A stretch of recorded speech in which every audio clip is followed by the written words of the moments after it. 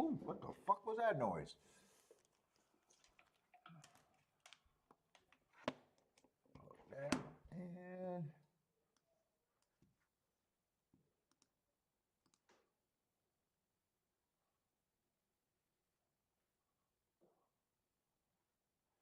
And I should be live. What's up, everybody? Welcome to the Shake Up. I am back from Keeneland and ready to play. Keeneland? Keeneland?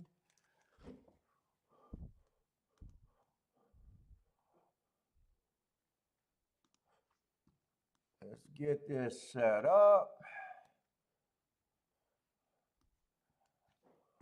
Man, good to be back home.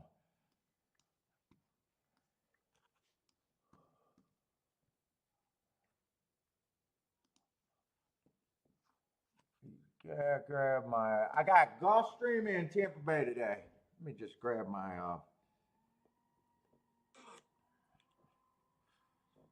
setup here.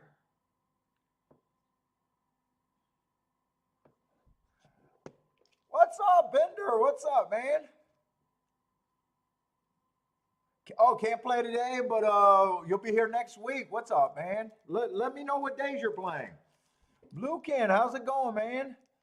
Yeah, I just got back from Keeneland. I've been off for 4 days, all week basically. I went to Keeneland live racing for the first time. Anthony, what's up? Yeah, great week. Really nice. Didn't get to play as much because the first day we got there for the last 2 races, we got there a lot later. So really I only had 1 full day, and then closing day Friday, we hit the first race and I was gone by the 4th race. So really only had 1 full day there.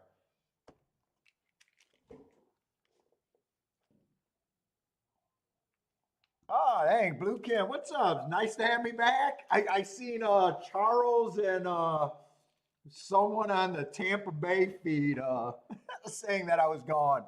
What's up, Frankie Tubbs? How's it going, man?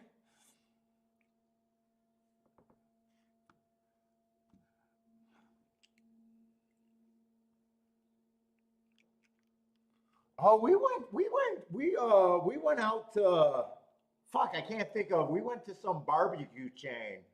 It was decent. It was pretty good. I liked it. Can't think of the name that was out there. Kiki was all geeked up because they'll let Bentley sit at the table with us. So Bentley got to go out to eat with us.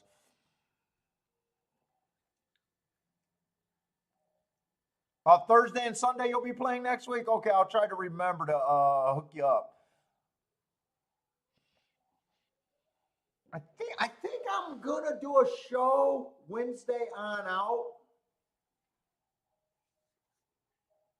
I think usually I take Wednesdays off because of but I think I'm gonna try to do all the days this next week. The Kentucky Derby week is a fucking, it's a lot for me to mark up, so I'll see how I'm able to. Maybe I won't do Sunday. I don't know if I get worn down, but Friday and Saturday are just 2 long ass shows. Eric, what's up? Oh, absolutely beautiful track. Dude, I cannot complain about the facilities. We had a wonderful time. Food wasn't great. Food wasn't great, but at the same time, I didn't feel like I was getting raped for it. Their drinks weren't great, but just moderately priced. But the facilities and everything was fucking top notch, without a doubt. Without a doubt. Nice, huge crowd, lots of people watching. Now, the 2 of the days we didn't have any seating, so we were I guess not grandstand, general admission. And then the day we were there for the full day, we got one of those the bleacher seats, the grandstand seats. And Kiki thought I would throw a fit about those because usually I need a table and everything, but they actually worked. Now that I don't have racing forms and everything. PDT, what's up? But yeah, top notch facilities. I mean, just beautiful out there, the whole thing.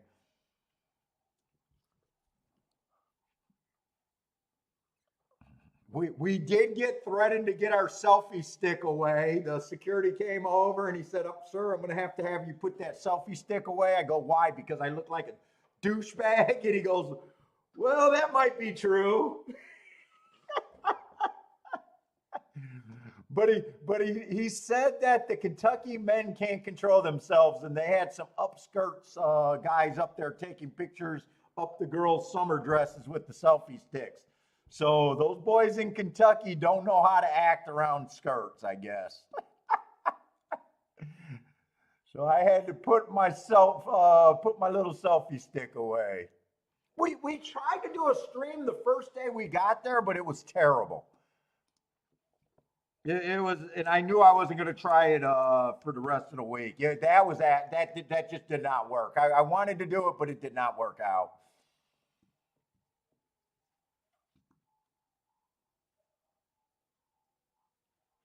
So first day we were there for the last two races, didn't hit anything. Second day I made five bets. I had $138 try for six times the 50 cent amount. So that was a decent hit. I hit a win bet on a bet down horse that was 4-1 in the gate, one at 5-2 with the exact. So I went 2 for 5 that day. And then the next day we hit 7-1 in the opening leg, and so a decent, but not as much plays as I would have liked to get down there. And then I met Tom Higgins. Tom Higgins was out there.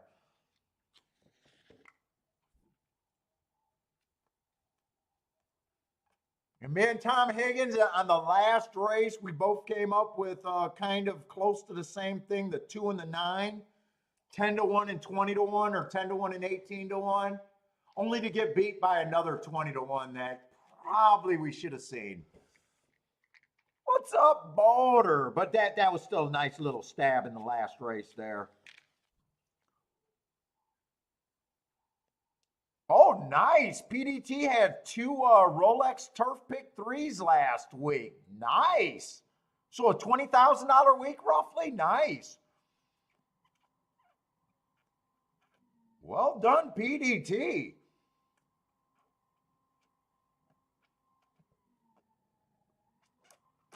So PDT, I'm going to take it. No complaints last week for you?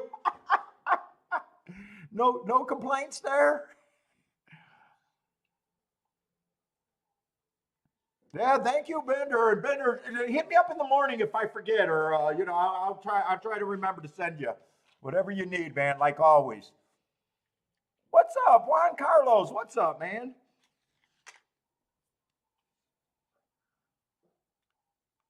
Use Rolexes 12. Okay, 12K. You can't complain. Fuck 12K beats working, right? Or if you're working, it beats. It's not a bad extra. Lloyd, what's up, Lloyd? Yeah, 4-1 bet down to 5-2. There wasn't much. Although in the time I was there was 2. I did get beat. Not only did I get beat that first full day by a 20-1 shot, I got beat the our closing day by another 20. That's right, that 8 horse. So they actually had a couple 20-1 shots that won, and I didn't catch either of them. Yeah, I got beat. I think in the 3rd or 4th race Friday afternoon. It came in, I think, 8-5-9-4, and I was all over the 2nd, 3rd, and 4th finishers. But at the same time, I couldn't have came up with the horse that beat me.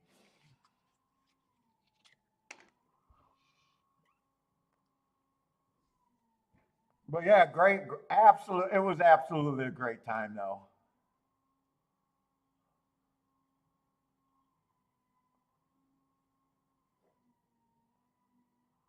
Let's see. I'm trying to find my Gulfstream feed. Where's Gulfstream? We got 12 minutes for the first race at Gulfstream.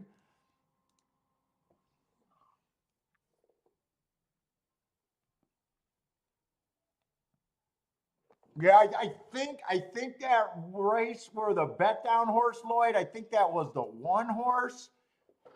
I played a one. I think something five, and then I keyed five first and second, and did a Dutch bet with the one and the five, and that's why the bet down to 5-2 was ended up being so bad. Because now I'm dead. I think the five was 8-1, and the one instead of being 4-1 went to 5-2. So that was basically for every $4 I bet on that end, I got like $7 back.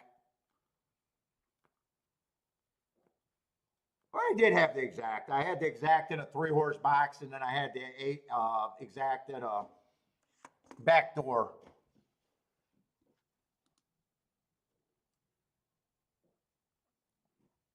All right, we got 10 minutes for the first race. I think they're off the turf at Tampa, but I think everything's good at Gulfstream, I think.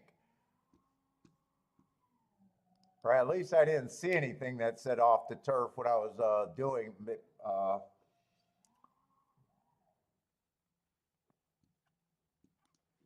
So it is going to take me a few minutes, like always, to get situated. Let's see where we're at.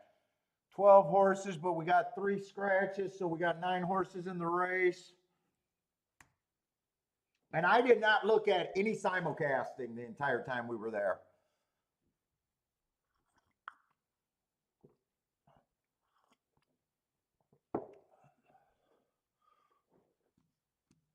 And really, and yesterday we came home, or yesterday we got home. We got home late Friday night, so yesterday I just woke up and did not look at any horse racing.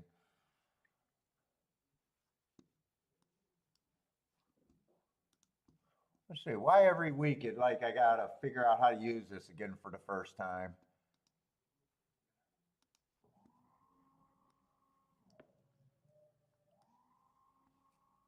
Let's see, the 6 is out. The 8 and the 9 are out. Iram wants the doubles back. I'll try. I'll try to look around.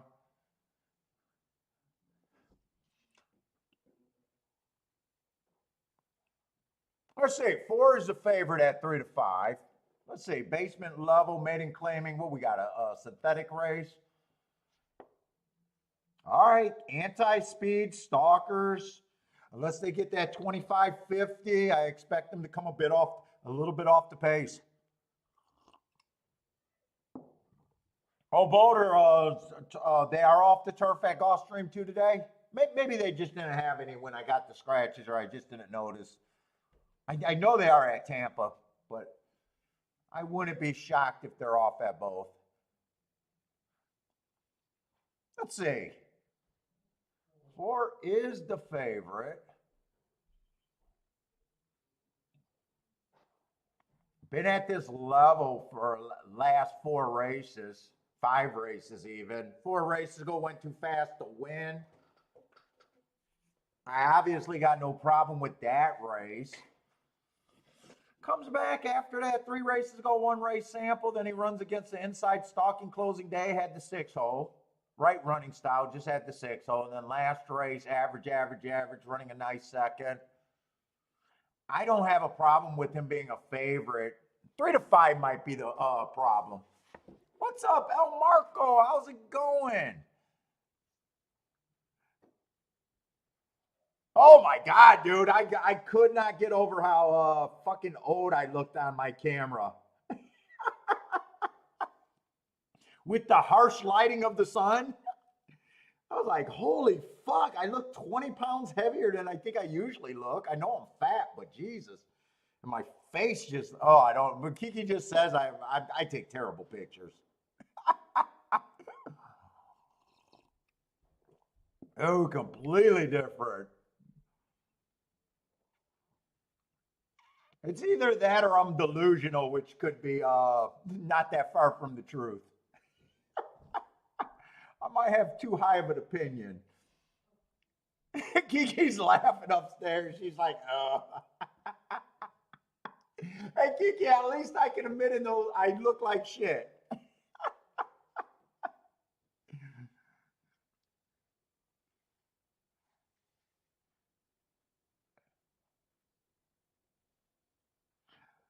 Let's see. My biggest problem with the four is just the price. I don't have a problem with them being a favorite. Traveler, we've been at Keeneland, live at Keeneland, so that's where I've been.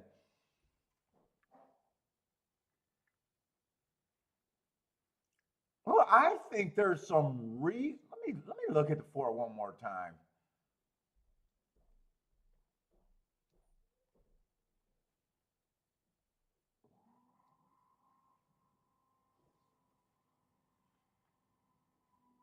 He should definitely be the favorite, but there's some horses dropping.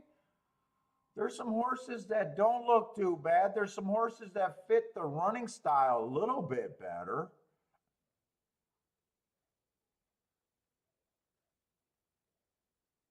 Yet at the same time, I would say that I do believe that four should be favored at a glance. I'm going to go with that to start it out. I might adjust that down, but I think right now he's at least around a 2 to 1.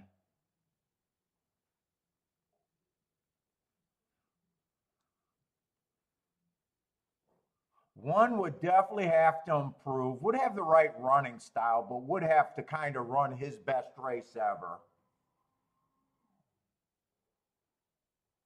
He's already ran enough races to where he's probably pretty close to being what he is. I think I'm still going to be kind of hard on him at about 5%. Oh, yeah, Traveler, we'll be here all day for Derby. We'll be here for the Oaks and Derby all day. Without a doubt, man.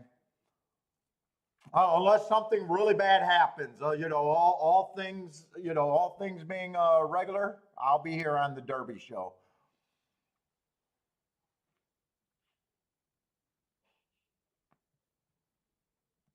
What's up, Rex? Let's see, two fits. If four is a type of horse that could be on the pace, and if they go too fast, uh, two would benefit. But I think two's probably the right price. Three would definitely have to improve a lot. He would have to run his best race ever to win this race.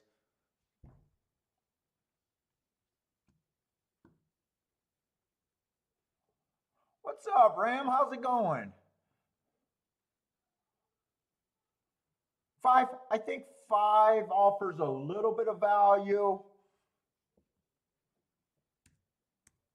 I think I got his price at about 9 to 1. So at 14 to 1, he is offering a little bit of value. I'd say I'm not going to be able to get to the seven off those two running lines.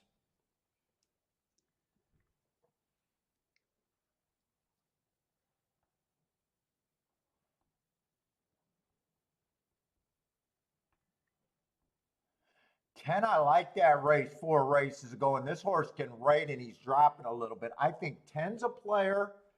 I think 11's a player. Holy shit. Oh no, the 11 I still think is a little bit of value, but I don't think it's holy shit. No, no, 11 should definitely be on the longer side of but I still think he's an overlay.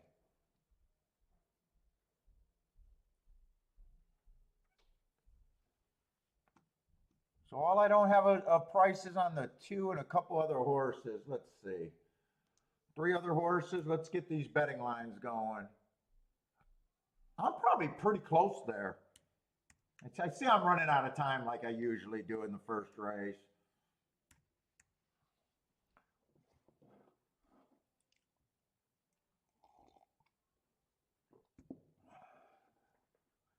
Yeah, I can't get to the 7. Someone, especially at 5-1. I'm kind of shocked that he's 5-1. Let me look at the 7 one more. I can't get to him off of those 2 running lines.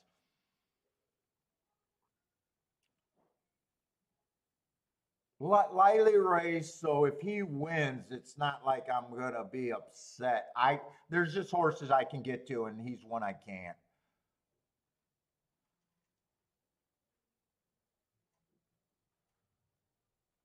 So that makes 12 a pretty big overlay. I still think 11's value. 10 is a pretty big overlay. 7, I think, is extremely overbet for my opinion of him. I do think the 4 is the horse to beat. And 2's a little bit of an overlay right now. Let's see. Who would I? So I would be interested in 7. I don't think you compare 7 with the 2, but I would be interested in looking at him with the 5, the 11.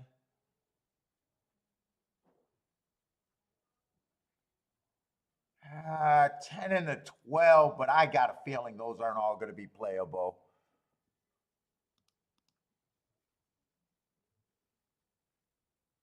Wow, 7-2 is actually paying 30-1. Wait a minute. That's why I can't assume. Wait, 7-2 ends up being playable. Oh, wait a minute. It's not 7's not the favorite. It's 4. All right, I'll wake up. 4-2 is not playable like I thought. 4-5, 17-1 is barely even playable. 4-7, I just don't understand the bet up on 7. Really, of that group, the only thing I can do with the 7 in the exacta, or I keep saying the 7, the 4 in the exacta is with the fucking 11. Everything else is not even worth the effort to me.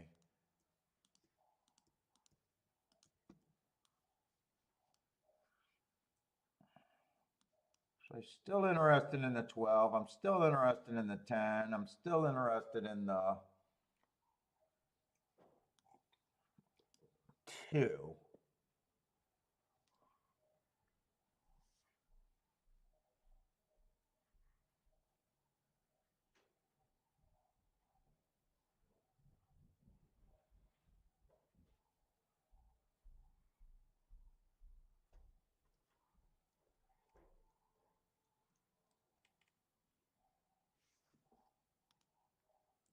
I don't think I have a. I really don't get the bet on the 4. God, I got to get these numbers right. I really don't get the bet on the 7. I really don't get it. I think I got no bet here, mainly because I'm still confused about this damn 7 horse. Why he's taking any action, I have absolutely zero clue. 4, I can't do a win bet. There's only one exact I can play with 4 on top. I would have to play 4 in the tries.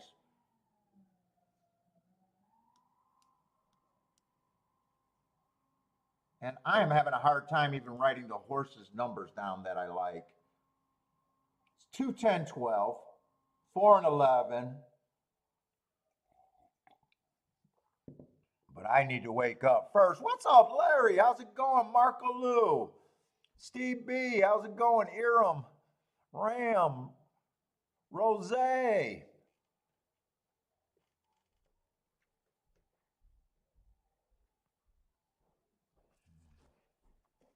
Blair. What's up, Blair?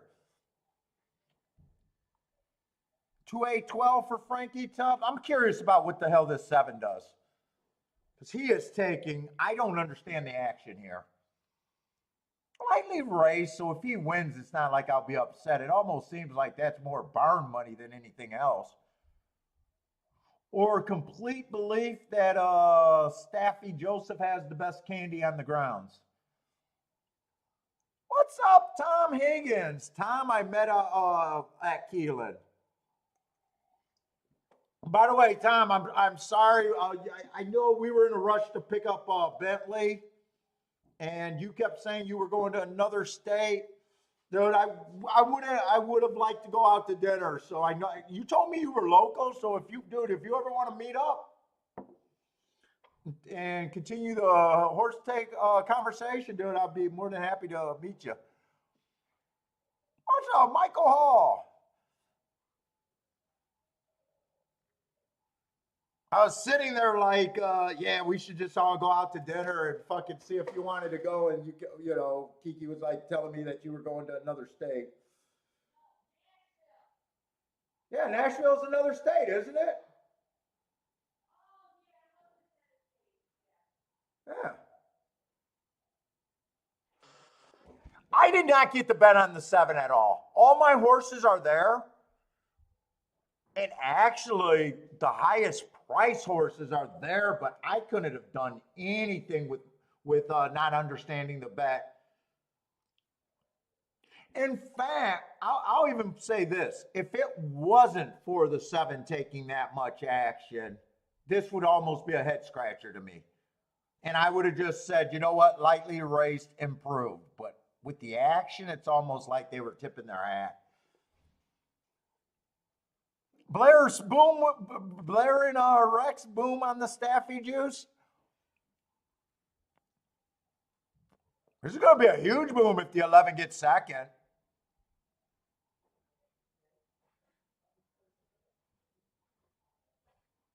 Yeah, dude, maybe that was a sign. I kept confusing the 4 and the 7, but I'll be honest, I never liked the 7. Yeah.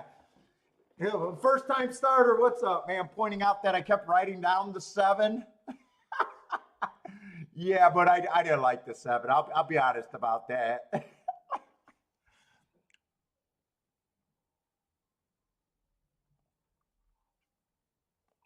Did 2 or 11 get second? This would be a huge exacta and try if the 11 gets second. Yeah, 11 got second. I had 11 at 8-1. So definitely was an overlay I was interested in.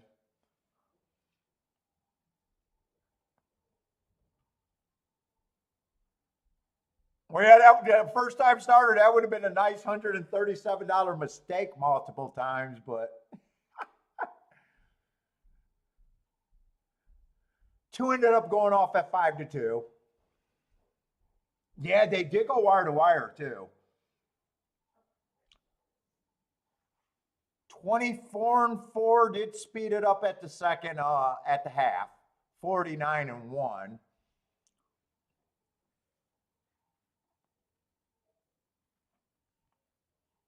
What's up, Charles? Oh, Charles says, come on, 7-Eleven. All right, let's go, Charles. Looks like he's off to a nice start, too.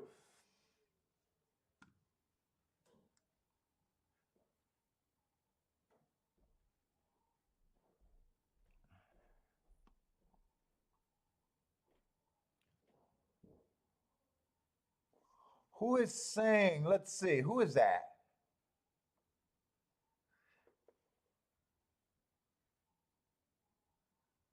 Rex is saying, King of Synthetic. How do I say that name?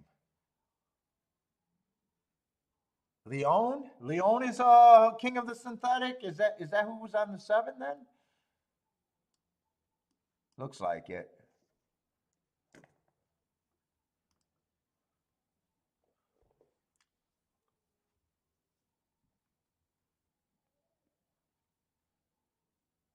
Let's see, John. What's up, John? John says the last 2 workouts were fast on the 7.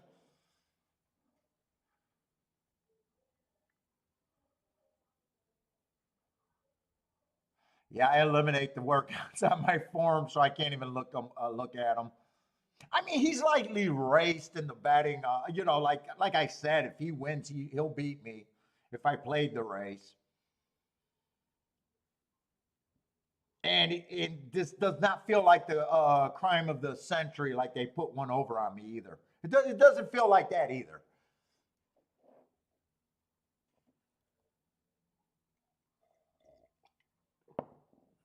The betting is what caught my eye. Why are they betting them? Maybe I could have spent some time and look at replays, but I didn't bet the race anyway. So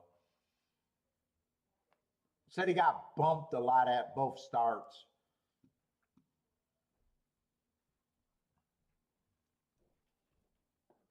But I did see the rest of everything: the 11, the 2, the 12, the 10, the 4.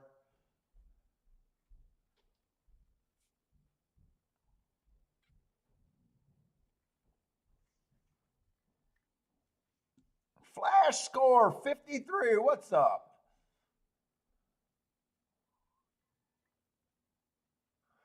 Who do you think will be the most reliable horse of the day? A Flash. I don't have picks. I don't even look ahead, man. It looks like I do a lot of marking up. All my game is about value and trying to put in tickets that I got long term. So I don't have like any play of the days, best bets, anything like that. I don't like handicapping a card early because I feel like without seeing the odds that it's like playing poker without money. You know, making calls in a poker game when no one's playing with any money. So,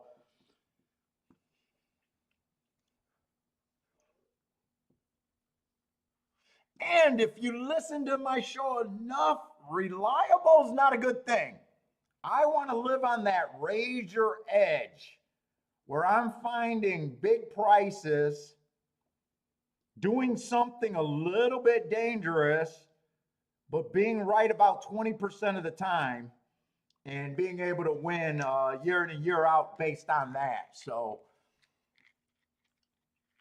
I need to get to tickets that pay a certain price for my game.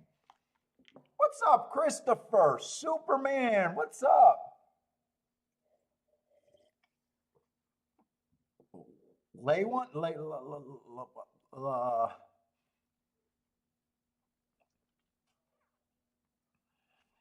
but what I'm doing over here is I'm handicapping the horses, giving them what I think is their winning percentage. So if you notice, I'm not always interested. Like there, I had 4 to me as being the legit favorite.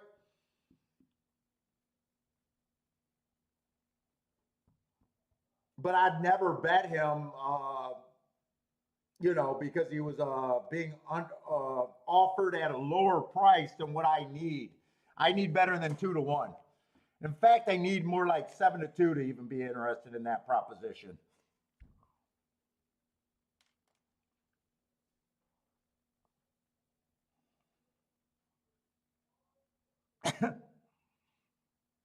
Leone. Bash, you're trying to teach a 51 to 1 to read. All right, let's see. We got Gulfstream and Tampa. I don't want to waste too much time, but where's my Tampa feed? Why is my Tampa feed not up? Okay, I am going to not be able to play and I will be sitting, if you are new, I will be sitting out races. I always, sitting out races is a real skill.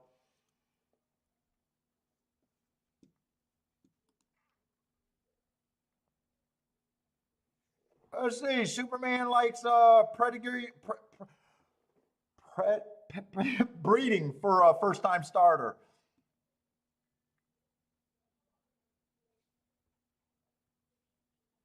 Let's see, Paul. I bet a good amount of horses, but I'm accused by the term key box. All right, a key box is here. Here, let's just say you got 4 horses, 1 through 4. So a traditional box, and we're going to play a exacta. So this would be a traditional box, right? You got every combination there. I think there's 12 combinations there in exacta. You don't care which order. All right, so that'd be a $12 base ticket because there's a dollar minimum, and you got 12 combinations there, right? A key box is, let's just say I got the exact same horses there, but I want to force something. I don't think I can play all of those combinations equally, or I don't want to for whatever reason. Uh, so I might do a key box and it looks like this.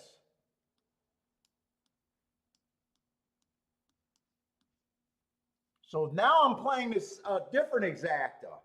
I only got 8 combinations here because one can fit in, or no, I'm sorry, 6 combinations here. So I'm getting the ticket to be cheaper. I got the same group of horses. I'm just playing it different. So I got the 1, 2, 2, 1. You know, you see what I got here? One can win with the 2, 3, 4. That's 3 combinations.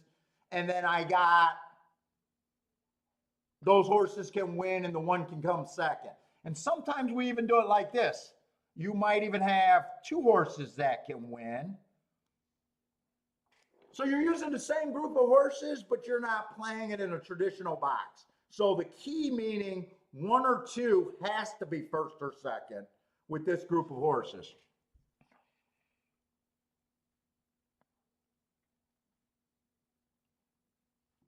There's a such thing as a key box because when I go and put it in, it says key box.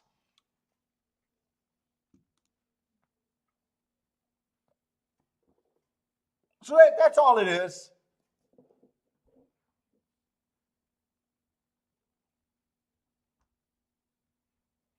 The power box, I think, is brand new, and I haven't quite figured that out. I think the power box thing is any line your horse can hit. I think it's like when you say, hey, I like 1 and 3 to hit the board in my trifecta, and they're both a price. And you want to box them in every situation. So instead of going 1, 2, 3 box, 1, 2, 4 box, 1, 2, 5 box, I think a power box is just a shortcut of putting it in a single ticket. I think.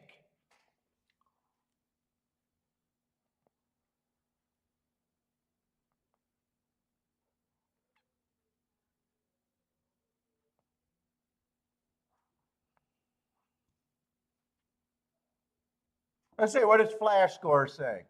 If we play 6 races, okay, we play 6 races, so we need to write a single horse in at least 1 run.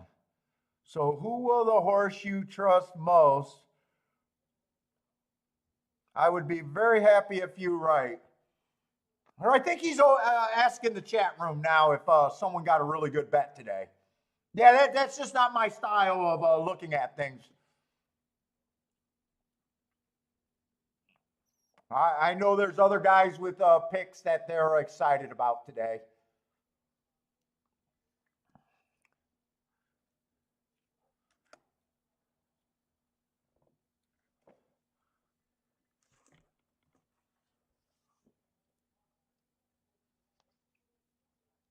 Oh, Superman's saying it. Well, Superman's saying a key box or a key will. Yeah, and you know what? I never. You know, some of the racing terms are regional too, because I know in some states they call it exactas, and other states they call it perfectas. You know, there's things like that.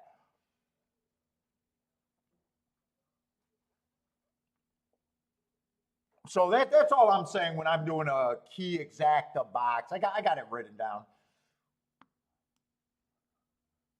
Let's see. I'm not sure what happened at the first race at Tampa, other than I did not play it.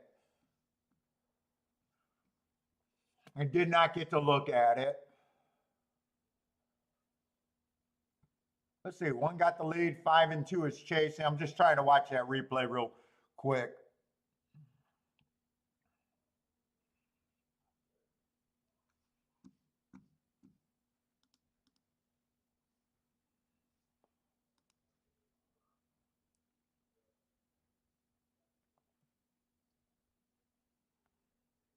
Oh, 2 looked like a winner deep in the stretch, but the 5 and the 4 did pass them.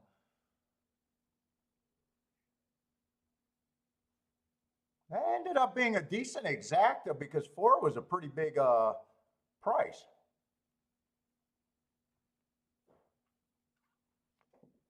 Oh, Larry used to, yeah, some people call trifectas triples. I have heard it called a triple. I think that's just regional.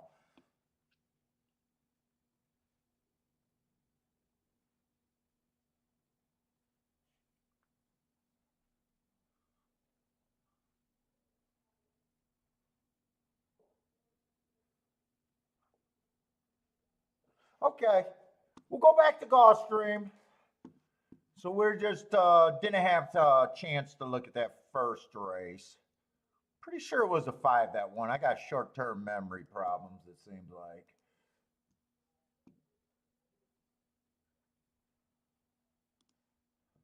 And so far haven't made a play yet.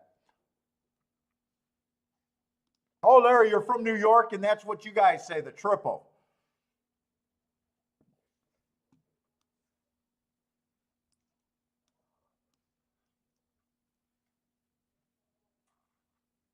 Let's see. You guys said that Gulfstream is off the turf today, huh? So we are going to have a lot of Tapeta races. Oh, Waco thought everyone called them triples? Oh, man, I very rarely hear triples. I always hear trifecta, tries or trifectas. Yeah, I hear triples every once in a while, but not that often. I know it's out there. Put it that way. I know it's out there.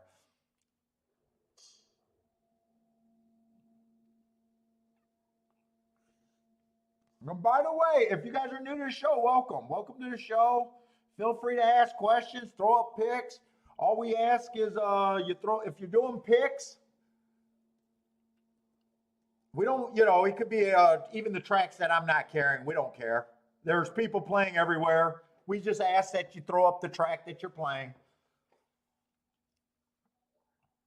I'm only able to handle 2 tracks myself, though.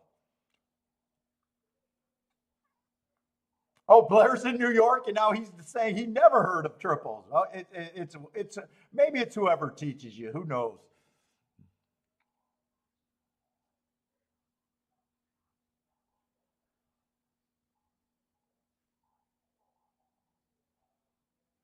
Yeah, triactor. I do think triactor is a.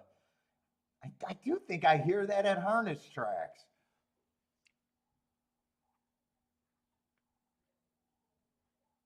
Let's see. So the first race they did go wire to wire though.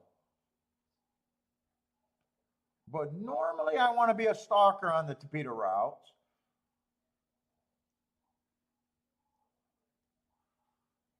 There is no scratches, so we got a 7-horse field. So we're just gonna just break it down, and I just got to get back in.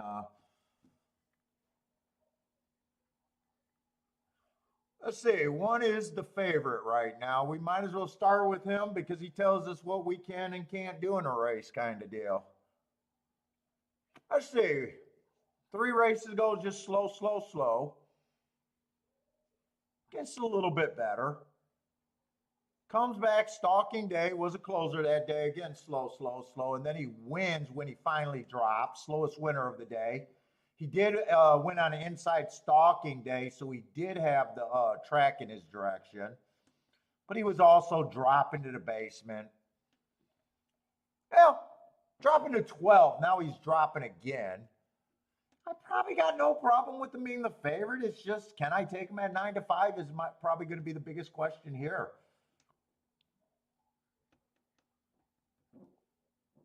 Do I want 9-5? Can I?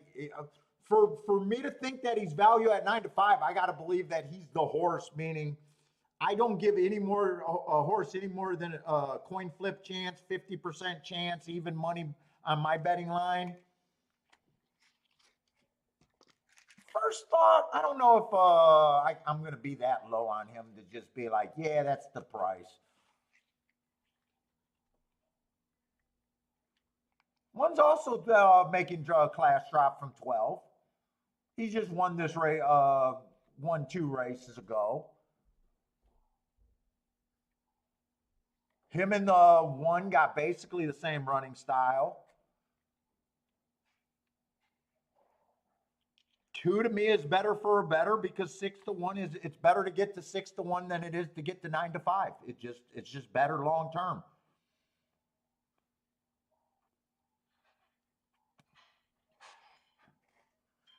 And now that there's not much difference between those two, I don't know how I could get the one at a price where I think one is value. Let's see, three's also dropping in class.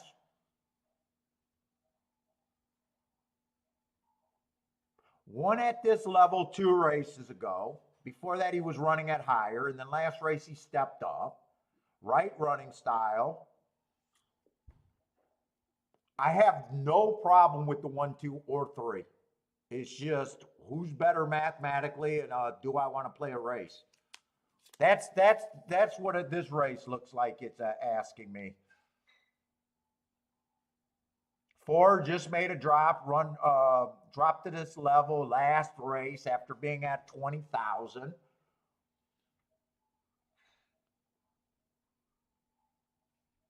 Last race when he dropped to 8,000, I thought that was a stalking closing day. He went wire to wire, so I think that was a nice run with an excuse. It's not always the first drop that they win, it's the second drop.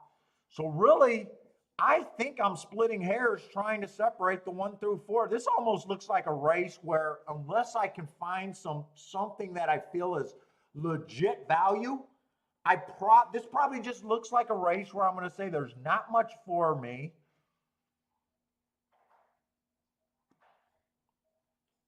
Unless I see something that can spice up a whole bunch of just low and medium kind of payoffs.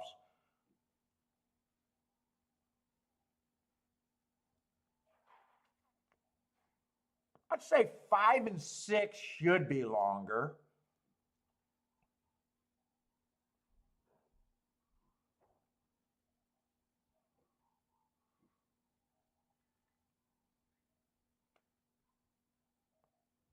I don't think anyone looks impossible.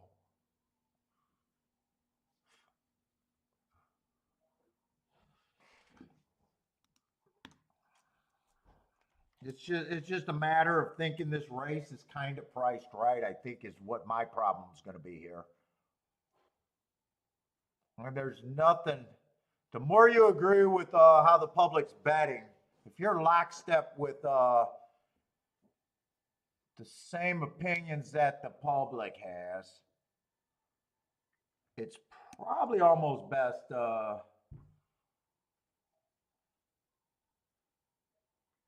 I do think 5 offers a bit of value. 5 looks like the only horse that I think spices anything up.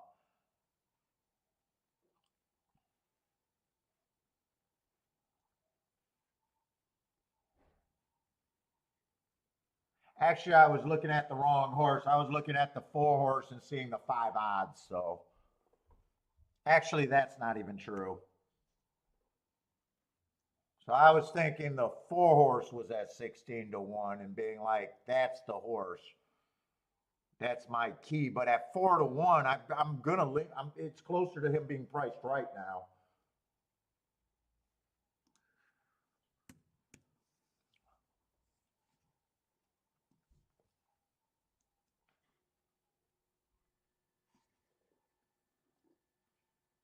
And I think I'm going to use that 25% on the 1 through 4.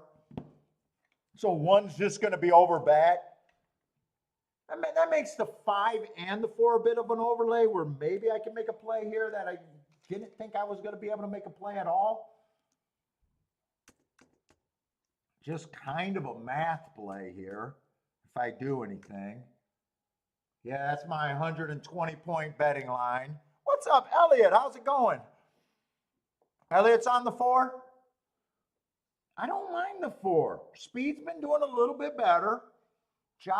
There's not a lot of speed in this race. 4's at least been on the lead twice. Everybody else, every once in a while, they get on the lead or they're stalking. You might get that 25-50 in this race. I wouldn't be shocked.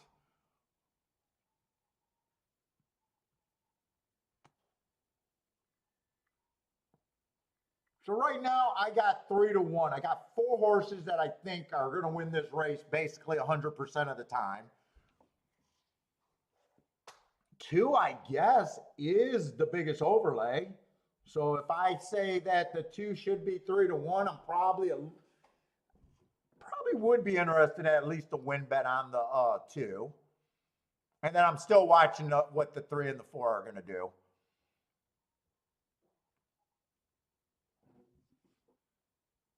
J-Brum, what's up, J-Brum? Oh, Kiki Love won yesterday at 2-1. Peanut at the track. What's up, man?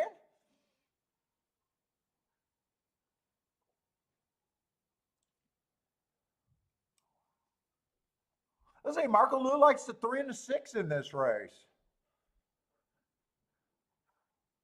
What price do you got the 6 at, Marco Lou? I'd be interested on where you got the 6 at here.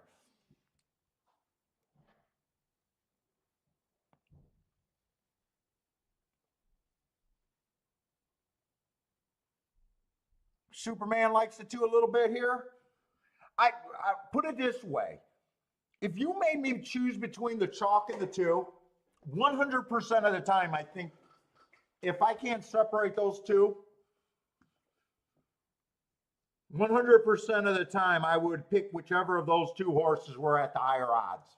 Or, every once in a while, I do make bad bets. So let's just say 95% of the time, if that was the matchup right there and they look like this on paper, it would be just a matter of which one of them are better for the better. I can't separate those 2. Yeah, one's been running at higher classes for longer, but they got the same running style.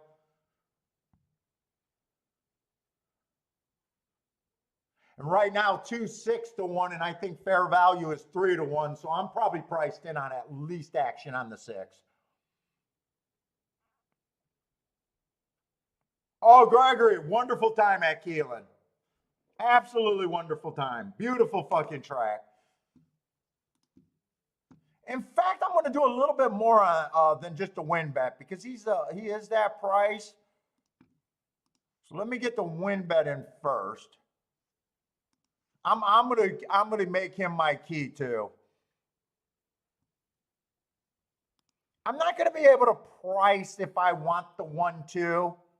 I'm just gonna hope that it's acceptable because they are loading. But I'm doing a key box 2 with the 1-3-4. Maybe 1-2 didn't have to be played. 4 went to 7-2, so he's only a half a point overlay. And then I'd be splitting which one do I want between the 3 and the 4. They're both the same price with what I thought was relatively the same chance. So I got a fairly easy decision on just saying, you know what, it's just 2's the best mathematically for me. That's who I'm going to take.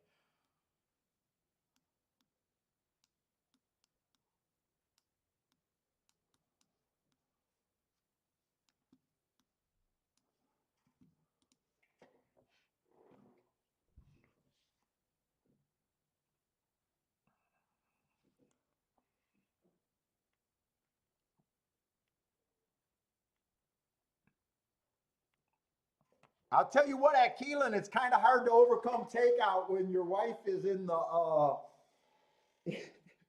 is in the Keeneland store for what seemed like for hours. Billy's all geared out in a Keeneland gear. Ooh, they are going slow, 25-2. Wow. That's definitely the pace where I do have to worry about if they can come off. Oh, man. And the biggest, I just couldn't get to this horse. But, man, now if I was making an odds line right now, seeing him with the lead with that slow pace, he would obviously get a lot more points than I originally gave him. Come on, bring a 4-2. I'd be happy as a tickled pink with a 4-2 if I can get that.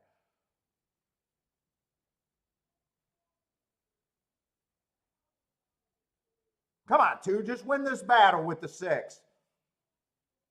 4-2's good. 4-2's good. 2-4's better, but 4-2's good. Okay. I did not think I was going to be able to play that race, by the way. Thank you, public, for letting him go up to 6-1.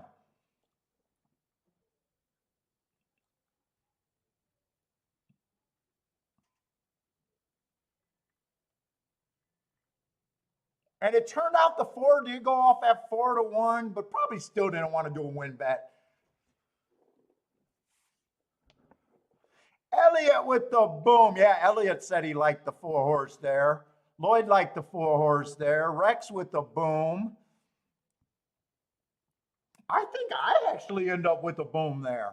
What is this? This exact is paying over 30-1. 31-1. I think I could call that a boom. I can afford to pay for that win ticket, that losing win ticket, and still backdooring the exactas end up going to be pretty good. All right, off to a decent start. I really thought I wasn't going to be able to play that race.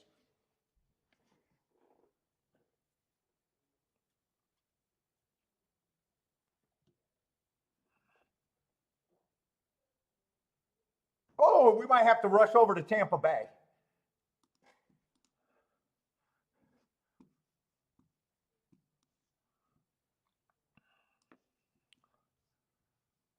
Yeah, Pace probably did make that race.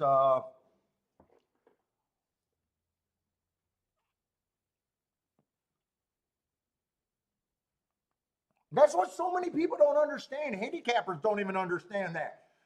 Even the ones that make their betting lines before a race. It's almost like I compare it to poker. You know, you got your starting hand odds. As soon as you see the flops, poker players know that after the flop, you know, the odds of the hands change. Then the turn, then the river, your odds change after each call. Well, poker, horse racing, same deal.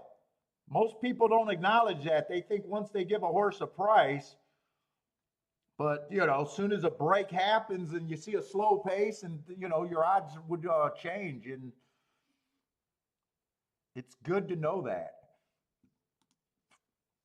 One way or another, like you can excuse a lot of bad bets and a lot of well, I don't know about bad bets, but you know, your opinion, what you thought before the race might not line up with the results, but you then see the pace and the result, and you're like, now that makes sense. You get what I'm saying?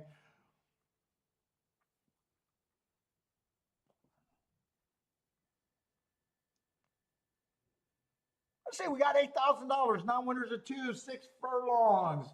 Might not have time to do a proper betting line though. We do got all 7 horses. So they are going to start at 17%. Let's see, 2 definitely got some eye-catching marks.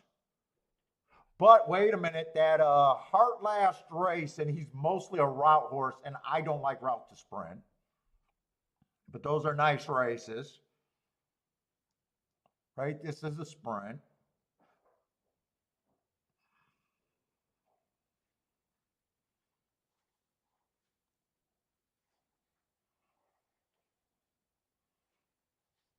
This is a nice race, 4 back on the 5, but I'm going all the way back to August. Then he tries the turf at Monmouth. I didn't look up that race. Then he comes back 2 races ago, ran against the inside bias. If I'm right about that inside bias, you could forgive that race.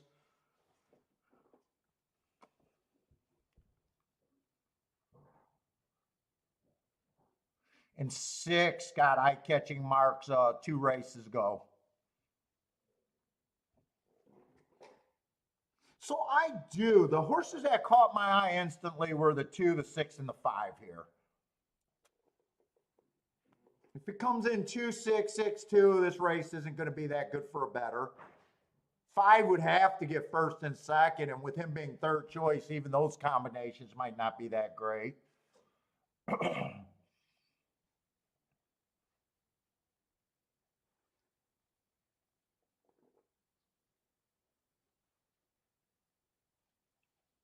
One's dropping in class. Now I'm looking at the other horses that didn't instantly catch my eye. One might be a suck-up horse.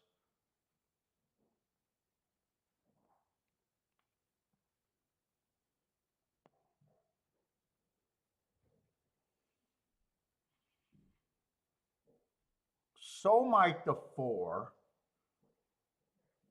I think I'm sitting out this race, so I just had a fairly decent hit on short time. Let me get my pin right. I don't need to force anything on short time. I do think the 2 chalks.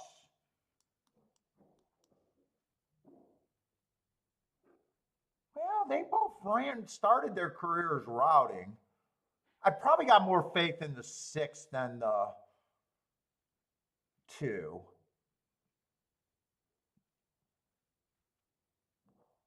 I could see a scenario where the 5 with the 1 and the 3 comes in. That would probably be the best thing I could get to. That's what I'm going to root for. I'm going to root for the 5. And if the race pays really good, I think it could be 5 with the 1 and the 3. What's up, Robert? How's it going, man?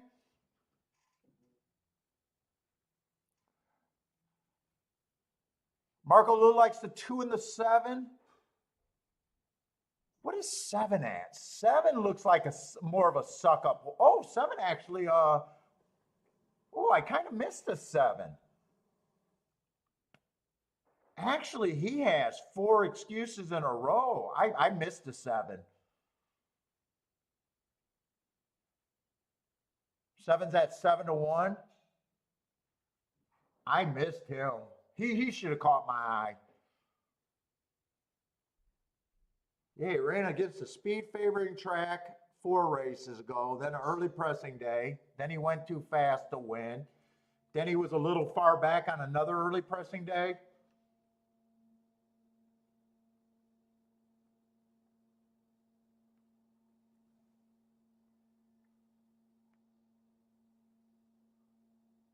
Six already looks like he's in deep water. 5's coming. I think this could be the scenario where that's a good ticket. Except I missed a 7, so I would need 3-5 to come in or 3-1.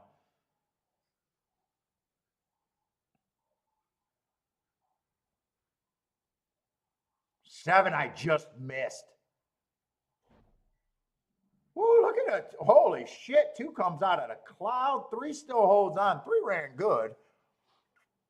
I thought you could have roped the 2 off deep in the stretch until you couldn't.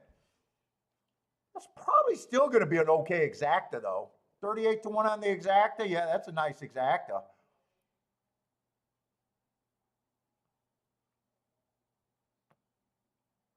Three felt like a suck-in horse, and he almost won.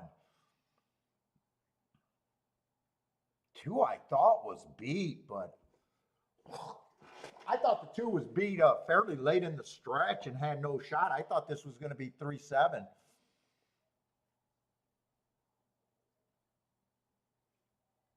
Yes, 6. I did say I felt more confident in the 6 being faster than the 2, but I still didn't like those route races. I'm kind of surprised that the 3 got the lead over the 6, really. And then I completely missed the 7. I think if I would have had enough time, I would have played that race and I would have missed that race. I think I would have seen I obviously would have still seen the 3. I would have probably picked up on the 7 with the 4 excuses in a row.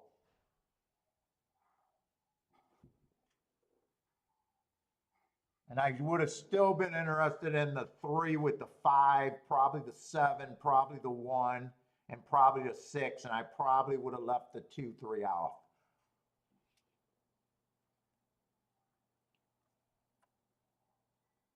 I'll tell you one thing. When we got when we got, okay, so I got some more thoughts at Turfway and playing with the public because I've been locked up with you guys for the last few years, hearing high level thoughts about horse racing. So my first thought, the first day we got there, we were on the apron, and it was so uncomfortable, and we only had 2 races left, and I right away I looked at Kiki, and there's no way I could play here. There's no way. We're just going to try to stream live, say hi to everybody, and show the last 2 races. That didn't quite work out. But I knew just standing on the apron was not comfortable enough, and there was no way I could concentrate being a handicapper.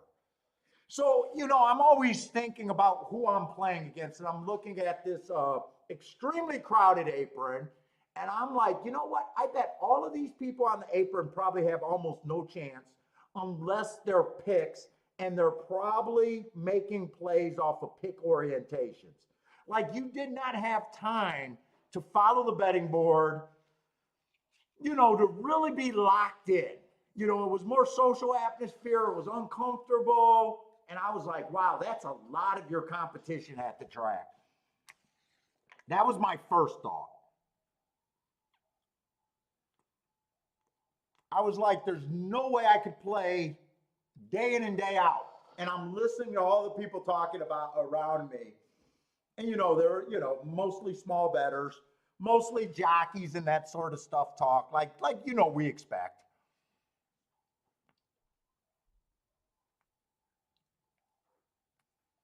But that was my first thought, like, man, just being uncomfortable at a racetrack, your surroundings, being able to sit down and everything is really hard to play this game. Like, you guys are probably at home with every, you can watch replays at a touch of the button and see the board, your combinations and all that stuff.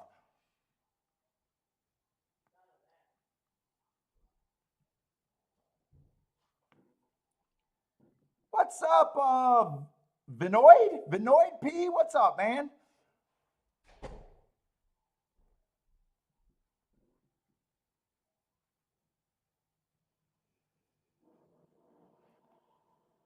Now, the second day we had the bleacher seats, and Kiki thought I wouldn't be comfortable enough there, and I wouldn't have been if I was a pen and paper handicapping. I wouldn't have been able to function there.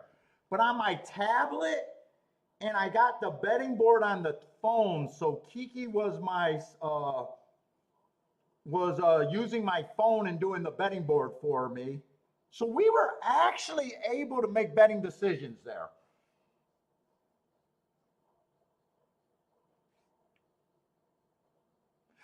Rex, Gulfstream Park has a lot of free seating, picnic tables, chairs, the bar. They got a simulcast room if you don't want to, but then you're not going to be outside. They got that center bar with some round tables that you can always get a spot in. They got a tent, I think, with a bunch of picnic tables where if you need to sit down and write, I don't think you have to pay for those in the tent. I think that's first come, first serve. They got the grandstand area. The grandstand is fine as long as you don't have to write on a form in a paper. But I've always been able to get to a comfortable spot at Gulfstream on a regular day. Now their simulcasting areas kind of like Vegas, with bank of televisions, then the row seating. So that's kind of like Vegas. The thing about that is, if you're like me, you don't want to be inside of a simulcasting room while I'm there.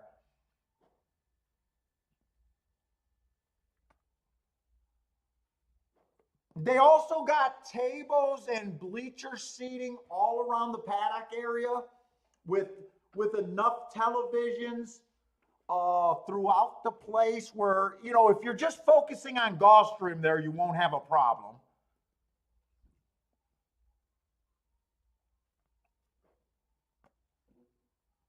Just be ready for the Florida heat. That's what you got to be ready for. Because it does get hot and long day there.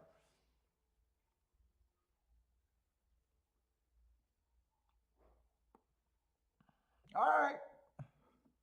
All right. So far, I'm 1 for 1 on plays today. Not a bad start, but not too much action yet. I think we got another Torpedo Route race at Gulfstream.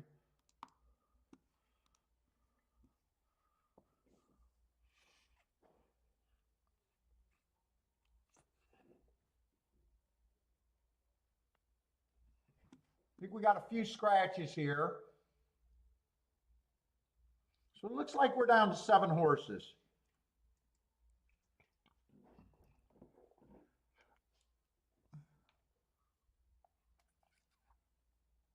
You might have to, there might be like a $5 or $10 charge to sit in the simulcasting area.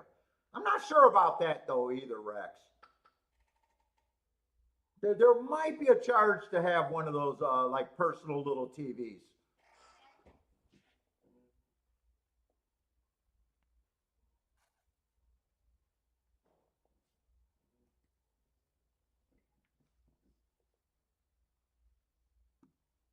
I love Gulfstream though. You'll be fine at Gulfstream.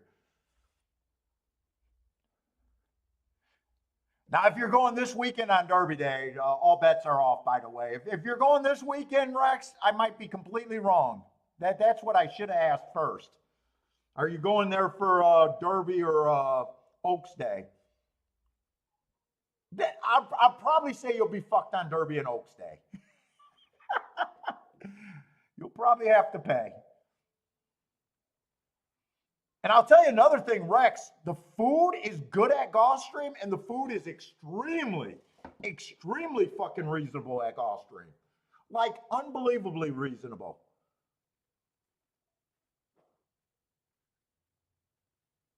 Oh, you were there Saturday.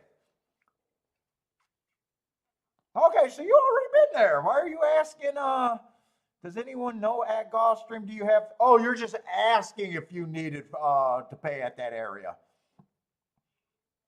Yeah, that you might have to pay $5. I think I did ask, and I think it was like $5 or $10 for today, actually. And I just didn't want to be inside.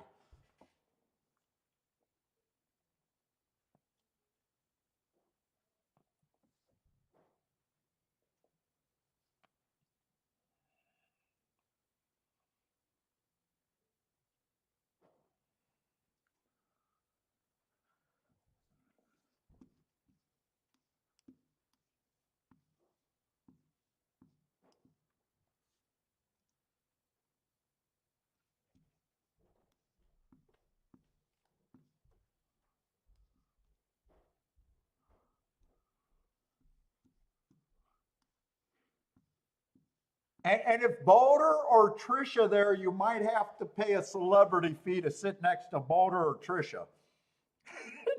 Trisha, you might have to pay a fee to sit next to Trisha.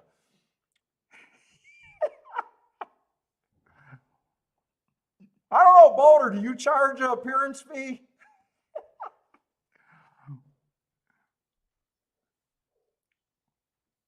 Let's see. 10 is going to be the big favorite so far right now. 2-1.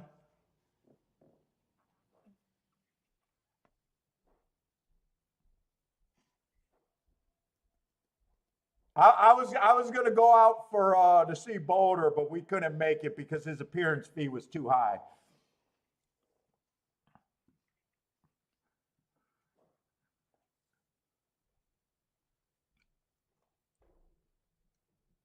Rex paid, but she didn't show up.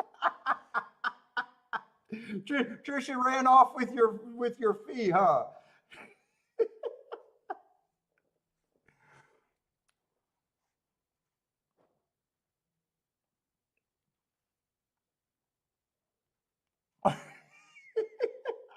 What's up, Trisha? I was trying to get you if you were in the chat room to say something. You're going to get the rain check from Trish. She's not going to do a refund policy. It's just rain check.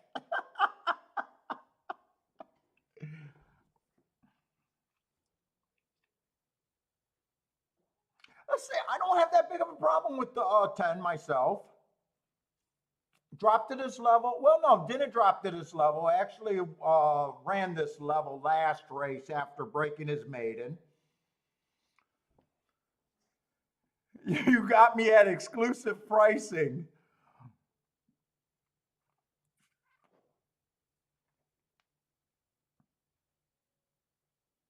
Let's see. 4 races ago, I got him as average, average, slow at maiden special weight. Drops to 20,000. Stalking closing day, get in position, average 1 tick slower than the fastest winner average, wins off of that race. And then last race was pretty close to the pace, going at a pretty big lick. I got no problem with him other than the price. 9, I love the marks on the 9. It's just, we just seen a horse get ran down on an extremely slow pace. Normally, I don't want to be on the front end. I am still going to be hard on the 9 just because of my belief that front running is not what you want to do. But if he wins, it's going to be almost like, God, those marks I can get to.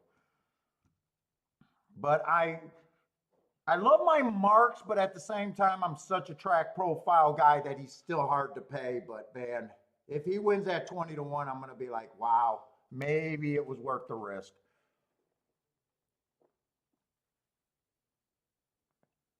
Let's see, 8 I have no problem with. Right running style, 5 to 1. I'm just going to have to see where he ends up on my betting line. I think he's going to take decent points, though.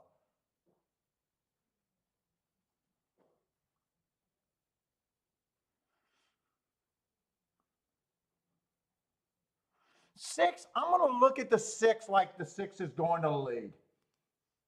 I'm going to be hard on him.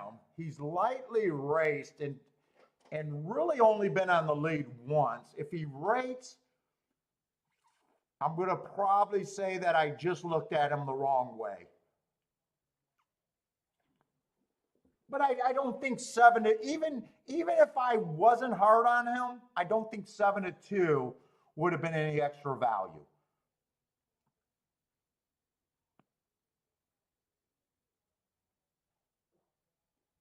I think 4 goes to the lead here, doesn't he?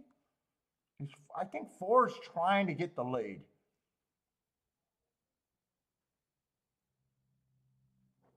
4 I'm going to come back to because that race, 2 back, I like that race where he lost by 31 lengths.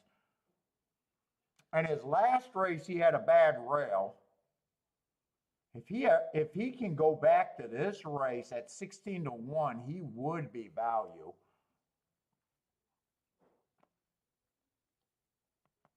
I think 3 definitely gets a lot of points here and should be first or second choice, which he is second choice right now.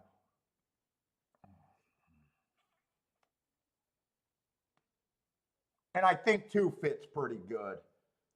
It's just a matter of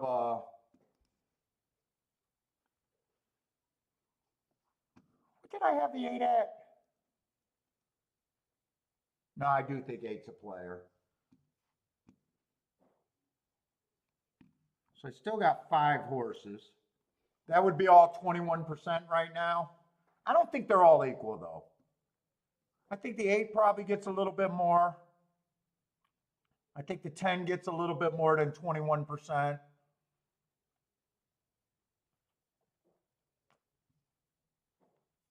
I think 4, I'm just going to put at 10%. He's an overlay that I could be interested in.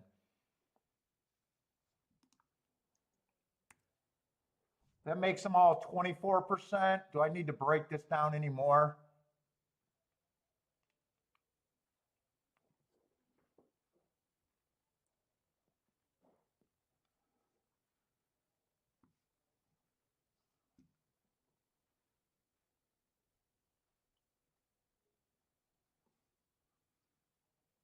I don't even know if it's worth breaking it down a little bit more because I'm probably at 20 and 20 there. I just want to see what that works out to be. I think that's where I want to be. 28% there, 28% there. 5-2 on top two choices, the 3 and the 10. 4-1 on the 8 and the 2. So 2's being offered as the best price right now.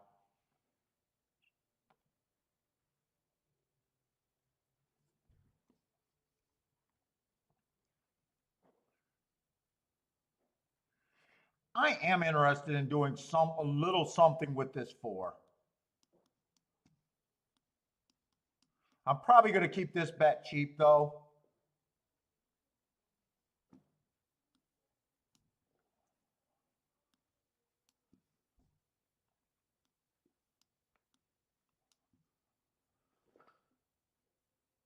I just think 6 is over bet here.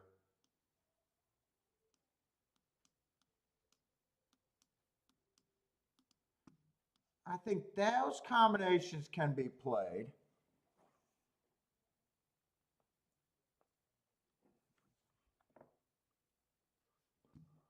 I wanted to work out some tries here, but I don't think I got enough time.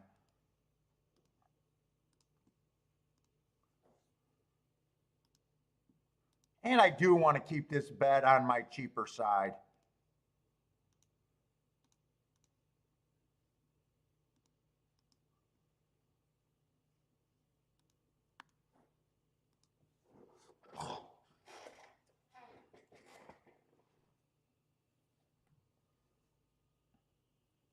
If I did tries,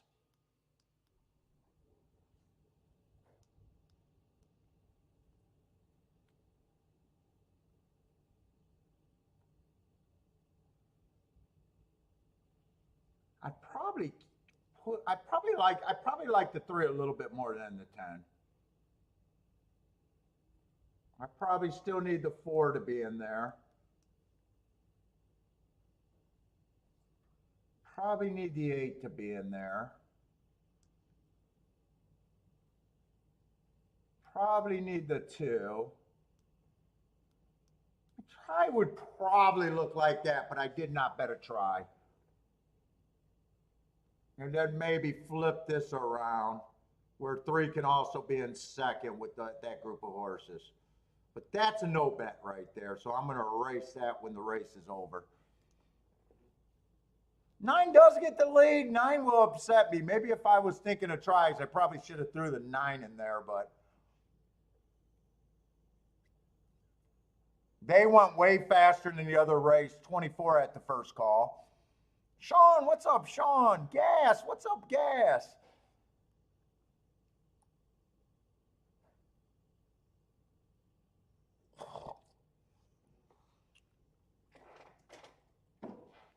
Oh, Boulder, you just hang out at the bar while you're at Gulfstream? That middle bar?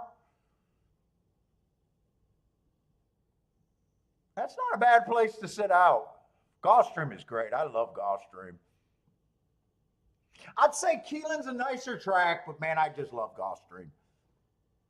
I probably have a funner time at Gulfstream. Keeneland, you can just smell the money everywhere. It just smells like money.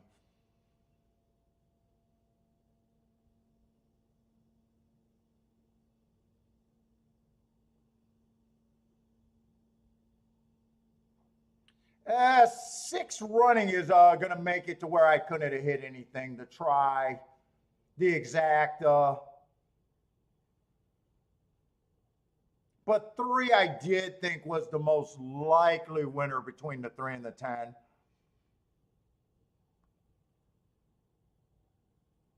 6, I thought 6 was over bet. Let's say Sean likes that exacta. Exacta boom for Sean.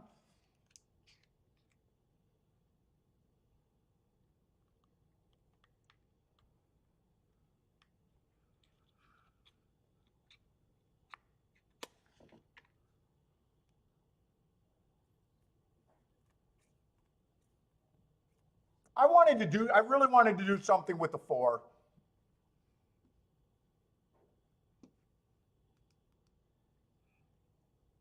I thought if 3 or 10 won the race that the exact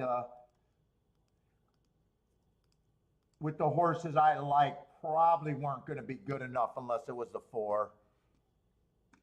I want to look to make sure I was right about that opinion. Yeah, 3-2 was only paying $12. 3-6 is 15-1, but I didn't like the 6.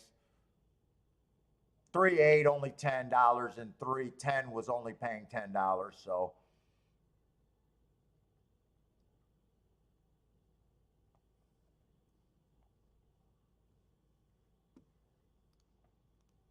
what was the best part about the trip to Keeneland? Probably the people watching. People watching, and atmosphere was hands down one of the nicest track experience I think I ever been to. The worst part was probably just the food was extremely eh. But I didn't feel like I was getting raped on the prices there. The food was just bland. It was all, chicken nuggets, fries, no pizza. I didn't see any pizza, hot dogs. It was just basic. The pretzel was just eh. And the drinks were just eh. Drinks were like really watered down. The best horse that we got to see was God, what was the horse's name? It was the last day, Friday, that 3 horse that won. I think it was We the People. We got to see, I think it was We the People win.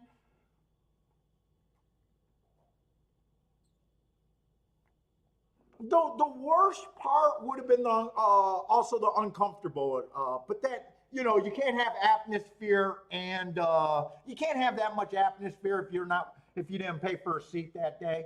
By the way, I don't have a problem with Keeneland paying for seats. You know how a lot of tracks I'll complain about, why are you guys charging for seats when there's no one here? The seats were all sold out, and there was a crowd there that justified them paying. To get your seat was only $8 more for bleacher seating. It was like $7 to get in.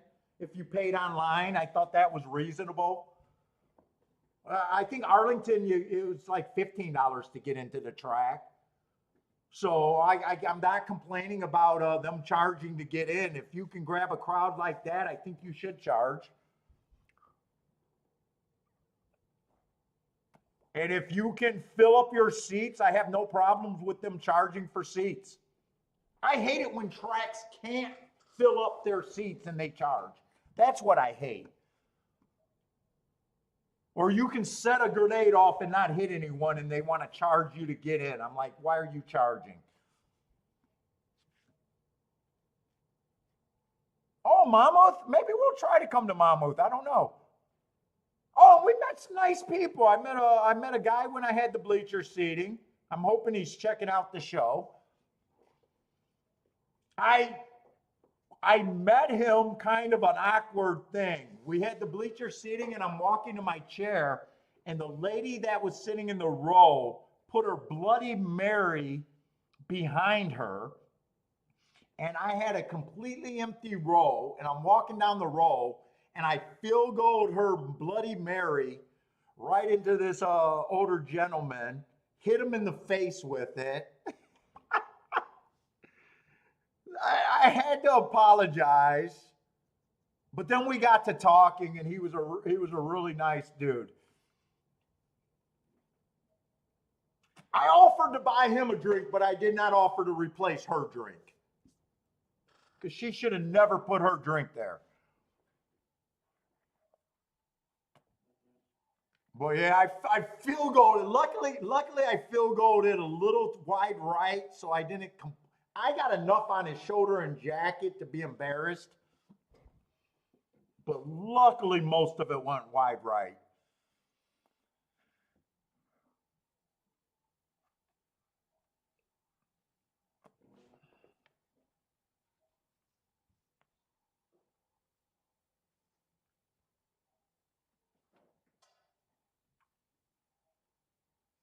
And we're already looking to go this fall too. We'll probably be going back this fall. So yeah, it was a great time.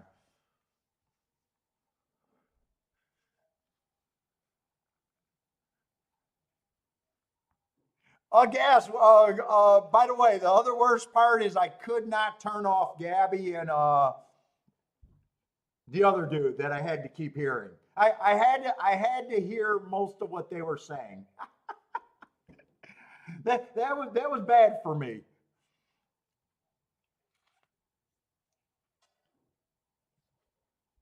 Oh, Sarah, you also go. Oh, wow, Boulder, you go all over. So you'll be at Monmouth and Saratoga.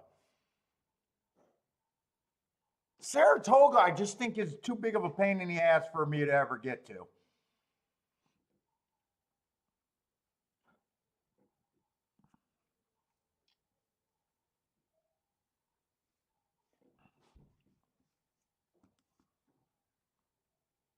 Grandma, what's up, Grandma? How's it going?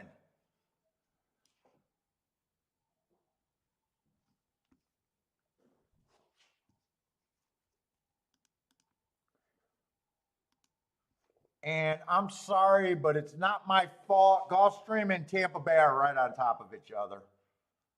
Let's see, they're already in the third race.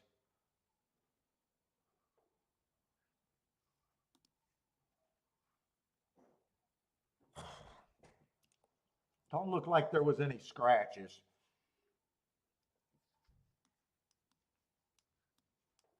I'll try to remember that I don't have enough time, that I got to be quick.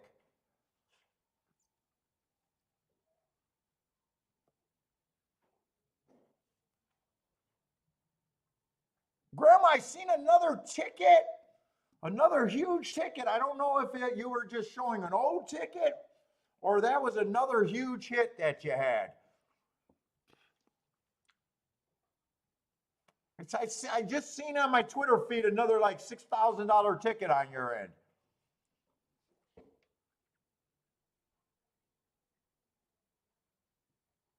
Oh yeah, people are really nice over there at Saratoga.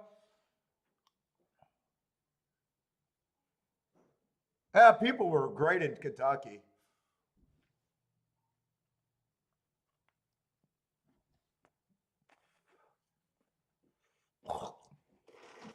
Doesn't look like there's that much at Tampa right now, though. It looks like the two chalks are the only two horses that can run finish in the top two.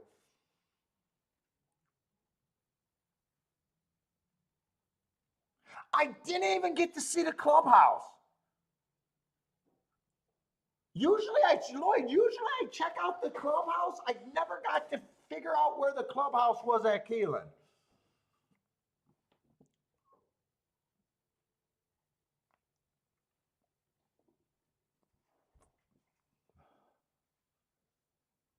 Gas says hearing Gabby is a fate worse than death.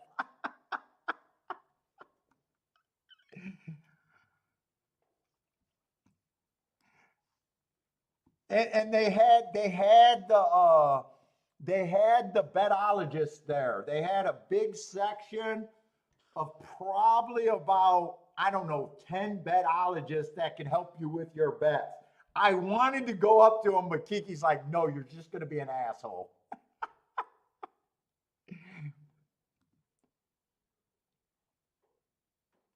No, Parsons' mother-in-law is really bad. So Parsons couldn't go because his mother-in-law was put into hospice. So yeah, Parsons just couldn't make it. I talked to him on the phone, but that was it. It happened. It happened a few days before we left that she was being moved into hospice. She's been battling, I think, cancer and all that. So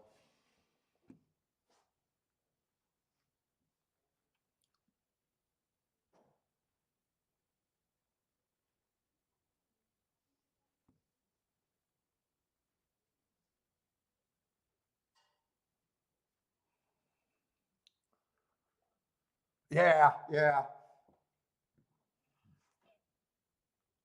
yeah. So that was obviously we're like, yeah, don't worry about it. Obviously,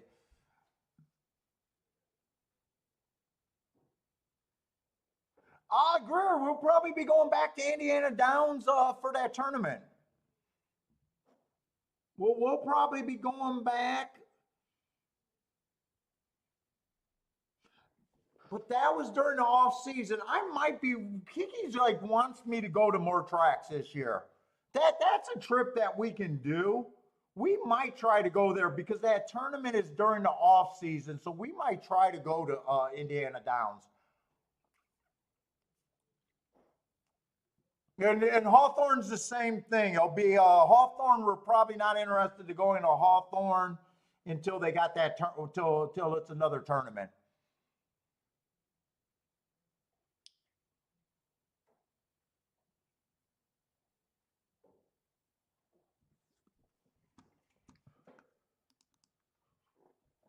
But those are trips we can just, those are quick trips that we can go to Hawthorne and Indiana.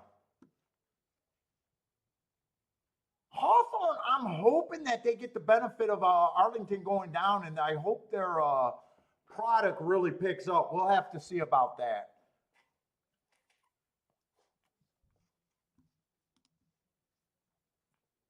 I have no idea what even state that track is. I don't even. That track is so Michael Hall. That track is so far off my radar.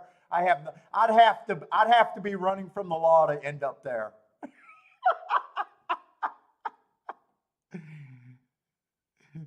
I'd have to be dodging warrants all over the country to end up there. I have no idea where it's even at.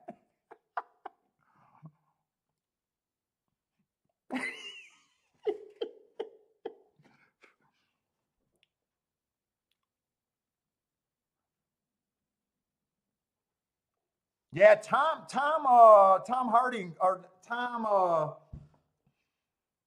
Is it Tom Harding? He's always in here. He was going to Tennessee, and I forgot to take his phone number. And but luckily he ended up finding us for the last race over there at Keeneland.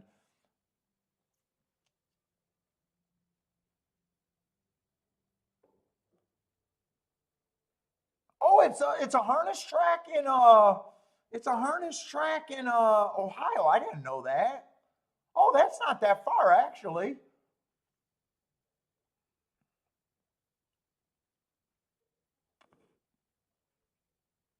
I'm trying to think of when those tournaments are. Those tournaments are like at the beginning of winter, aren't they?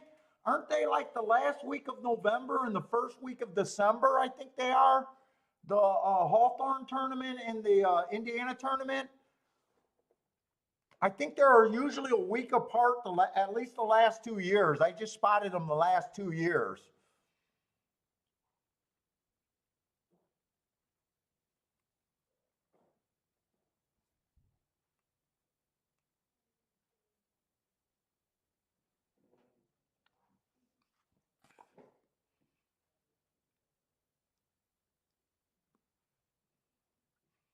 Wow, we got another Torpedo Route race.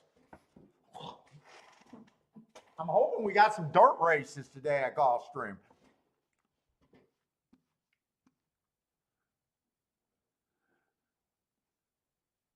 We got a 5-horse race though.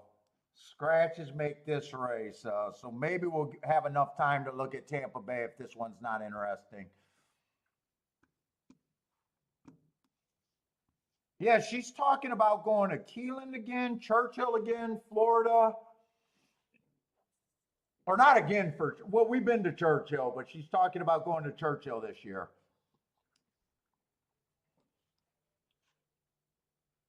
We're going to find Dennis Trusty. That's what we're going. We're hunting for Dennis Trusty.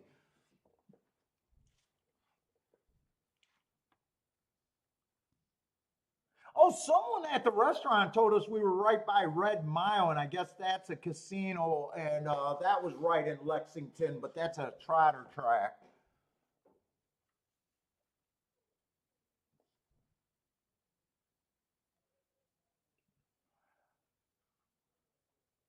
Oh, Marco Lou likes the 2 and the 5 over here. So are you doing something with that? Let's say five's 3 to 1 and the two's 4 to 5.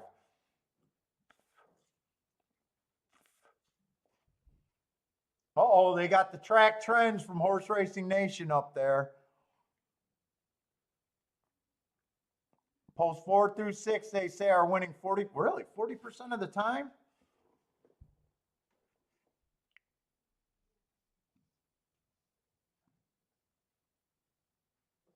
What's up, Rockin' Hooray? Oh, you think Wild Bill is Grandma and Trisha? Well, I think Grandma used to watch when Wild Bill was on. Maybe that's what he was doing on the phone. Grandma had to pick up the chat on for me being a slacker.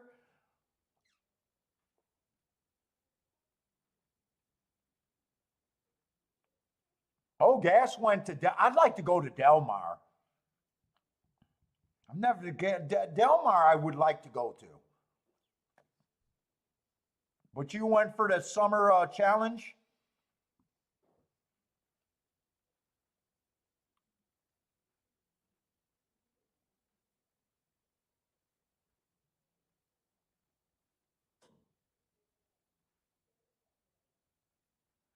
Trisha is willing to represent Wild, though. She is wild, she says. Oh, that was the Pick 5 Divas ticket. Oh, okay. Yeah, I seen she had some nice hits. Seen another $3,000 Pick 4, Pick 5, and she said she had a ticket at the track, too.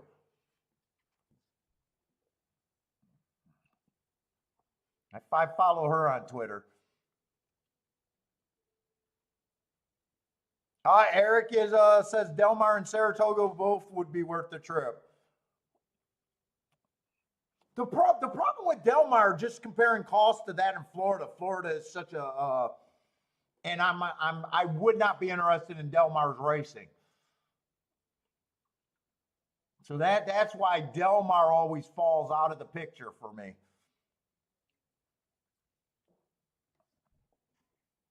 Yeah, El Marco says that lived in San Diego in the 80s. Del Mar is awesome.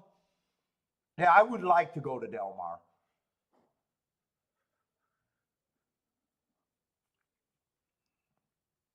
Let's say the 2 is 4 to 5 here, so at the most over bet.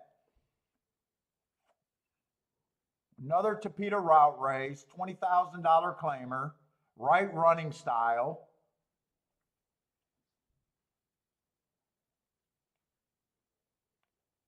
I got him running against the Stalking Bias 2 races ago and ran a nice closing race on that. And before that, 2 wins. Really don't have a problem with him other than the price. Got beat by a horse in this race and beat a horse in this race, so 5-horse field makes this race a little uninteresting to me right off the bat, though, especially with the big favorite that looks pretty decent.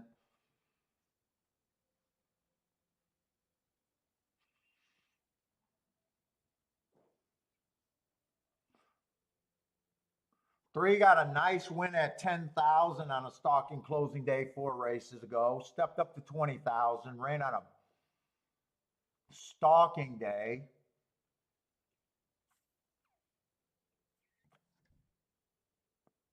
Hmm. 19 to 1. We'll see. Let's see. 4's the other favorite.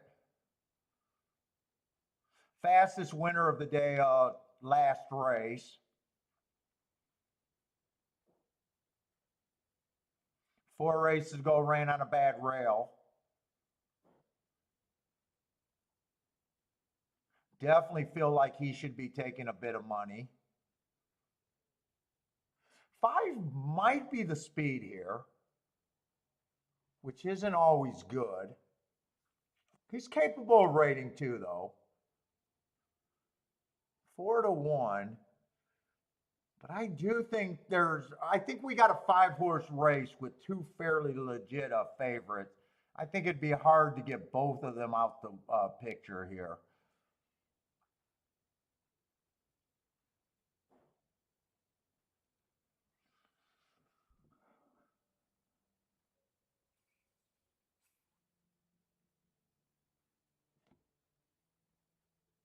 Let me see. I think this horse is should be about 9-1.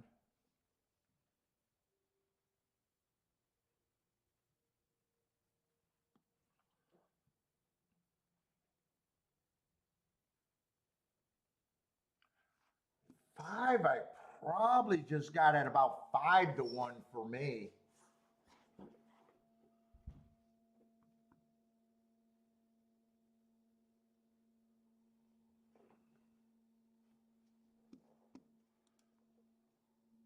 Three, I think, should probably be at about 11-1.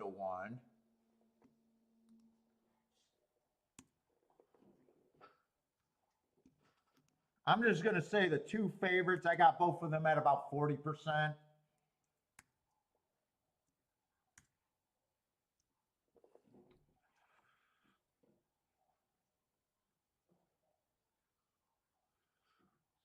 So I'd probably move him up to a 10% chance. Him to about a 12% chance. And him to about an 18% chance. I think that's my betting line.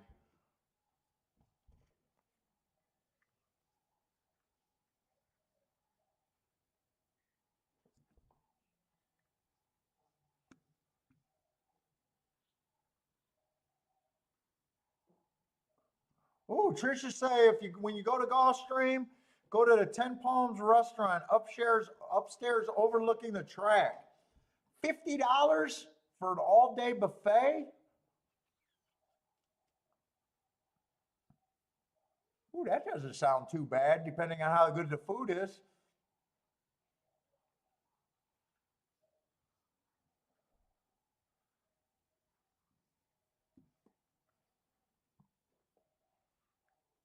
Well, do they let you root up there? That sounds like I might have to wear a tie. What's up, Baldrick? How's it going, man?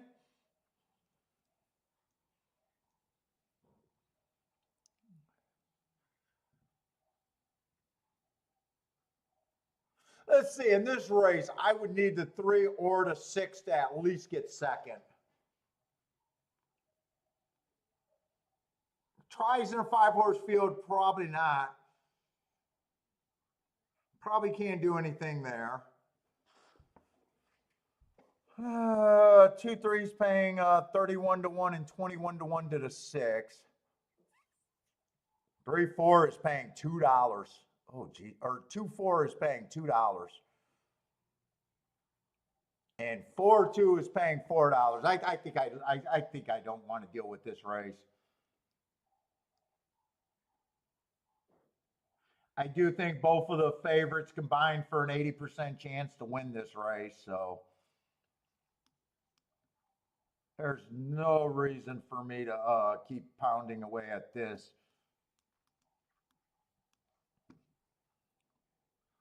Oh, food is delicious. Oh, they got an omelet and carving. Oh, I do like our omelet stations and no dress code. Okay, best deal around. I will tell Kiki about that. If we go for enough days, maybe we will go up there for one of the days. Rex booming at Oaklawn. Nice. Try super and a place hit. And exacta. Rex is all over it.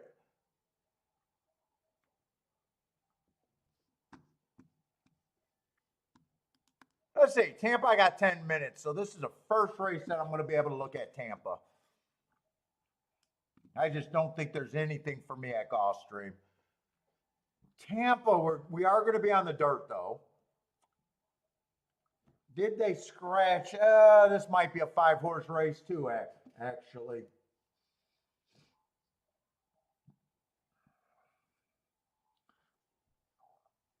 Yeah, another 5-horse field. They're all going to start at 24%.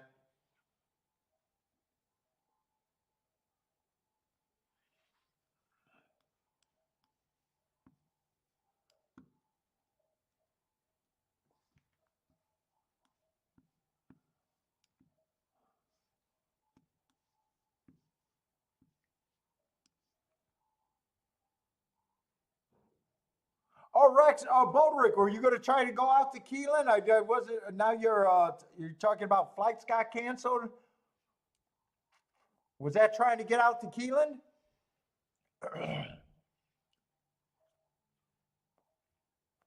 Rex is on fire already today. Nice.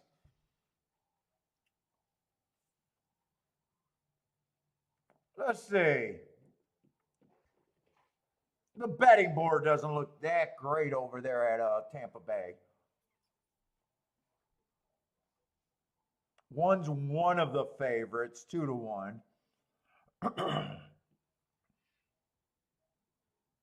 Let's see. Is he the speed? No, three's probably more speed. Three's the 8-5 favorite.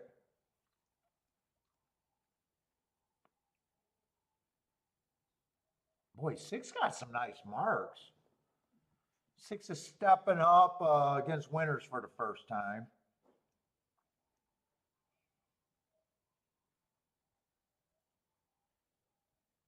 Oh, eight actually. I might have to. I didn't think I could look at this race. Wait, I think I should do a betting line.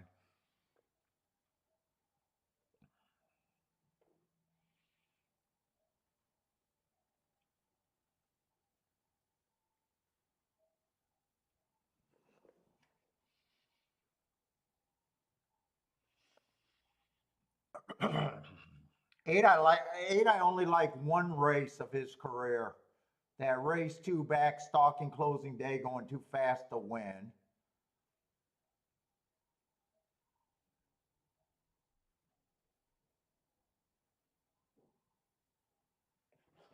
If I think he has, I want to see what I think this line could be.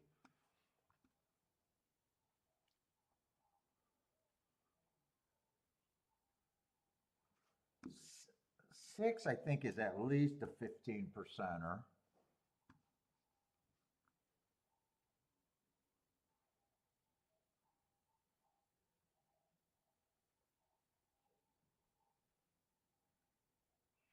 Seven is stretching out on the dirt for the first time. Last race ran on an inside track. If I'm right about that, I don't think that's a great race.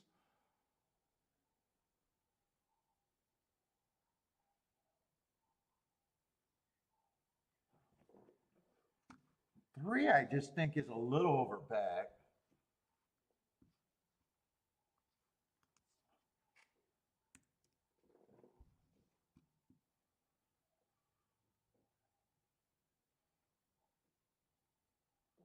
One should not be. Let's see. I would have 38% on the other two horse, but right away I don't think one should be 38% chance.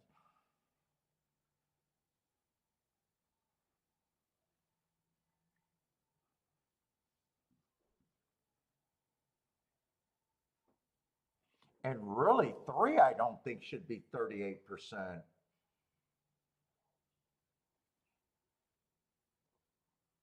I don't think either of those horses should be 38%.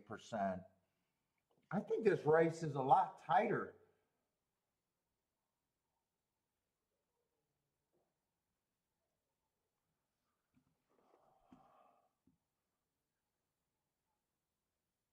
In a way, I'm not even sure if I think either of those horses should really have that big of an advantage in this field.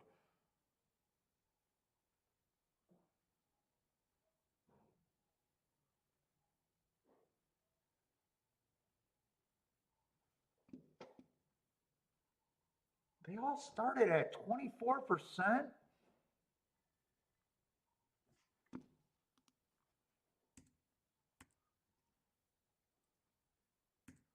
I might use that 24% all the way down.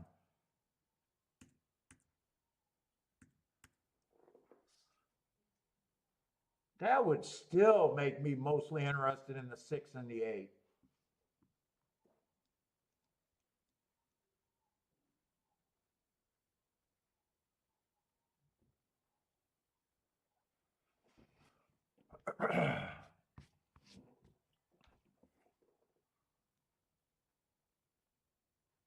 Three does not have to win this race.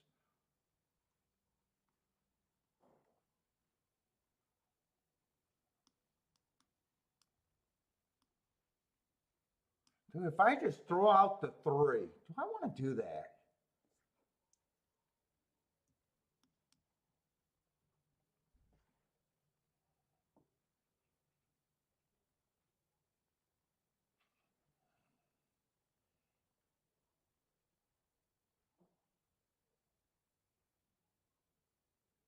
I think if I get 5-1 on the 6 and the 8, I think I'm definitely doing a 6 and 8 win ticket.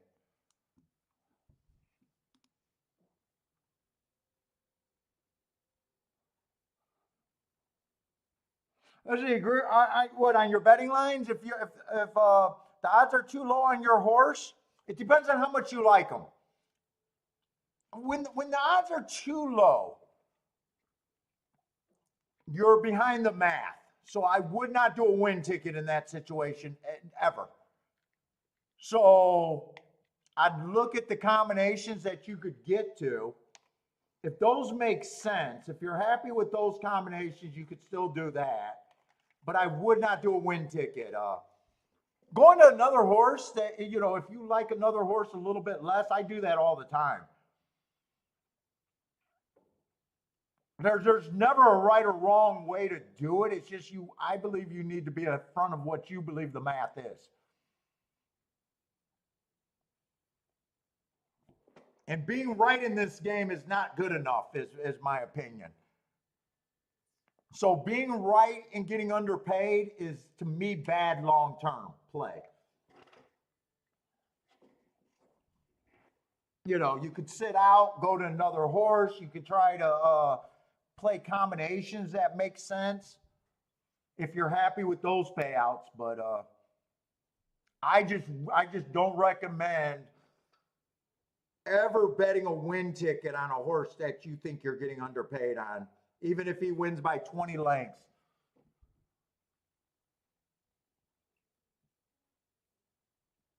I'd rather be wrong and be ahead of what I think the math is.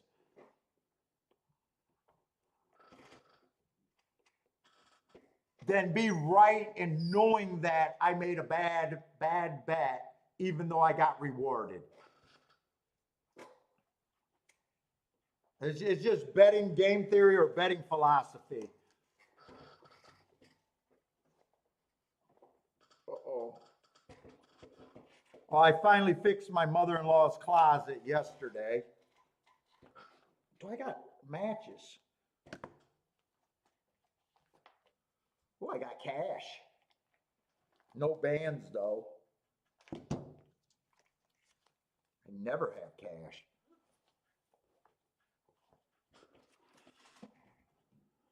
I got no bands.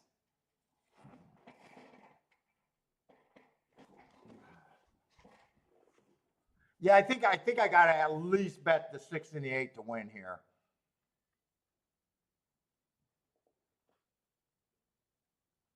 Yeah, there is a strong chance that the 5 or that the 6 and the 8 can duel. I'm hoping one of them gets the lead. There's also a chance that the 3 is going to duel up there in the 1. And even the 7 being a sprinter stretching out there, I would not be shocked if this pace could end up being faster than I'm even guessing it could be. Oh, man, I don't have any matches.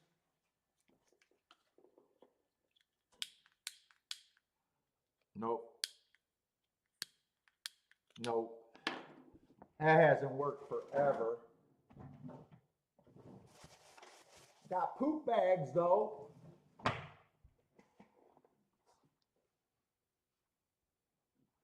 I mean, I was even thinking about doing the 6 and the 8 in exactas and stuff.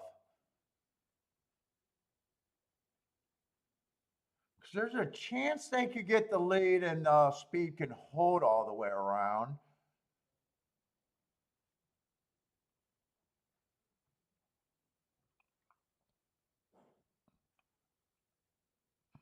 One probably rates here. What one I think is the most likely horse to benefit if the pace is fast. Seven, I'm not sure. Seven could if he just depends on if seven decides to go to lead being a sprinter. Although seven at 2 to 1, it's like I can almost leave him off. Right now, I'm thinking about just betting the 6 and the 8 to win and boxing these three horses.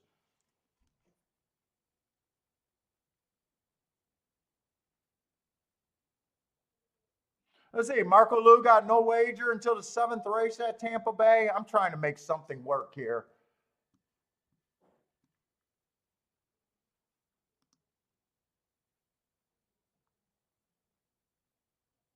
Yeah, I think I'm going to do what I said. Just 6 and 8 to win and a 1-6-8 box, and just probably not even be that aggressive here.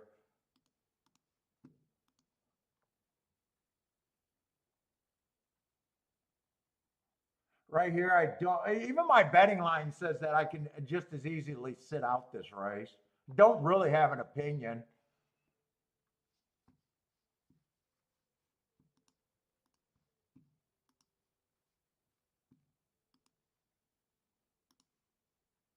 Let's see, box 1-6-8.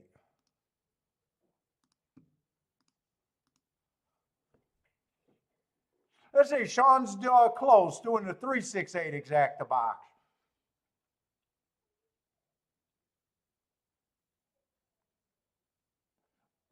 Like 1 and 3. The only thing that made me go with the 1 is he's 7-2 and the 3's 3-2.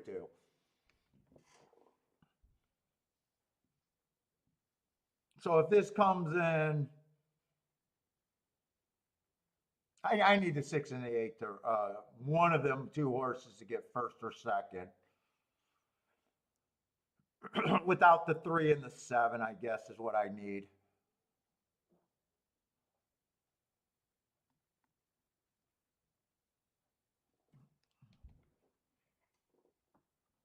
Six, eight, 8-6 is my best, easily the best result I can end up with here.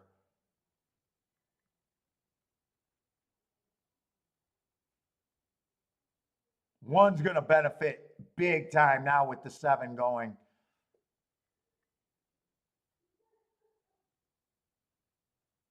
I think I could go to the restroom real quick. Try to give me some matches.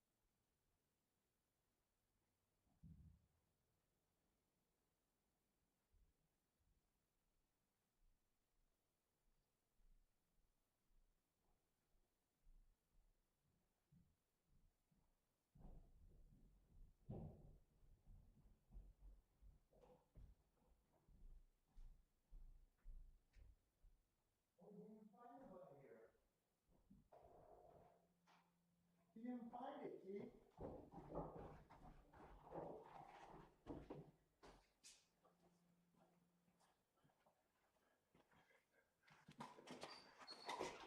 Oh, no, no, no.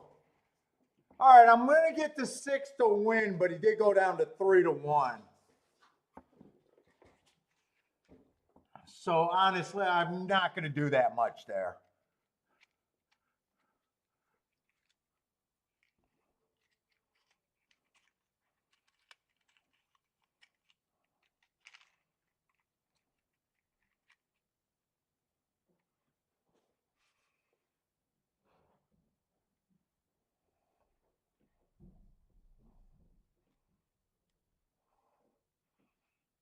Okay.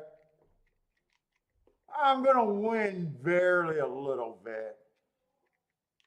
Not even worth 9-2. It would have been a little bit better.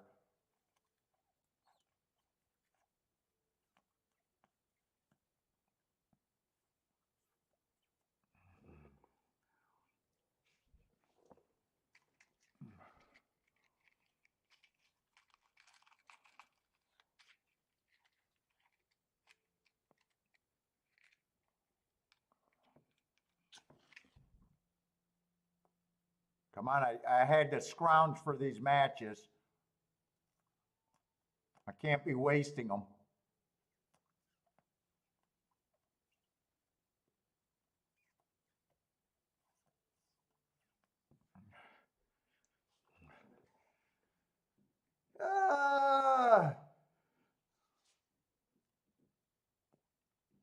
At first, I was thinking about doing a try, and then and throwing out the 3 and just king off the 6 and the 8. But then I remembered it was a 5-horse field. The try did pay $22.50. I'm not sure that would have been good enough for anything. Yeah, Lloyd, the short fields are terrible. But I don't. I honestly don't mind. I would have liked to. I needed to hit the win ticket and the exact to really get anywhere there, though. I say Blair likes the 1 and the 3 for fun at Act. Well, Reds, thank you very much for the super chat and sponsoring the shakeup.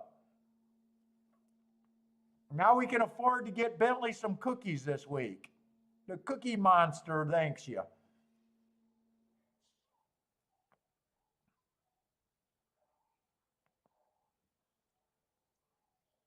All right, get 880 back there a few times. All right. But the Dutch bet ended up just being when you Dutch at low prices, when you Dutch 2 3-1s, you're actually only getting even money back.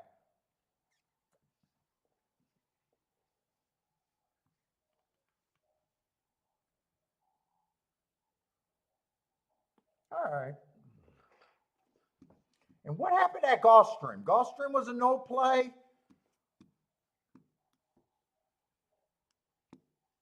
I thought the 2 favorites probably were legit. Let's see, I thought the 2 favorites should win this race 80% of the time. What happened there? Let's see, I got to get the result.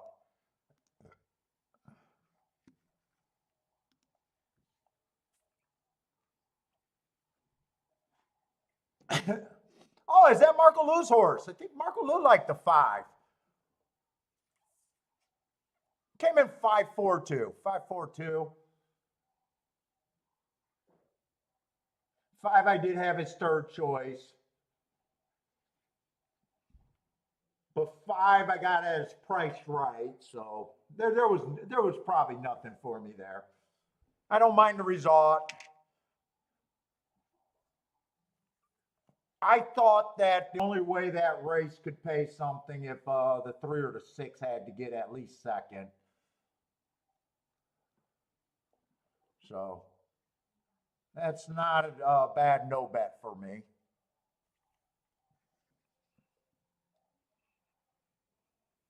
Oh, we got a dirt route race.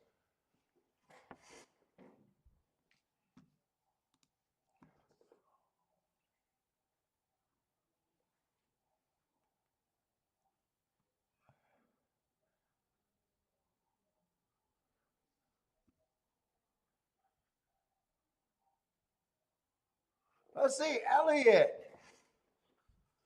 13-1 on a cold. Okay, cold exacta. Or was that is that the payoff for the exacta 13-1, or did you get a 13-1 winner?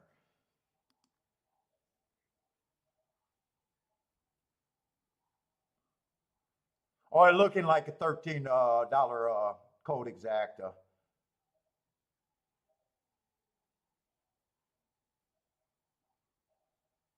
Really, that exacta's going to pay that much?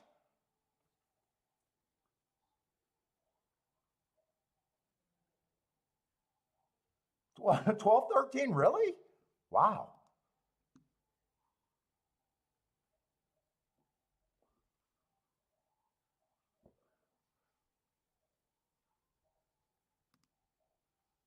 Or did you fat finger? Oh, 13-1 cold exacta is what you liked. I got it. I'm misreading the thing. 12, 13. I think one did get third. Was that a four-horse race? Oh, that was a four-horse race over there at the Duck.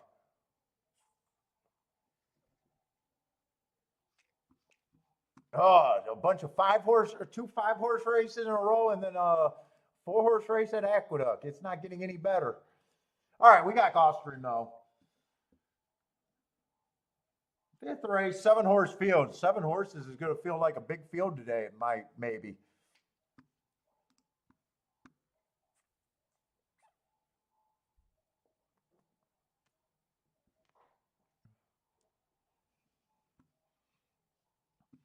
How are they betting this race? What we got here?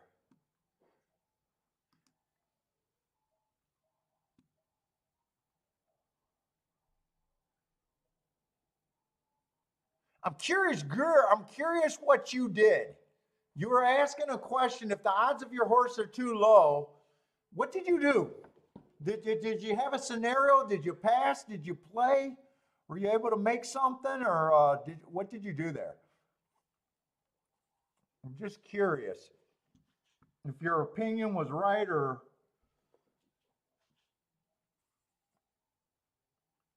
let's see, Gulfstream. Honestly, I have not been watching any Gulfstream this week because I was not near any simulcasting. What's up, Nathan? How's it going, man?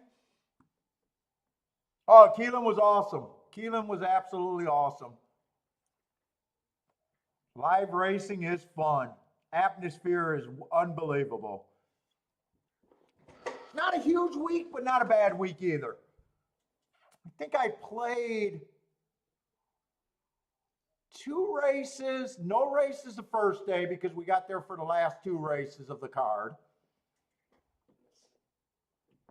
I think I went 2 for 5 the first day and 1 for 2 the second day. But the second day we left by the fifth race. So I had a 7-1 winner. Probably should have hit that exacta with the long shot in second. I had a $130 trifecta for 50 cents that I had for 6 times, so $3 exacta. That was the biggest hit. 7-2 winner on a bet down with the exact. I think that exacta paid 24-1.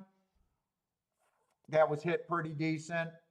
And then the last race got beat by 2 20-1 winners that I didn't have. So the handicapping was good. Not a lot of plays though. I think I only made 7. That sounds like only 7 plays total. A lot of 2-year. There was quite a few 2-year-old races. We the People won at like 4-5, 3-5. Although I love the 1 horse there in a 6-horse field, and the 1 ran third. And I realized that 50-cent try overpaid, and I could have crushed it, but I did not do anything.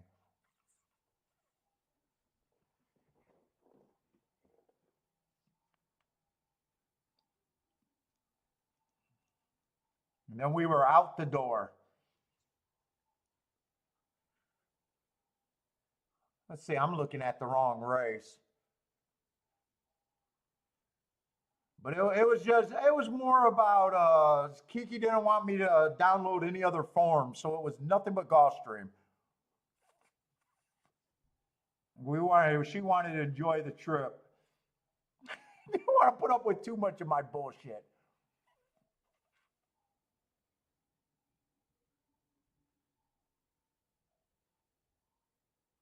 Let's see, this is a $60,000 claimer. Now I'm always trying to push the inside over there at Gulfstream.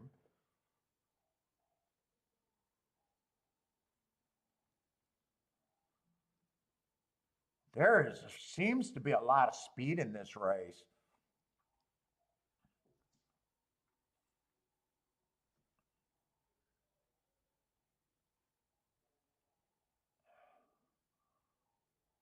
Laughing Boy, Octane. Seems like I know some of these horses.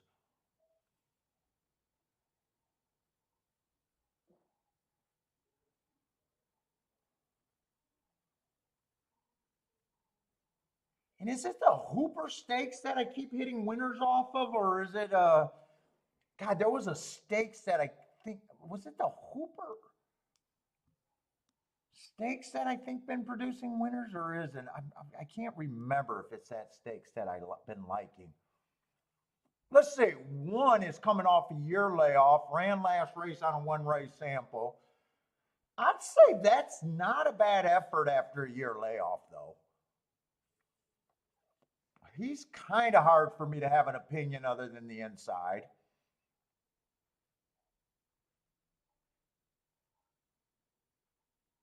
Two hasn't rained since November. Two's a nice price. I got to look up that Churchill race, actually.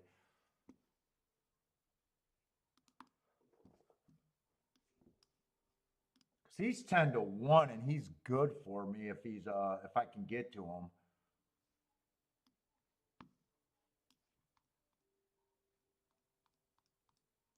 Okay, I was starting in the wrong point.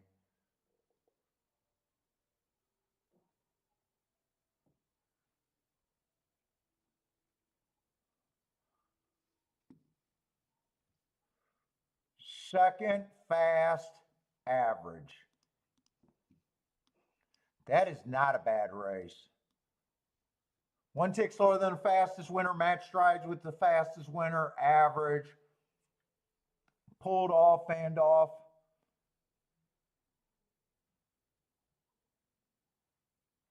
And I do like the 3. 2, I would have to get first or second, I think. 4, I'm probably not that interested in. Although there's a lot of speed and he will benefit on the front end. There is a lot of speed here. Maybe I should not get rid of the 4 yet. Because 5 got legit front engine. And so does the 6.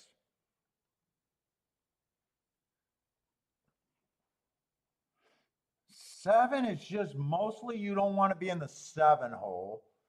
I'm going to be hard on the 7.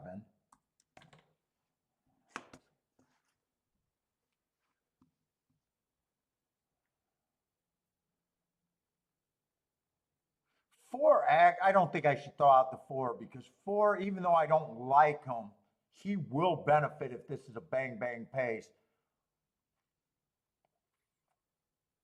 I still think I'm mostly interested in the 2 and the 3 though.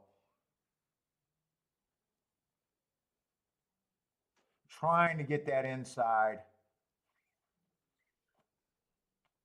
5 got legit engine though. 2, I do not think should be 13-1.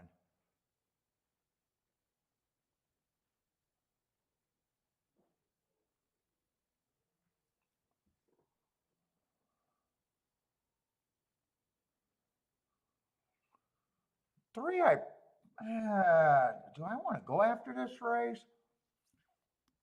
If I just keep it simple, 2's the best thing I can get to as a better here. If I did exact, it'd probably be almost everybody. fact, I can do a 2-all and then come back and get the ones that I really want to play.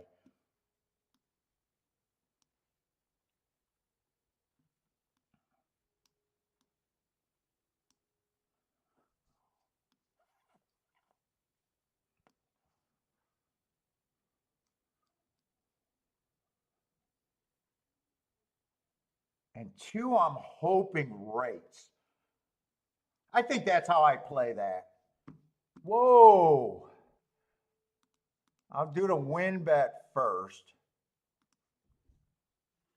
That won't take long.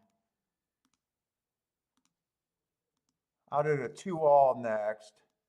I'm doing a 2-all for smaller. And 2 with the 3 and the 5 for a bit more. Oh, I did not get that one in though. That I did not get in. Might not be bad that I didn't get that in.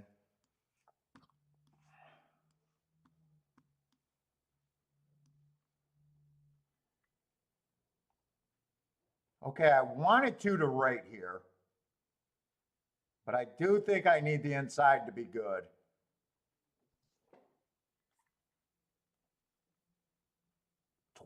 $24? That pace does not sound as fast as I thought this could have been.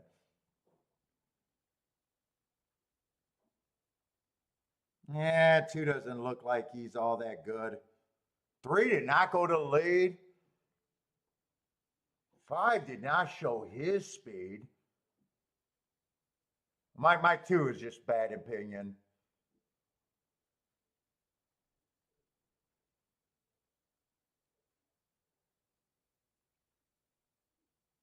Boy, 3 went up to 7-2, huh? My first opinion was just to play the 2 and the 3.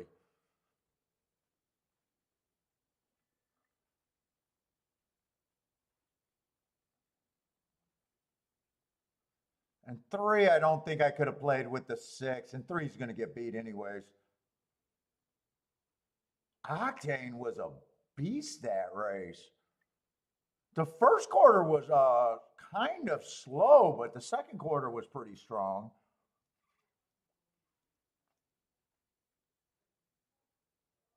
Oh shit, he's coming out of that hopper race too, and I kind of missed it on him. I underlined it on the other horses, but I missed it on him.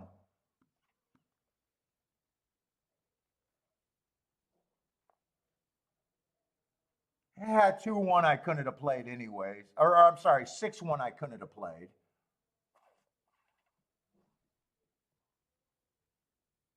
I guess I am glad that I didn't put the win bet on the 3 also.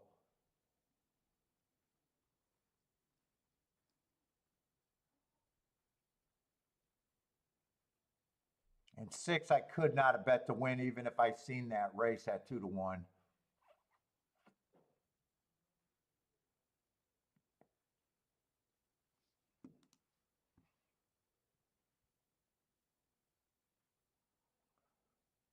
Rex would have faded the, is that at Gulfstream you would have faded the 6 horse? 6 horse, I missed that stakes race. I think I've been liking and caught some winners off of that race, I think. Plus he ran in a grade 3 and a grade 2 and showed the same speed. And ran against a bias in that grade 2. I got no problem with the 6 horse winning there, really. In fact, I almost think that, well, I didn't have time for a betting line.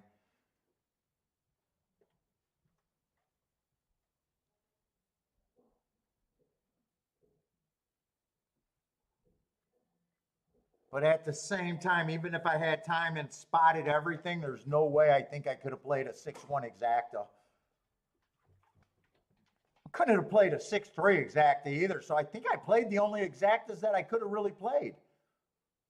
I think I played the only thing I could have played, even though I think I was sloppy there. 2, I probably would have had at about a 15%. That's where he was in my head. He ran bad, though. He did run bad.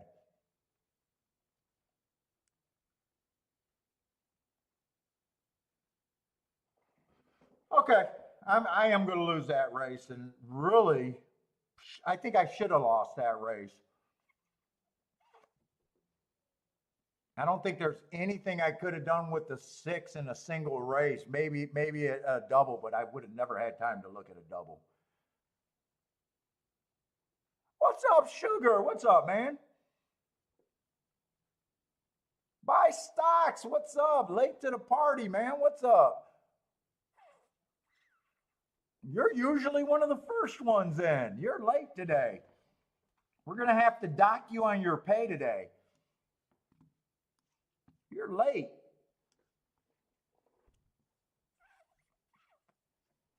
I tried. Buy stocks was I think the only guy in the chat room when I was trying to do the stream, and I don't think I was able to communicate. And that stream was just terrible.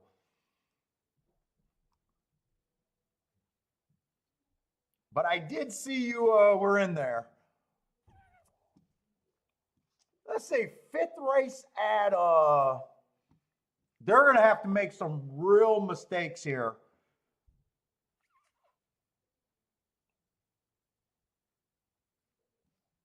For me to be interested in a dangerous race. We got a lot of first-time starters, so I ignore first-time starters.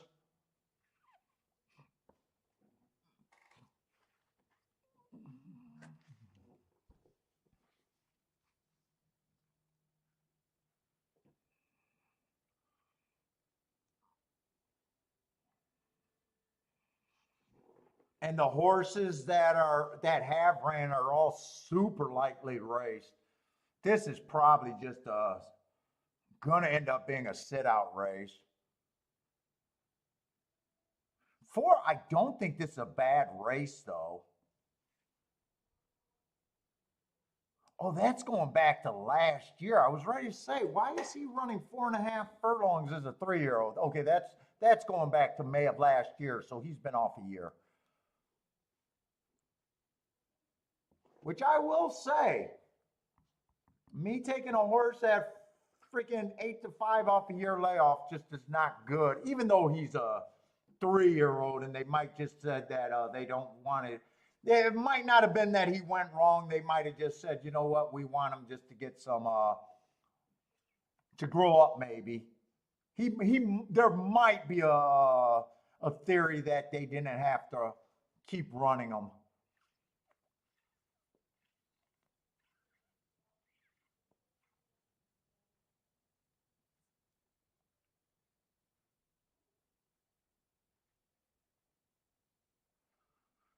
Seven's at 5 to 1.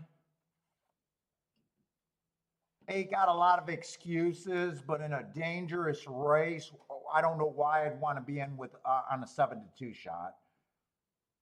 I think this is just going to be a natural no bet for me here.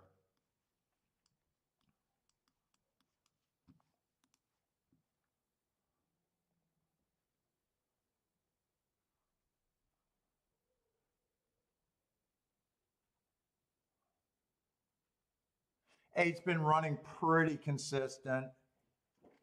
Eight's definitely interesting, and I could get to him. It's just, do I want 7 to 2 on him?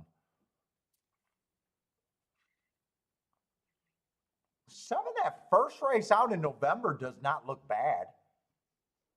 That looks like a useful first time out. I'm still digging a little bit here. I doubt it if I pull a trigger here, though. Unless that race looks too good to pass up.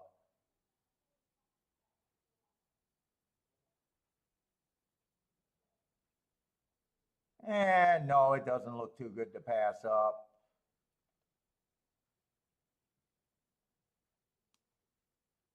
I actually got him as slow, matching strides with the slowest winner. Slow. Still looks like a race that you can improve off of. 6, I got no opinion on. This is just naturally a sit-out race for me. Let's say first-time starter. He has to be looking at a first-time starter. Likes the 2 over there. Nice price.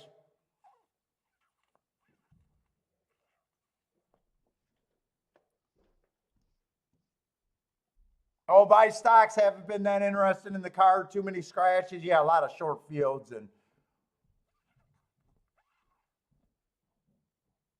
Actually, I'll look up the Woodbine results. 5-1, 5-1-2. It looks like for race 4. 5-1-2.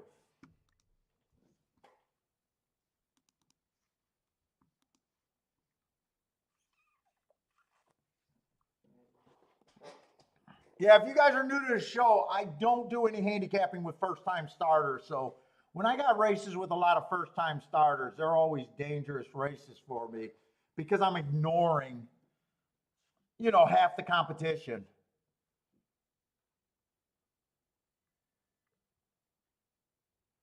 4, if they made a mistake on not playing the 4, I could have got there.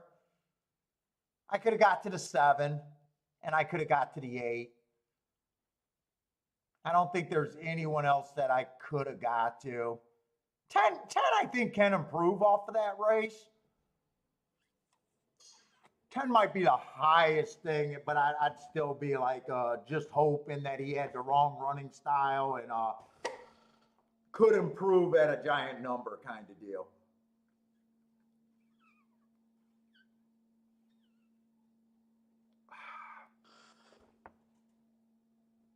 Let's see, Blair with the boom at Gulfstream.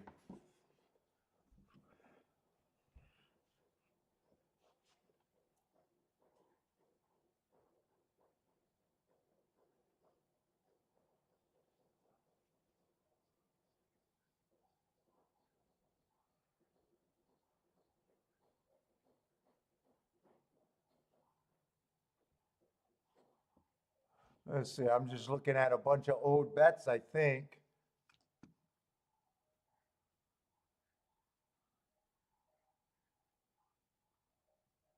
I think I've seen everything.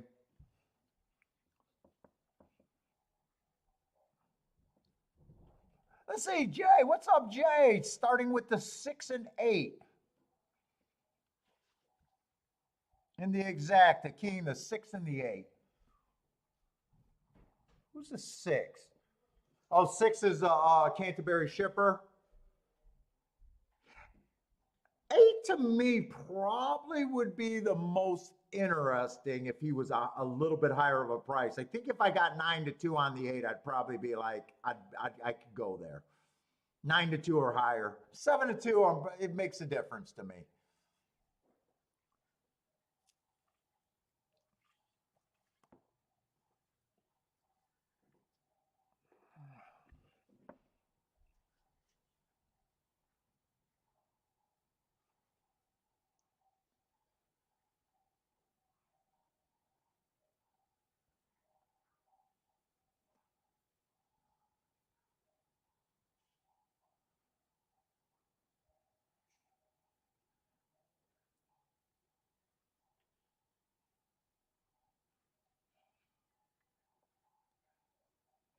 It looked like they're all lined up. Just wait. There we go.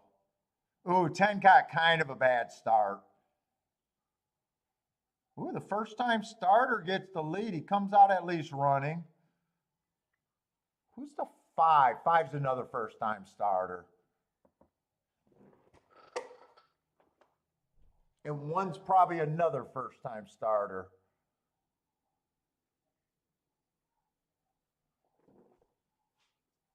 Eight's in good position if he's good enough. 8 just has to be good enough.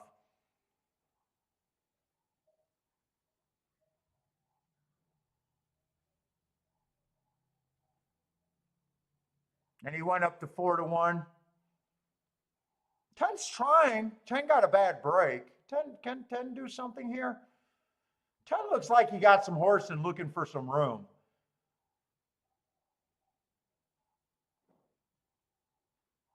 8 should be able to wear these down from here. Come on, 10. Keep.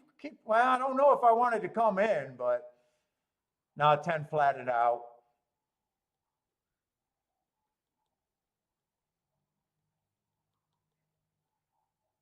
8754. 8754.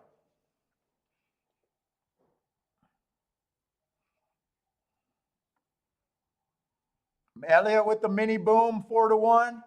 4-1's definitely useful. I think at 9-2 I would have fired, but he didn't go to 4-1 until after the gate opened, so I can't even say, hey, I could have took the 4-1. I'm pretty sure that happened in or out of the gate. You got to worry about them going down. So he was a horse that I kept saying I felt most confident with. It was just, do you want the price?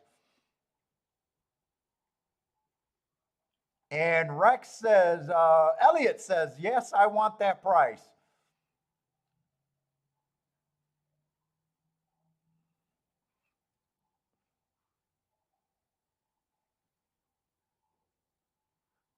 Probably going to be a decent exacta.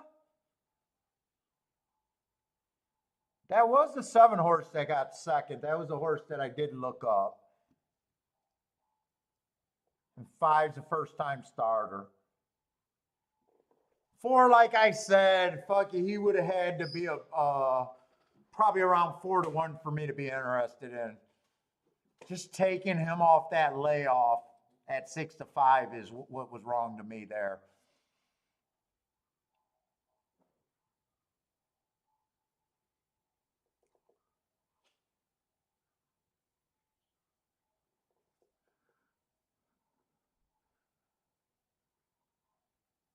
Oh shit, Jay needed that 5 to hold on for second.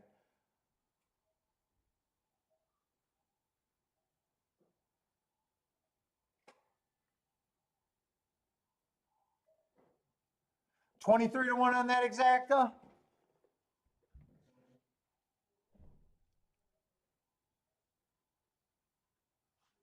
Try paid $60, but that would have been a hard try for me to come up, even if I just keyed the 6 in the first spot.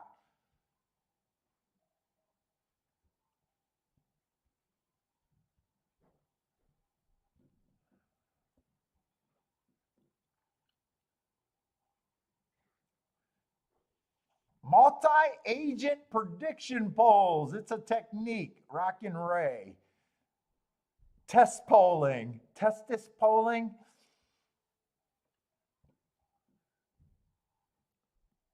All right, we could go back over. Oh, no, that's Aqueduct 3 minutes. Gulfstream, we got 12, so not a big rush.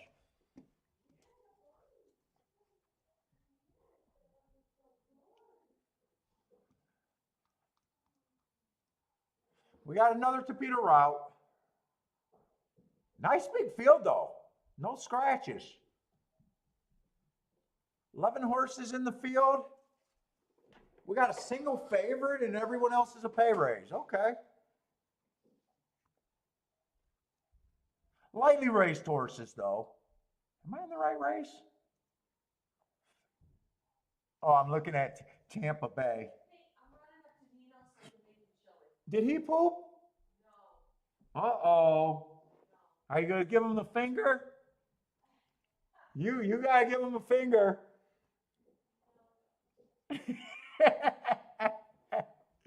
Andre, what's up, Andre? I'm break. How's it going, man?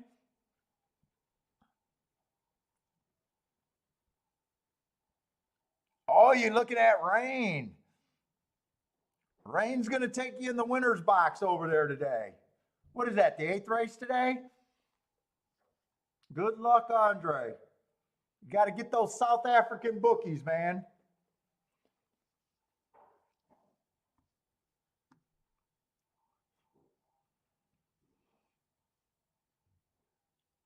All right, so now I'm in the right race. Still no scratches. Still got a couple first-time starters, and we got a mix of most of the field got at least a couple races to look at. I don't want to give up on this race yet. I am anti-speed over there on the Tapeta, though. And I do like seeing the 8 or the 11 is the favorite and probably is the speed. I got no problem with his marks, though. Actually, I love his marks.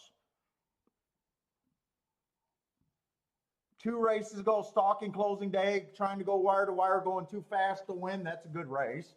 And last race on a stalking day, running against a bias, Trying to go wire to wire again, going too fast to win. I'm hoping he goes to lead here.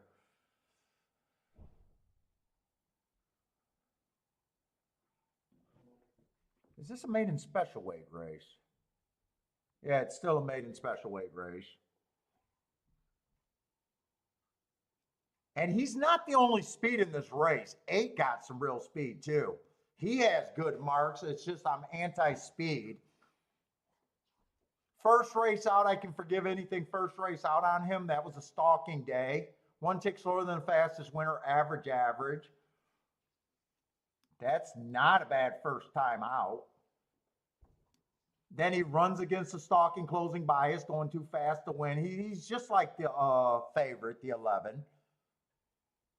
Except he's about being offered at a better price.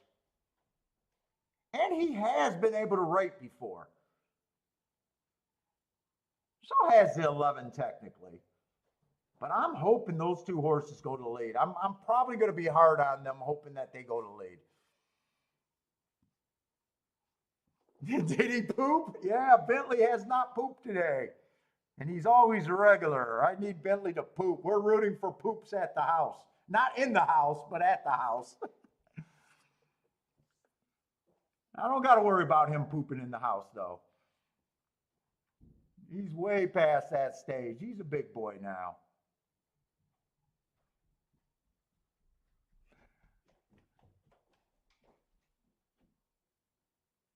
Let's see, arm break with a nice winner.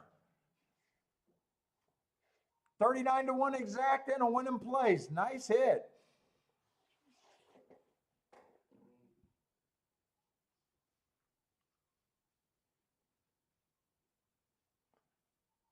Let's see, the 1 horse. I do like his last race, and if the pace is fast, he will benefit. But he still feels like a long shot. 2, I like his running style. I think I got pace. Ooh, 2, I don't think 1 should be 30 to 1, and I don't think 2 should be 25 to 1. 3 is a first-time starter. I'm just going to have to ignore him and roll the dice. I think I am interested in this race a little bit.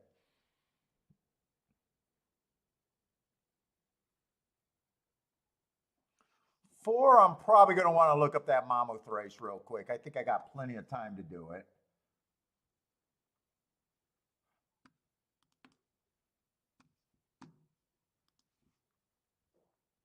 Going back to September.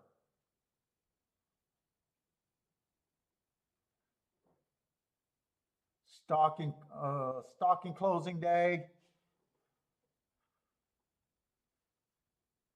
Let me just make this bigger because I keep thinking I'm off. So he was a stalker.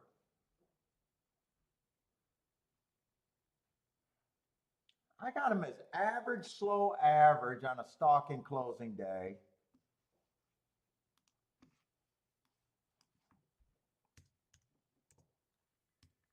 He's also a degenerate horseplayer. Average. Well, you gonna bet on this race? I don't know.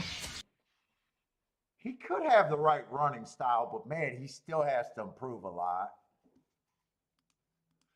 I think I could put him at 5%. I think 1, I could still be interested at 5%.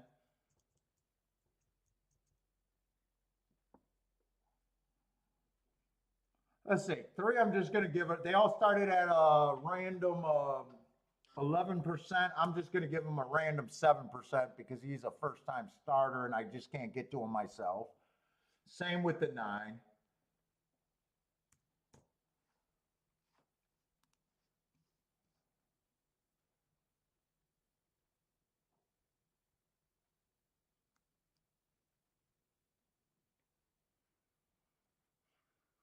Five only ran 1 race, but I think that race would be perfect for today's race.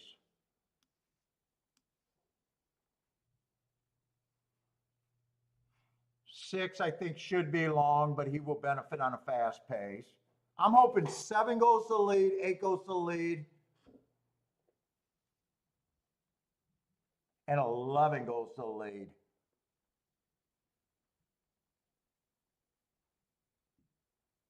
I'm just going to give all the speed 15%.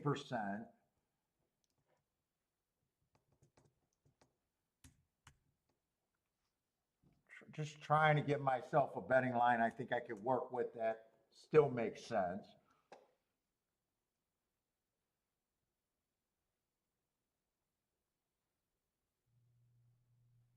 Man, 10 could either rate or go to lead. I'm not sure what 10's going to do.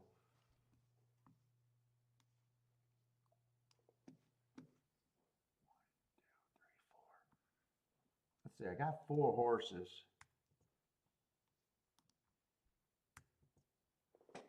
That would put them all at 12%.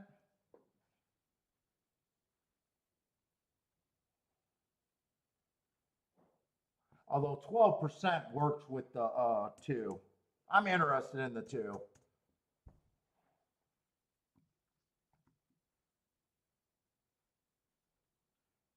And I'm interested in the 5.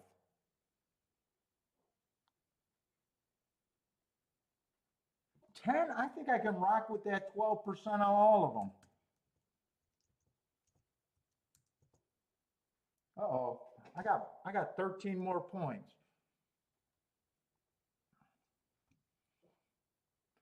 2, I don't need to give any more points to.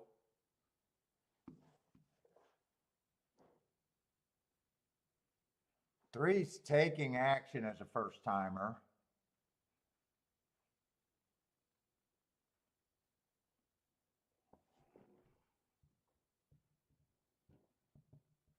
This is a tough race. If I'm right about this race, I definitely need to get paid off. I definitely want to do something with the 2. Definitely want to do something with the 5. I might even do something with the 1.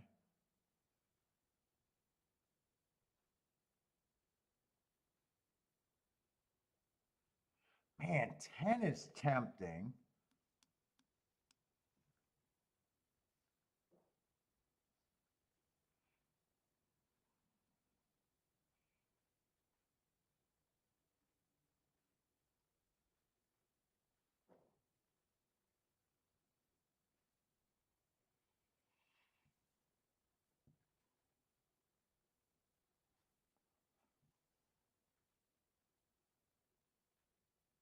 Six, I think 6 could get, I think 6 can possibly rate.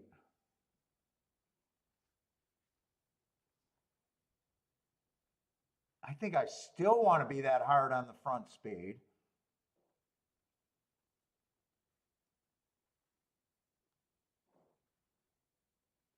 I can see this race paying just in the win position.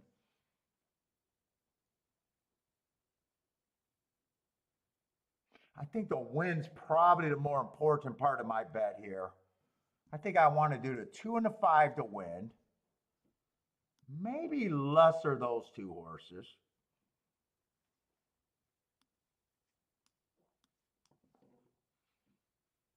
And I think I still want to do a little exacta.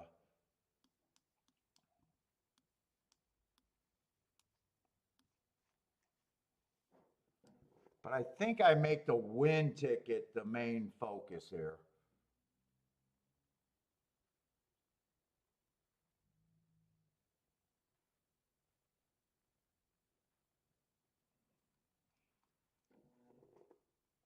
And 11 could just be 11 is the best horse on paper.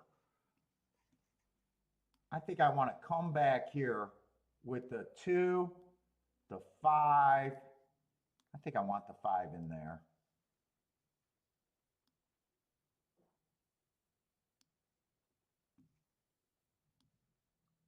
The 1 and the 10. I think I want that too. Because 11 could just be the best horse, and I got enough fat there. Maybe 11.5 is not worth paying for. But the exact is not going to be the focus. So my biggest bets are going to be on the 2 and the 5.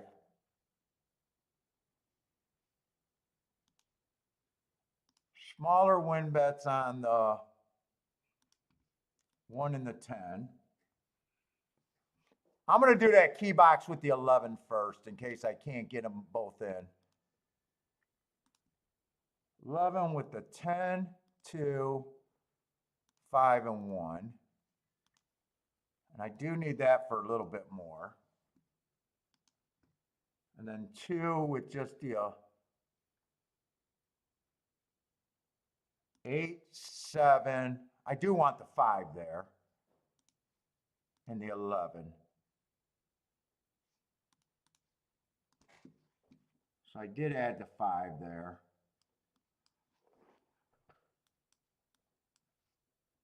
I think this race can pay.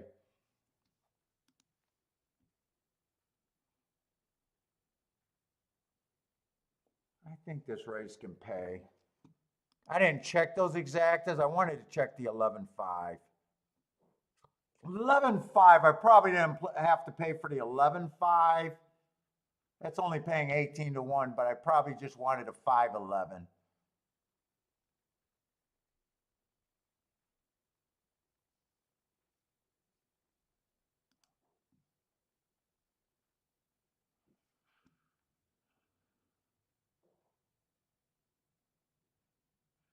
My best outcome, I think I'd rather hit this. I made the win bet more important.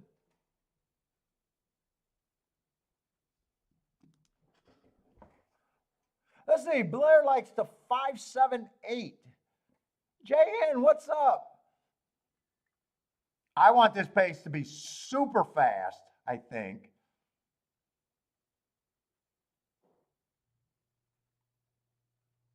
That looks like the only chance for the 2. 2's coming out the gate dead last. I need this pace to be really fast. If they go anywhere near 25, I don't think I have a shot with the 2. Although 10's up there. 10's in good position. I'd rather if that's where the 2 was at. 11's in good position rating. Come on, keep this 10 interested. I think I need this 10 to be interested. Who's a 4 on the front end? 4 I didn't like. That's the Monmouth horse.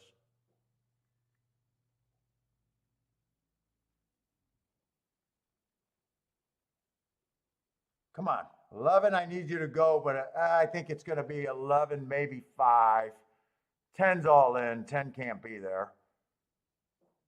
2's nowhere. 2 might have pulled up.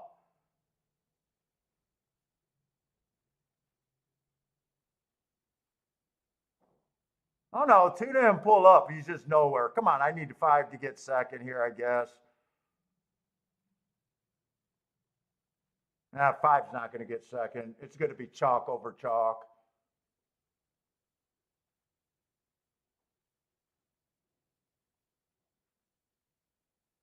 First, second choice. 10 got fourth. I thought that race could pay. And at the same time, I thought 11 could win, but I needed a big shot to get second.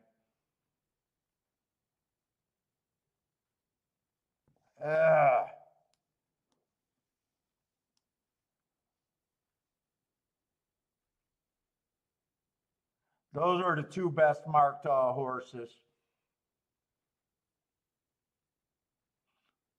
11 stalked.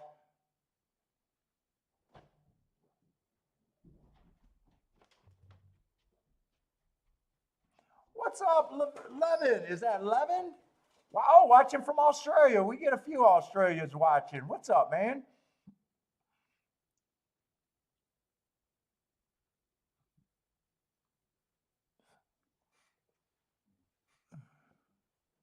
Yeah, 5 ran his race. He wasn't good enough. The 2 best marked horses in the race won. I'm just anti-speed there. I'm supposed to lose that race if I'm in that race. I'm supposed to lose that race. I don't even think the try can pay all that much. 11.85, I don't think that's going to pay. 10 would have had to get third to make that try be anything.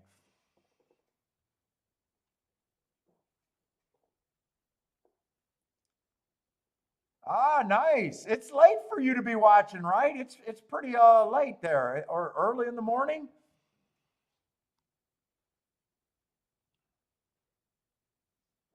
Oh, you took the same horse as I did. Oh, for the exacta 2, 5, 1, and 10. Put it this way: if that ticket comes in, you don't have to worry about the math.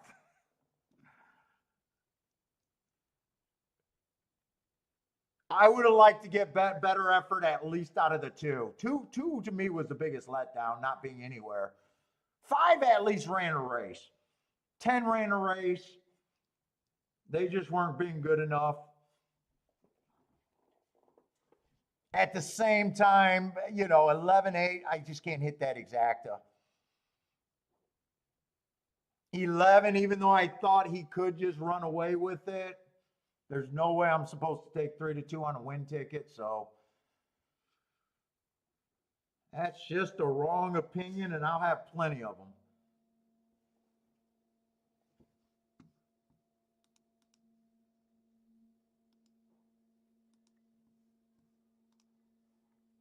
Let's see, but we got Tampa Bay.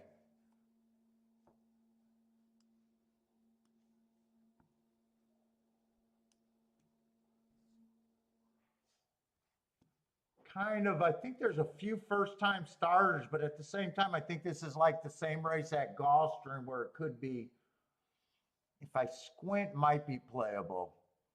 It's a turf route race. Oh, no, it's not on the turf, dirt route race. Let's see, they scratched 2 horses, so it's a 6-horse field.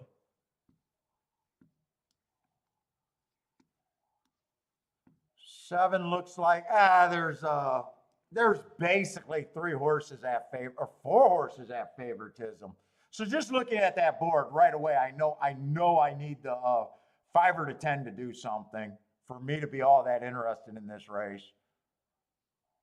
The 1, the 3, the 7, and the 8 aren't good enough on their own, probably. Unless I love one of them.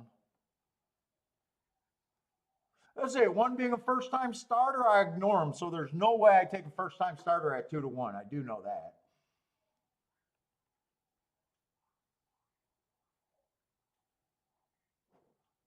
2 starts off close. Or starts off slow. I can't really call him a closer because he doesn't really make up ground or get in position at the top of the stretch.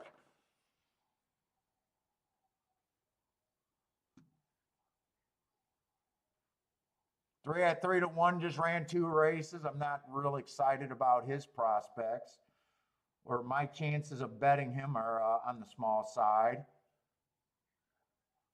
Let's see, I said I need either the 5 or the 2 to get first and second. I guess 2's the better option because 5 just screams I'm not even interested in being a racehorse at this time. 5, I can't find a reason to get to the 5.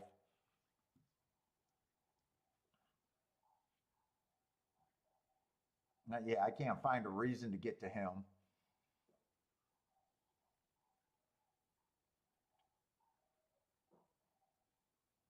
Boy, I can't say I'd love anyone on paper.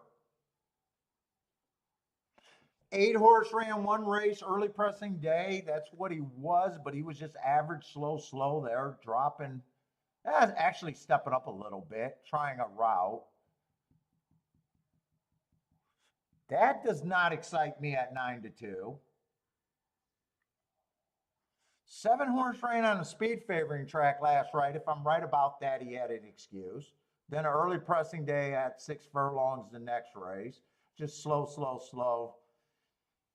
Last race was a big improvement on a stalking closing day. At least he hit the board. Almost neck short. But am I all that excited about 2-1?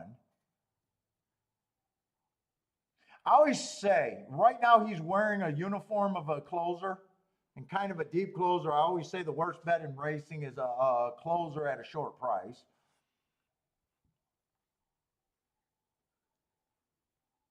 5, don't have a reason to even say that I can bet him.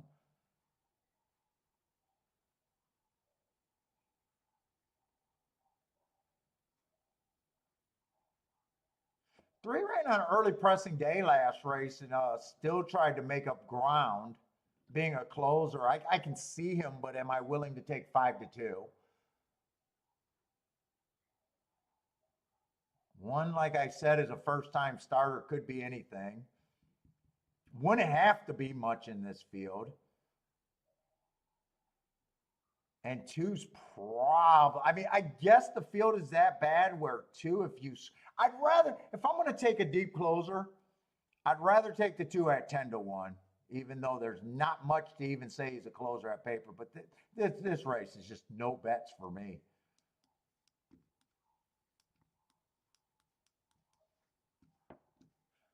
Let's see, Elliott likes the 7 at, you'll be surprised if he doesn't win. I'd say him and the 3 horse are probably the safest.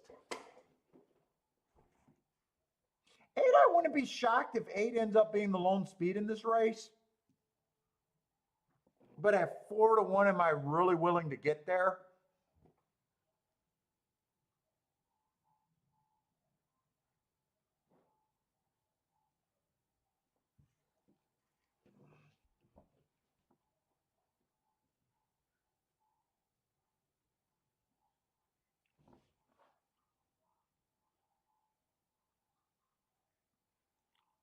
If one wins, I got no problem with it. I just can't take that price on a first-time starter.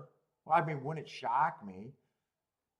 2, I still think is the horse that I would have to force to do something here to get something. I just can't make a scenario where I think it could be the 5.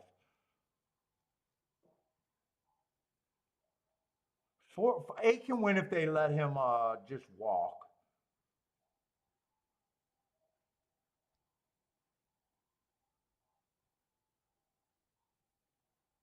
But yeah, there's nothing here for me.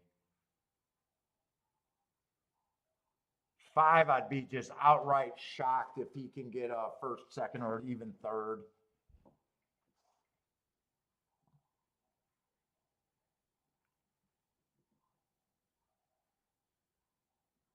Let's say first-time starter booming over there at Woodbine.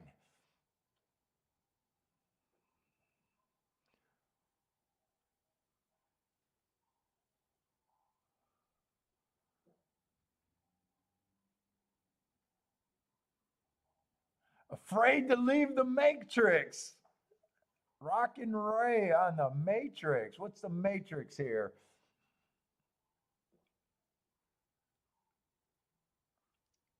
Let's see how this race develops. I'm guessing either 8 or 1 gets the lead, and it looks like 8's going for the lead. 7 is way closer to the pace than he's ever been. That could be good or bad.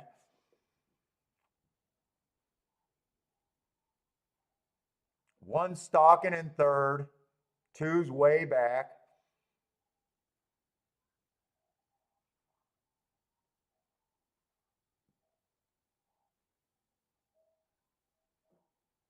Oh, it's Andrew Tate bullshit.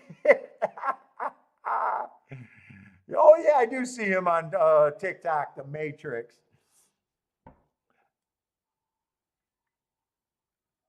Let's say 2's trying to do something. We'll see if 2 can continue a rally here.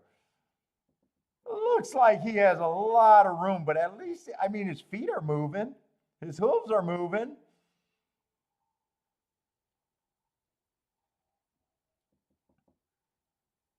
Seven and 8 are still dueling on the front end, and 7 looks like he should have the 8 put away. 2's still trying. If 2 just keeps plugging along, could 2 get second? 2's trying.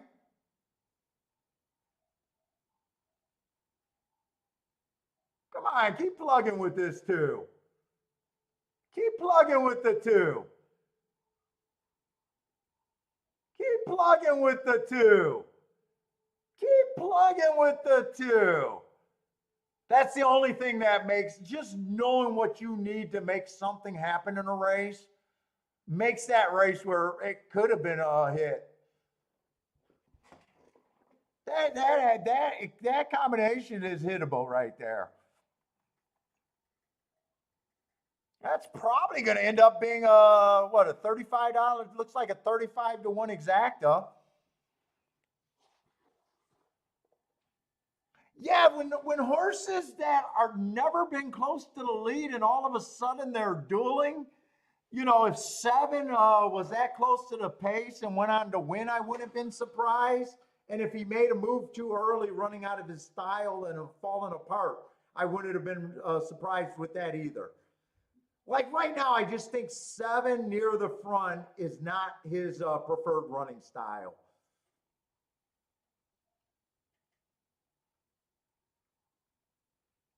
Where the 2, he just putts along and did everything in his running style and actually ran his best race there.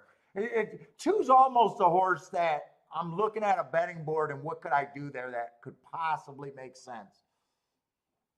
Willing the 2, first and second with the 1, 8, 3, and 7, all made sense to me. At the same time, I didn't play it.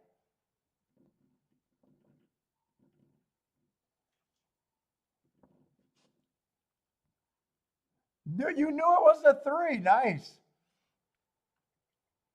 I'm trying to think of how I'm going to say your name.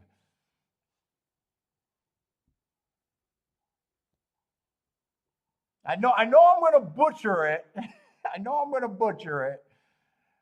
I can read the.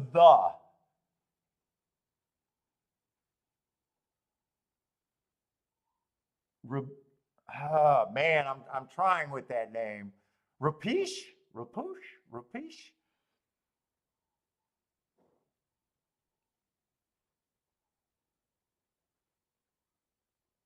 But welcome to the show. First time I definitely see that name. I'm still trying to wonder how I say that.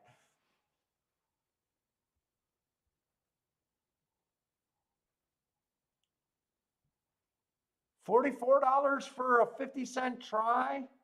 I even think that try was probably could have been hit depending on how aggressive. 2 could have been played first and second with that group of horses. I don't even know what race that is, Levin. Is that a down under stakes race? I don't even know my stakes races over here in America.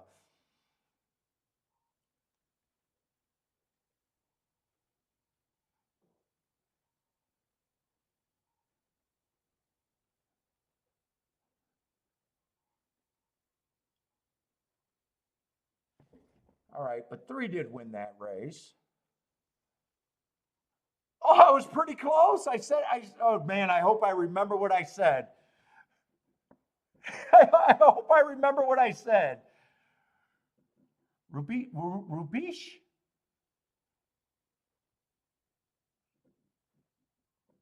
Well, welcome to the show. We love seeing new names in the chat room. Normally, I do a show 5 days a week, Wednesday through Saturday, but I was at Keeneland. We traveled to Keeneland for most of this week, Wednesday to Friday, and yesterday I just relaxed. So we'll probably be back on Wednesday all the way through the Derby. We'll be doing the Derby show, Preakness show, of course.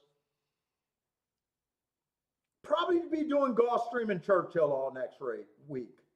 Probably Gulfstream and Churchill. Gulfstream's my main track. The secondary track always changes. We've been doing a lot of Tampa Bay. We did basically all of Keeneland's meet. Had a pretty good Keeneland meet. Not huge, just decent.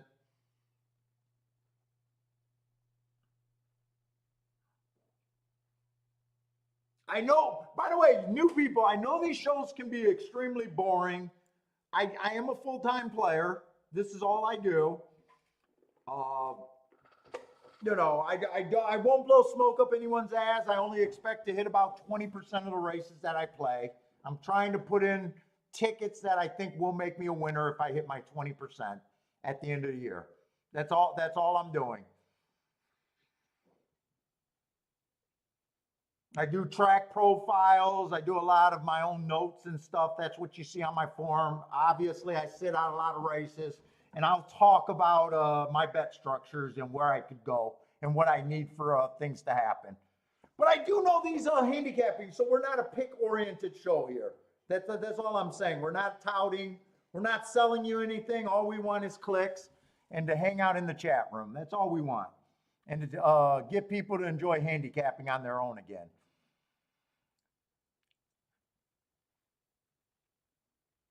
Oh, yeah, we love our chat room, man. We got a lot of solid players.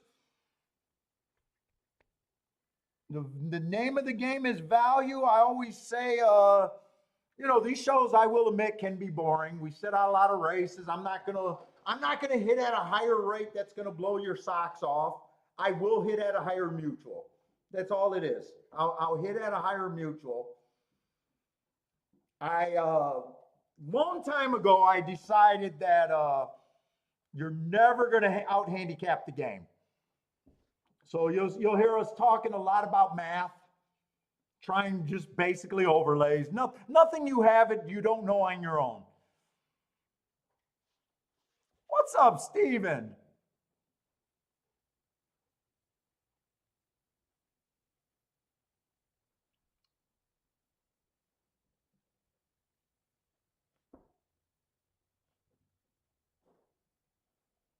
And we love to see everybody's picks. So don't feel, and even tracks that I'm not playing, just put the abbreviation in of wherever you're playing.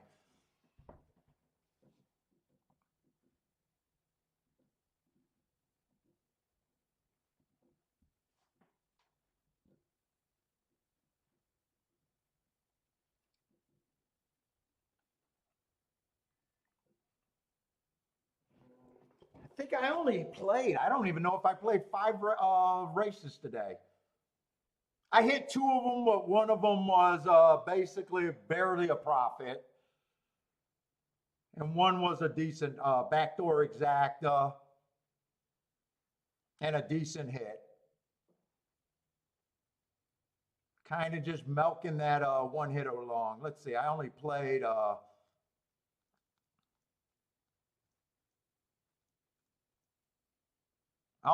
one race at Tampa Bay today. Although I had an opinion that I could have done something with in the last race.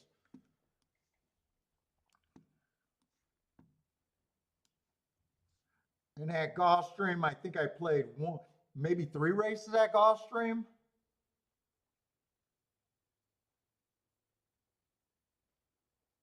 One, two, maybe 4 races at Gulfstream.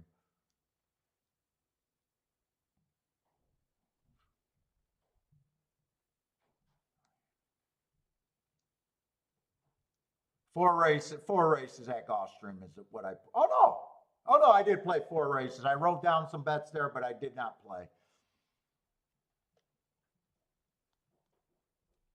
So 5 races, hit 2. Most shows, if I hit 1 or 2 races and I'm betting right, that's kind of all I need.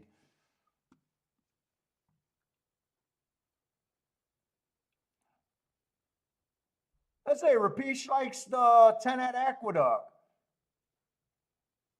I can today, but normally I don't do the results because it just slows down the show. They're loading in the gate at Aqueduct right now. I think I got enough time to watch Aqueduct. It just slows me down. So if the chat room helps you, I'm not trying to be rude about that. It's just a lot of times I'm just working with the clock here. I just don't have time.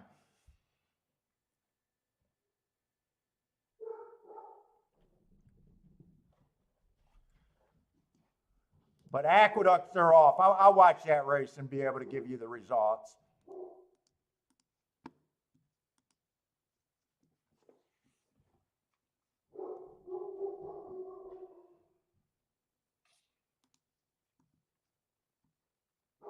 Oh yeah, I'm hoping. Buy stocks. Last year was the year we actually quadrupled the show in the last year. Since you've been here, buy stocks.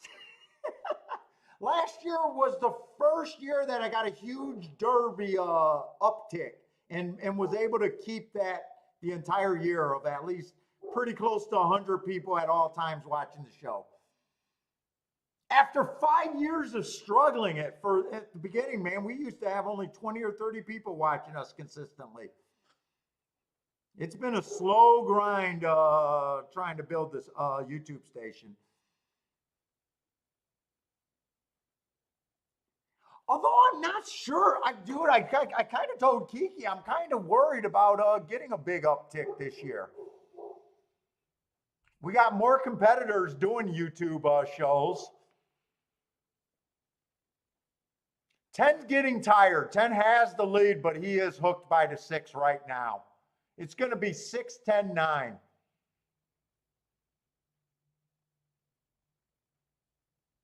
Oh, you're playing over there? Yeah, you're playing against the bookies over there, huh? That's what it looks like over there. Yeah, 10 had the lead most of the race and got worn down by the 6 late.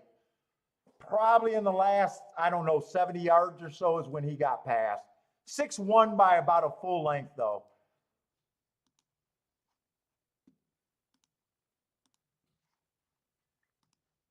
Well, I thought I was going to have more time at Gulfstream. I thought I wasn't even under the clock there. Let's see, we got the 7th race at Gulfstream, but Gulfstream is a track where I usually can get a faster opinion. Let's see, Tapeta Route or Tapeta Sprint. Tapeta Sprints, we are looking for speed and stalkers.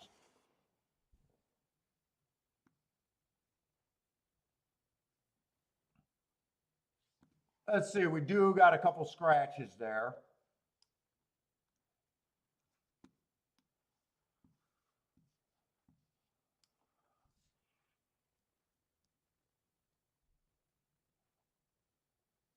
Let's see, 2 definitely fits. 3's coming off a year layoff. I just don't like route to sprint, and mostly he's a router. Although I will say that last race after a year layoff was not a terrible race. 4 to 1, I'm probably still trying to get around him. 5 has the right running style. 6 is borderline. Stalking running style, he fits. Every once in a while, he's too far back. 8 got marks that just jump off at the page at me.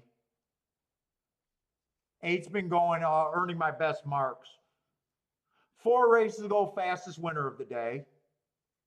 3 races ago on a stalking day, he went too fast to win while trying to go wire to wire. I love that race. Comes back, again, he goes too fast to win. And last race, he goes too fast to win. But he is a short price.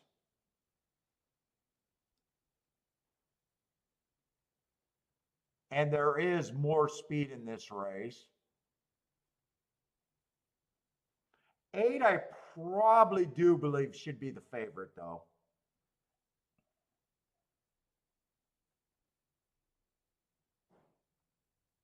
Eight's probably not at a price where I'm interested in win bets, though.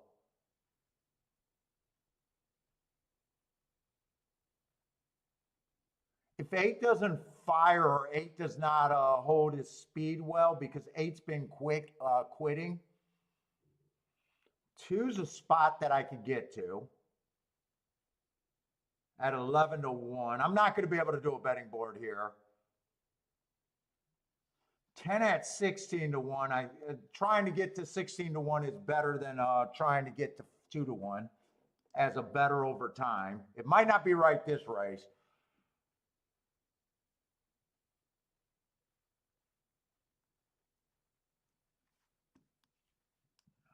I'm just writing down all the horses that I think because I'm on short time.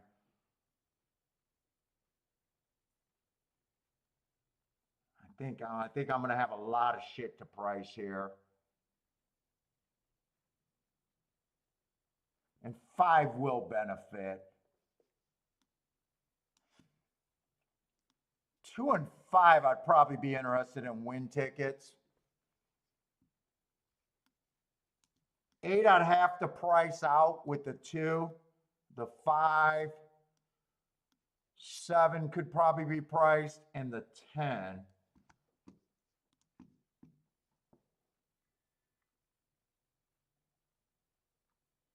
Eight two's 35 to 1. 8-3 I don't want at 15 to 1. 8-3 beats me. 8-4 I would be interested in 42 to 1. 8-6 I would not be interested in at 10 to 1. 8-7, 27 to 1. I'm going to put that in.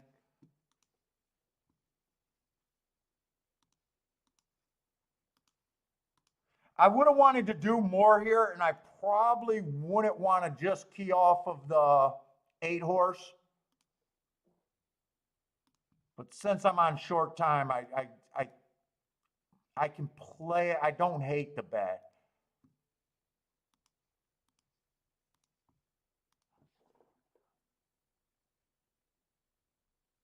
In fact, I want a smaller exacta in a 3 horse box. 2, 5, and 10. But that one's going to be smaller.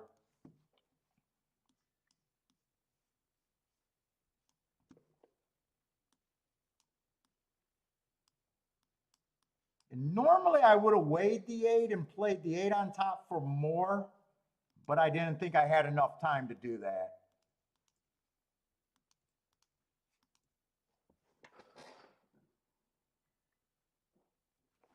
So that I played for less, that I paid for more.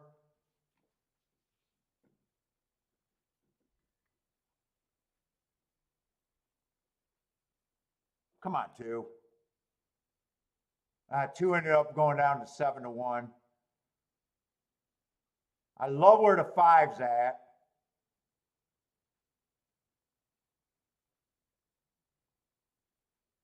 Keep picking away at this with the 5 and the 10. Keep picking away at this. 8 might have a lot of horse, but keep picking away with this 5. Keep picking away. Because I need the 5 now because 3's up there. Come on, 5. One more. I don't think I got another chance. Come on, 5. One more time. Pick, pick, pick, pick, pick, pick, pick, pick, pick. Got him. Got him.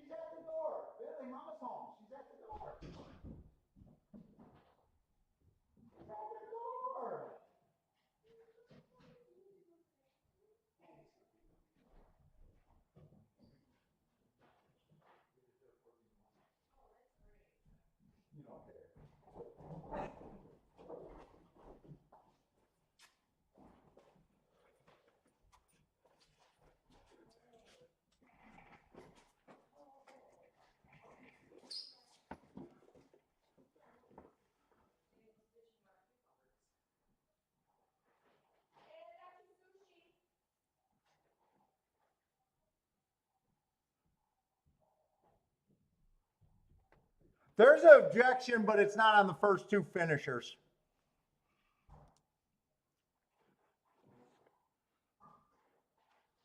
Arm break with the boom. Nice hit. Is that 5 at Gulfstream? What's up, Charles? What's up, man?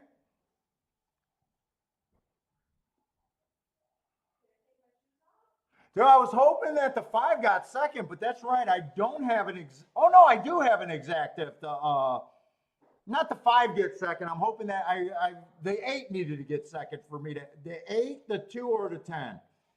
So I'll have a nice win bet, but I'll miss the exactus. Oh, 26 to 1 or 126 to 1 on the exacta. Nice. You're gonna do better than me. Well, if you hit it a few times, you got to hit it a few times. Who was the 3 and why didn't I like the 3? Oh, 3's the horse that was coming off the year. I kind of forgot about him. I'm not sure I would have used him anyways. I had quite a few horses already that I liked. No, I don't think I would have used the 3 anyways. I thought 8 should be the favorite there. 3, I said that was a very nice race off a long layoff. But even then, I don't think I would have used him because I was using the 7, the 2, the 10.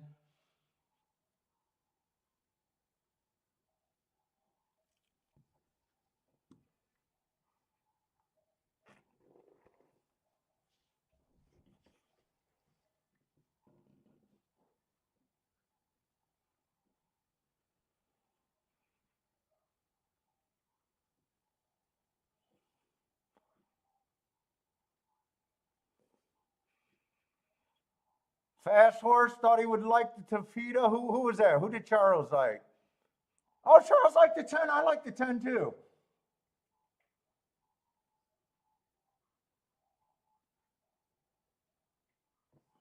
He was a fastest winner of the day at the first call, average, and stop the clock fastest winner of the day. Last race. Although it was a bad real early pressing day and he was not on the rail. I don't think I think 10 had some upside there. He just wasn't good enough.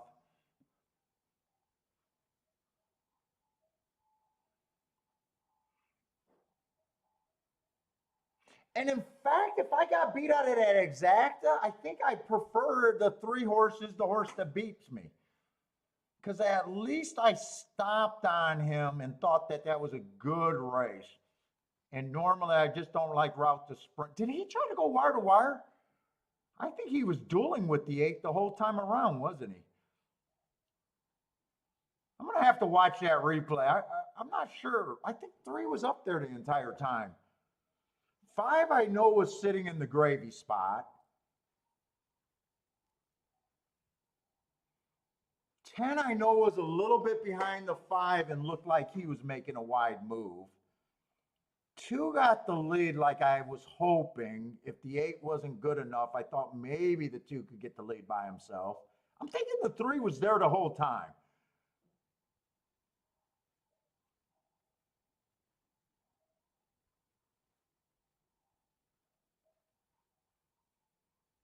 And they did reverse that 3rd and 4th place finisher.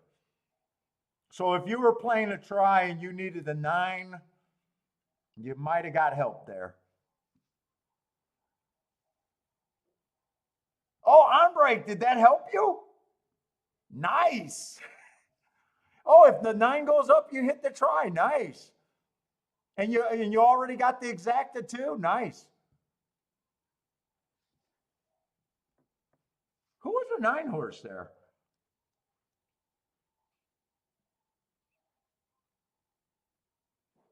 I didn't use the 9, but the 9's not bad.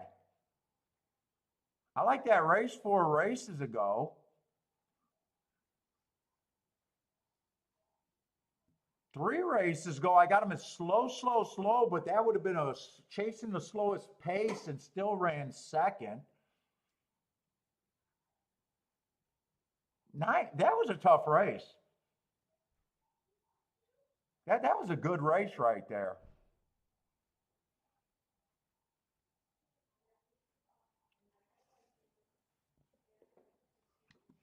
Andre with the big pay raise, though. Nice job, Andre.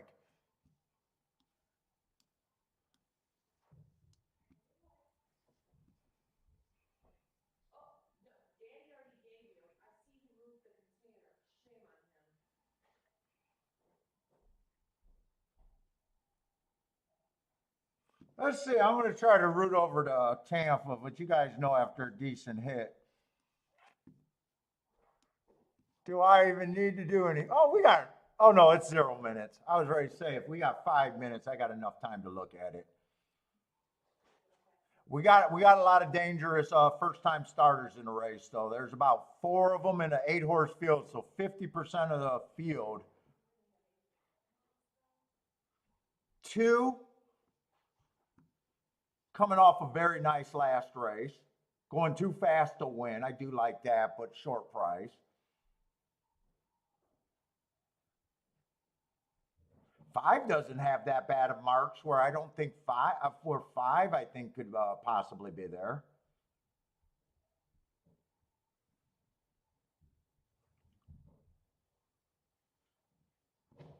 I'm not going to try to push anything here. 2 has my best marks. Lightly race horses, 4 first-time starters. I don't need this race right now.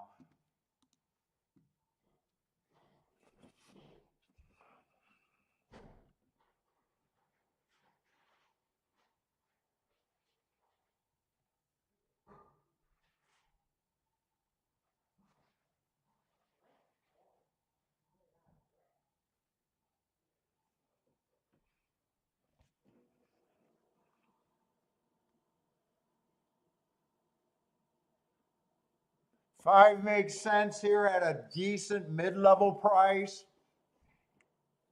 7 wouldn't shock me if he improves off of those 2 races.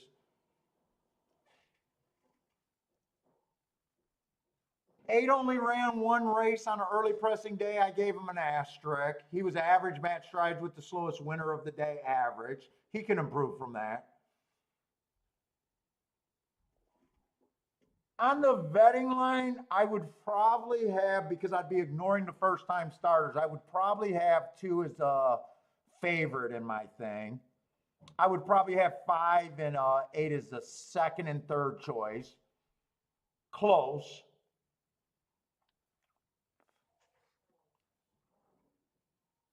And 7 would probably be an overlay if the points work.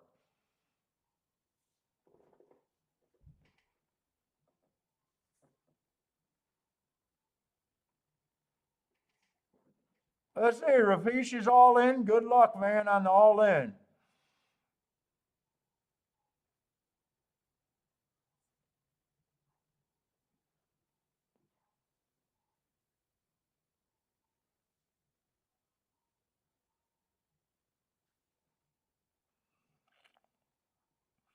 Oh, this is Andre's race coming up at Gulfstream, right, Andre?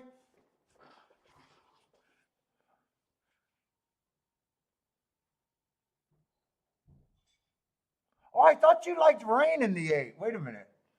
I know you liked rain earlier today. Did I miss the rain race?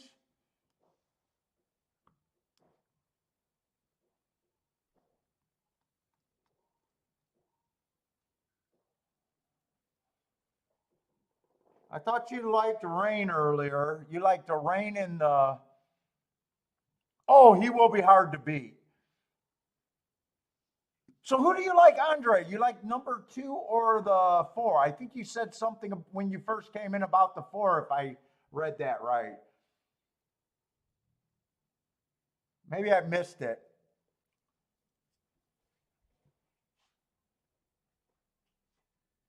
Let's see, 7 did get the lead. 5's out there. Although 5 did take some action from that 5-1 price.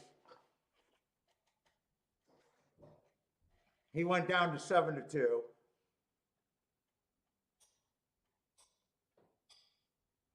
Two did not get the lead. I think that's the surprising thing for me. Two's rating today, or he got a bad break. I'm not sure which. I did not see the break of this race.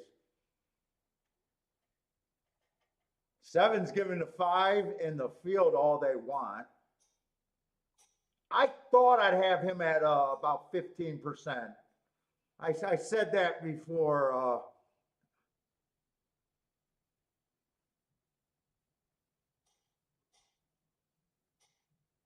It's all the horses that looked like that could have been played unless the first time starter comes flying late. But 7 is gone.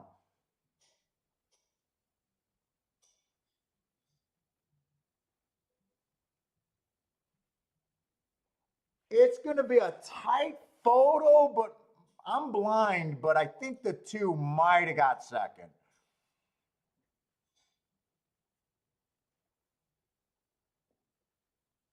And I don't know why the cameraman is focusing on the, oh no, he's focusing on the 7. 7 definitely won that race. I think it's 726 or 762. Oh no, it's 762. I thought 2. I'm blind. 7628 at Tampa Bay.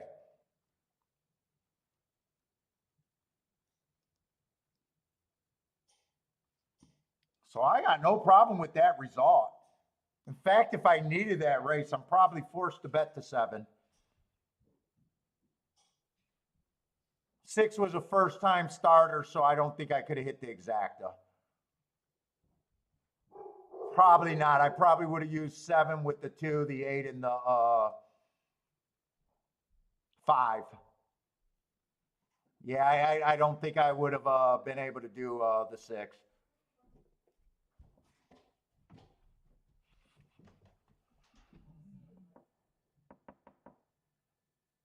Elaine, what's up, Elaine? How's it going?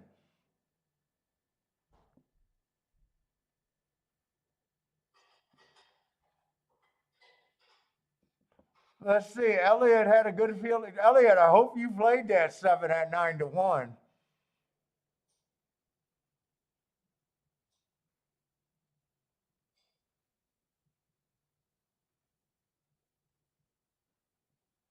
I hope that's a boom for you. Oh yeah, voter, we drove. Well, Kiki drives. Kiki drives and I manage. So I take 100% credit for our safety. She only had to brake check 3 times. She almost rear-ended a car while Googling at another rear-ended accident. I'm not lying, you almost rear-ended.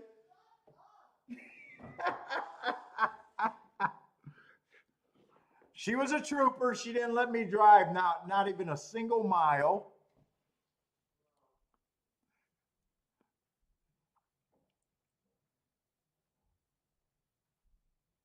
No, we did not get to pet any horses.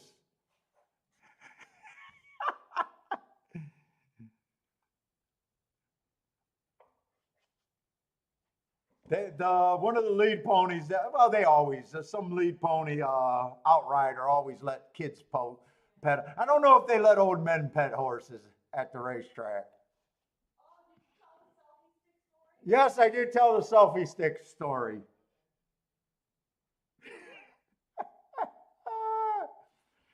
The perverts in Kentucky are in full effect.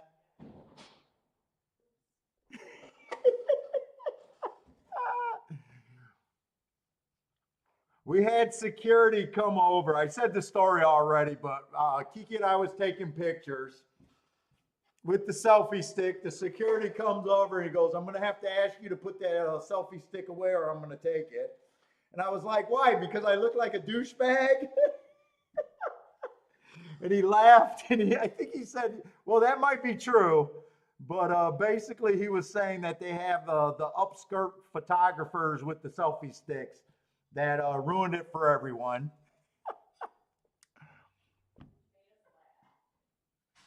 Oh, it was funny. It was funny.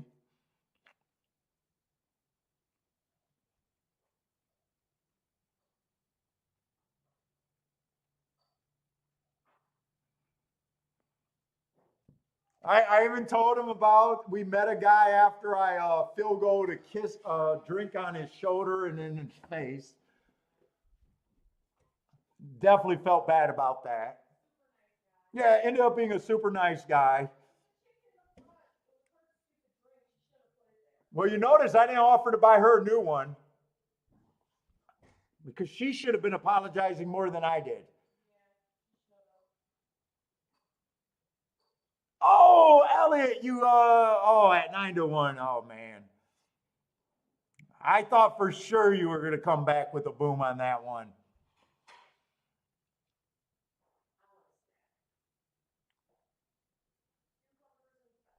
Oh, no. Oh, Lane says I'm supposed to take cookies for the horses.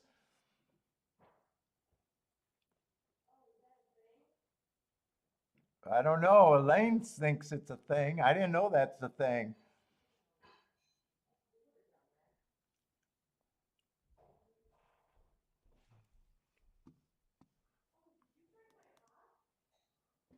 No, it might have evaporated. Yeah, evaporation. So if it rains tonight, just open your mouth and see if it tastes like Mountain Dew. That's all I can suggest.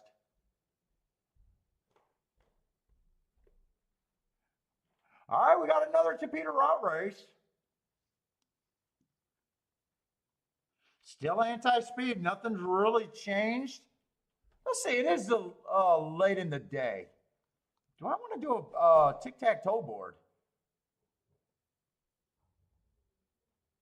If I do a tic-tac-toe board, it's just going to be Tapeta routes at Gulfstream today because I'm pretty sure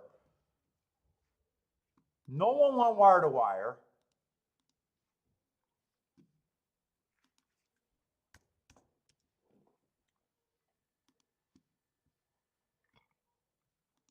And we got one more Tapeta route race. And then a dirt route. Oh, wait, the 7 horse in the first race did go wire to wire. They got him going wire to wire. Why do I not remember that? I didn't play that race. I do know that. Oh, that's right. He did go wire to wire. The 11 at 30-1 ran second. That was the horse that I didn't understand. That took a lot of action and I sat out.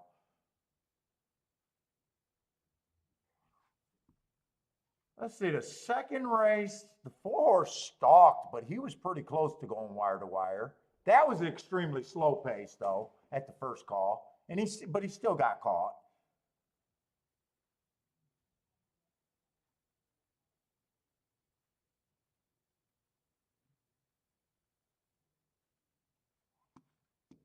The 3-horse stalked.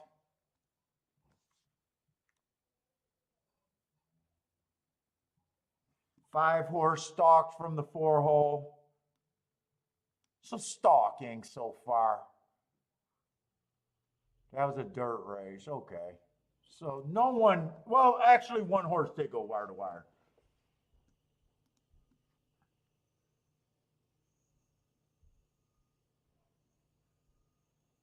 Oh, Lane, I remember at summer camp taking care of a horse. I remember a horse took a chunk out of my shirt, scared the shit out of me. Buttercup, I think the horse's name was. And after that, I kept my distance. Took a perfect bite out of my shirt, though.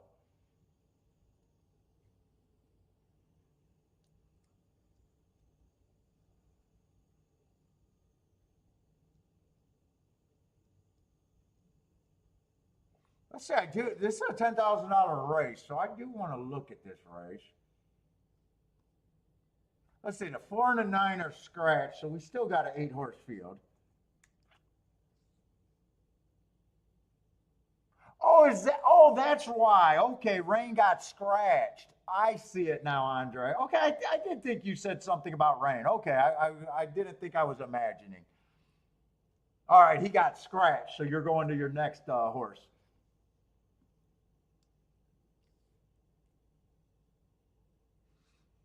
Now let's see. We got 9-5 favorite, and then 7-2 is the second choice. So 5's the favorite right now. She's nasty. Hey, Kiki, there's a horse named She's Nasty.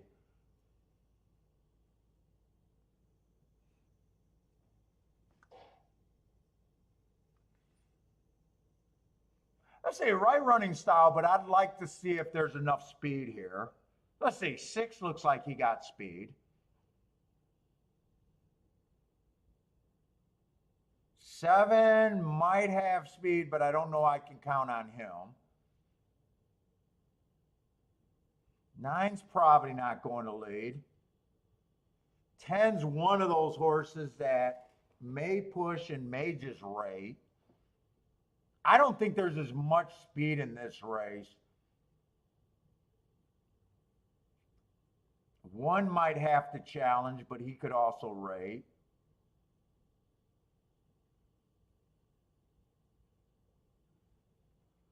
Yeah, I'm not sure how much speed is in this race.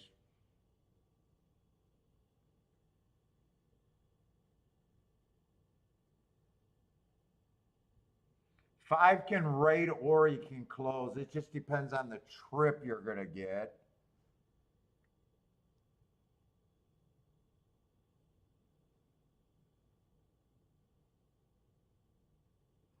I don't think I got a real good opinion in this race. I like these torpedo route races where I know I'm getting that pace. Because torpedo route races, I think, is anti-speed unless they get that 25-50. You always got to worry about the first 2 calls on the torpedo.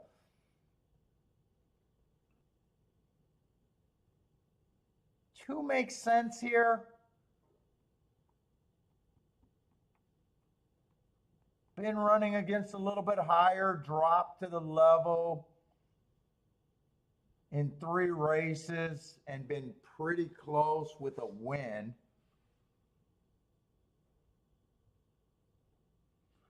2, I probably think is priced right at about 7-2 though.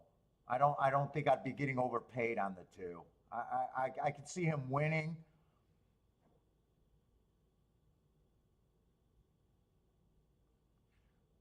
Five, my first thought on the 5 is lukewarm favorite. I think I agree with that 5-2 price. Is where I would have him. Next, it's always easier for me to start with the horses I don't think I can get to.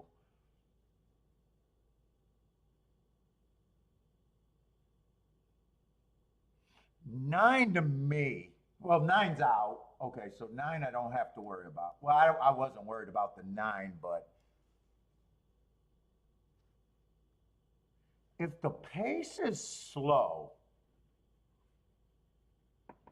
I like the 10's last race, going too fast to win. But I got a feeling he's like 5-1 in my head.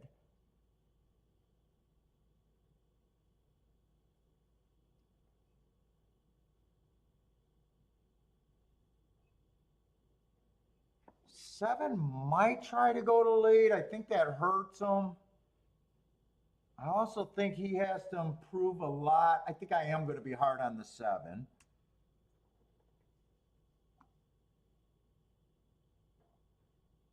Oh, I scratched the wrong horse. Okay. So the 8 is in. The 9 is out. I accidentally scratched him.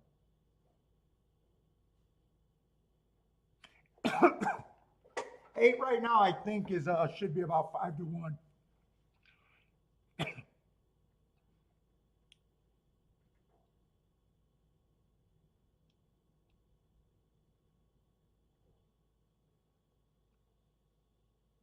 Six looks like the horse that's getting the lead.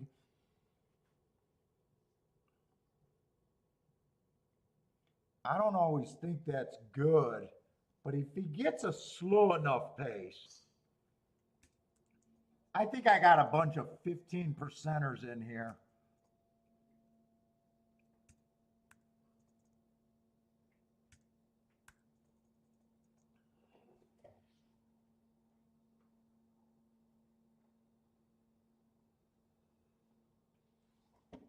3, I think, is another 15%er.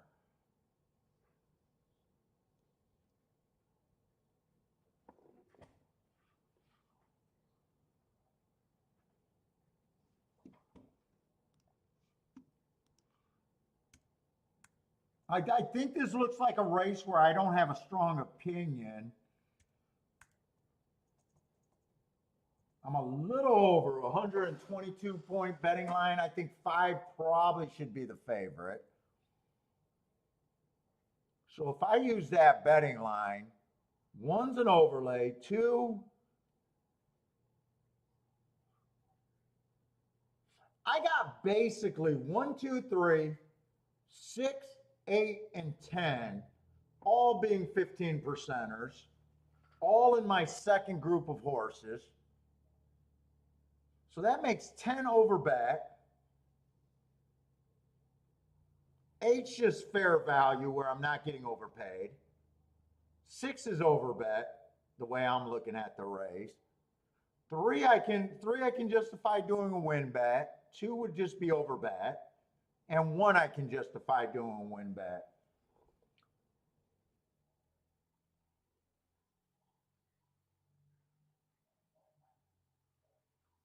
Or they can be my keys, but I think I'm too wide. I think I sit out this race. But 1 and 2 would definitely be my keys. If I played this race, 1 or 2 got to get first or second. Oh, no, I'm sorry. 1 or 3, not 1 or 2. 1 or 3 has to get first or second. Overlays, not underlays.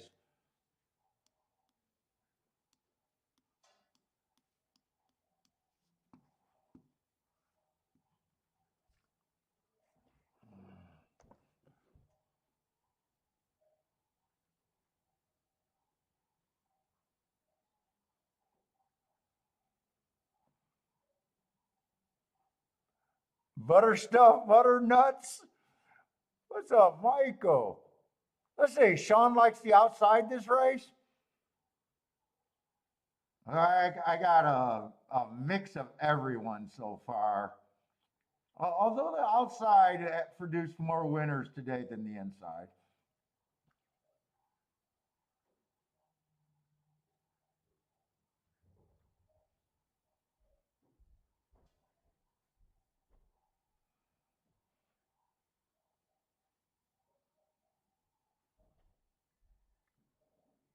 Let's see, 6 was, I think, the horse that I thought gets the lead. And if he gets slow enough fractions, but that's a big if where I could not take him at 7-2.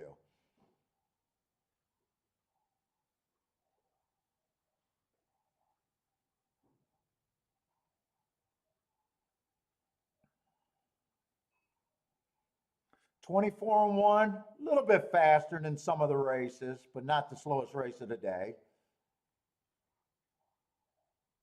3's in good position. That 1, I think I needed the 1 or the 3 to be first or second if I would have played this race. 3's in good position where the 1's not. 3 might be making a move too early right now. We'll see. 47-4, to me, this comes off the back end now. I don't think the 6 can hold up on that pace.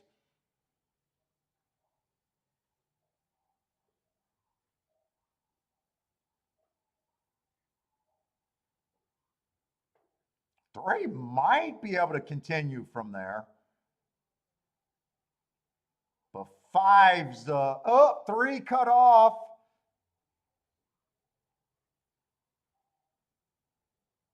Well, my instincts have been very good today. I don't know if the 3 is going to be first or second, but it's definitely a spot.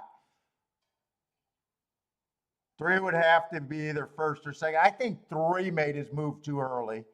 10-7?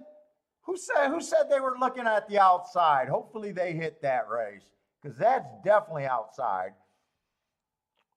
Sean was looking at the outside, I think it was.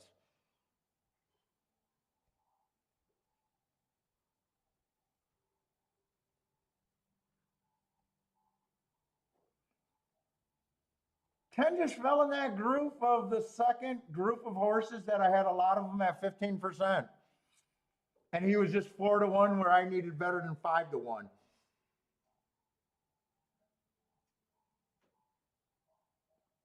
Oh, 7 I didn't like at all. 7 I didn't like. And 7, whoa, actually that's going to be a special exacta if you got it.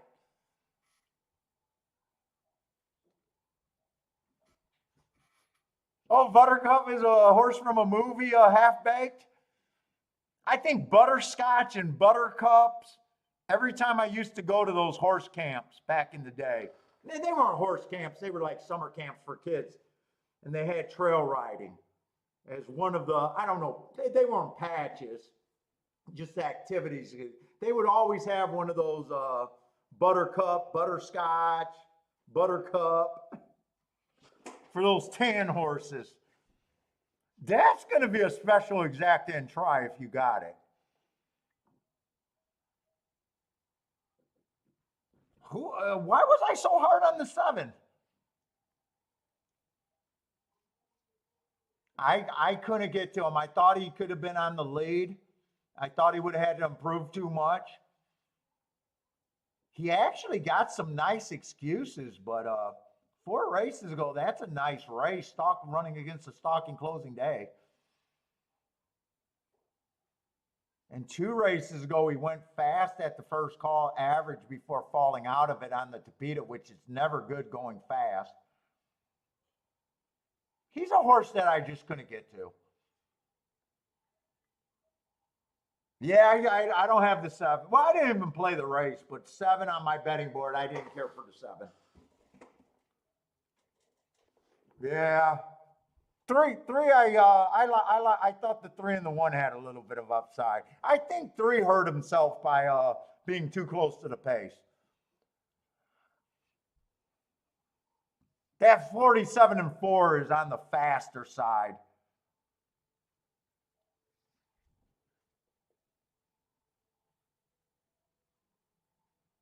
Charles says the 7's form was so bad. Yeah, I kind of thought that he'd go to the lead was his best opportunity here. Did he come off the pace? Let's see. 6 got the lead. 3 chased.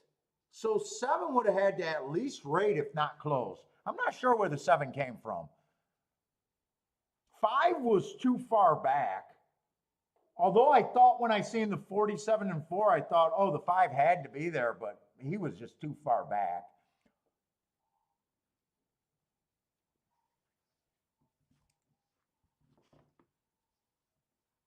Yeah, 7's a horse that I just can't get to.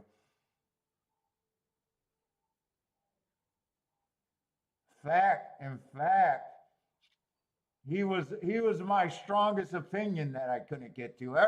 Everyone else I could have got to. 7's the only horse that I couldn't get to.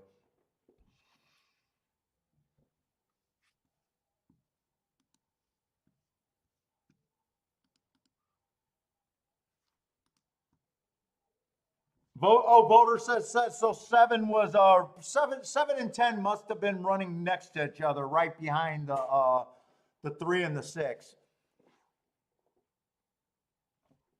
10 was the horse that I said if he doesn't go to the lead, but as soon as I did the betting line, he was the horse that interested me the most on marks early.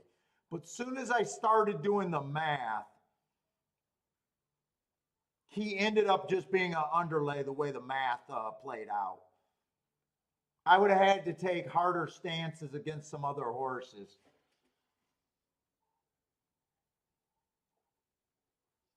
I've got no problem with him winning.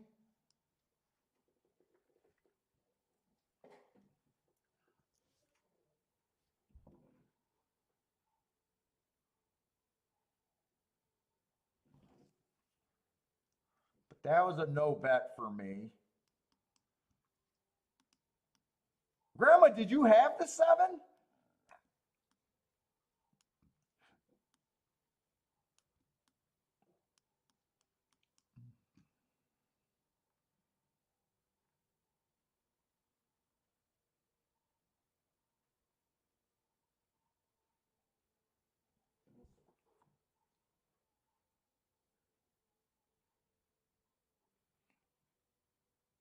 I did see when the 10 ran in September 22nd, and he got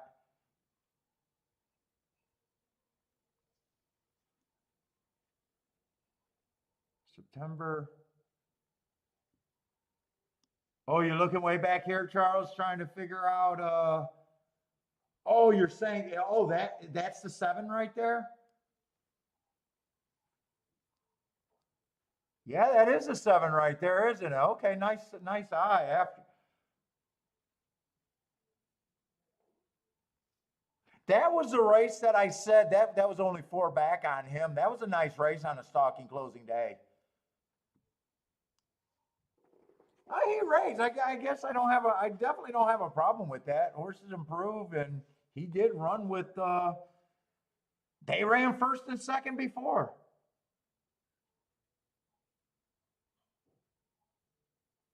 Charles, was that must have been after the race though, huh?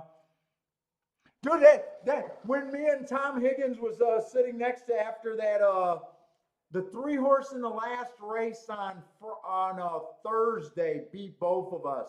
He had a 2-9 and I had would have been a backdoored with a 9-2. And I'm sitting there after the race because we're just talking and everything, and I'm still looking at the form, going, what the deal with that 3 that beat us at 20-1?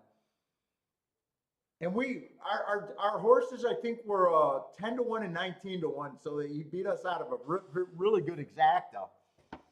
And we seen after the race, oh, wait a minute. The 3 ran with them, I think the 9 horse, and beat the 9 horse multiple times, and that's almost what you're seeing there, like, shit. You know, one of those after the races. But I always believe, and you're a handicapper. I know Charles is a handicapper. Can go back and be like, yeah, that might have made a difference if I seen it early. Instead of just getting angry when the long shot wins. So many people at the track, 50-1, you can't have those. Yeah, you can have those. You can have those all the time. That's why I spend so much time looking at races that I'm extremely wrong about. You'll get better. You'll get better just doing that as an exercise.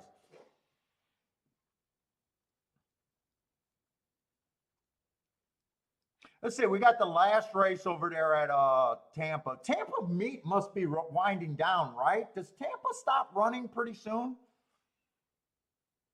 Yeah, after the fact, hindsight.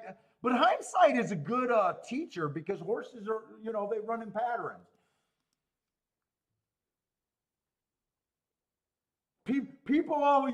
Charles been watching for a long time, and you know how often I get criticized for beating up a race after I lost, trying to see what could have made sense. Because it's good to get to those type of horses. They're just good for your tickets.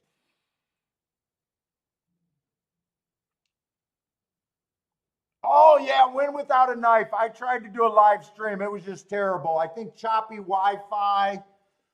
I was doing it live, and I would have erased that instantly before anyone could watch it. I was actually trying to do the last 2 races live and just hang out and do that because that's when we first got to the track. It just wasn't working out. You got to see Kiki, though. Kiki made an appearance.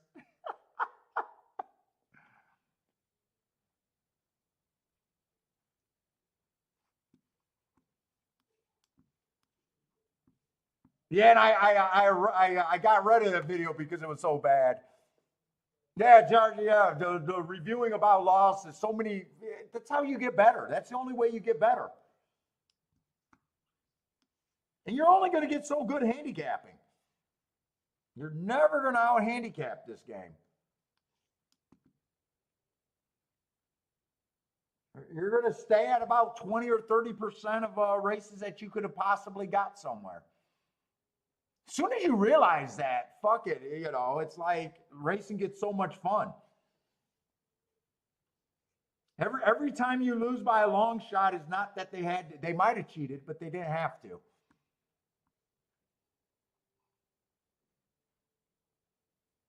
Let's see, I'm not going to have marks on two horses in this race, but the two has not raced since May of 2021. I do not know how you can justify taking him at 7-2. I'm shocked at the play that he's getting. Fuck, he was in the basement. He was in the basement at Arlington. Trust me, they did not lay him off for 2 years waiting for this spot. He might win, but man, to me, it's a bad bet.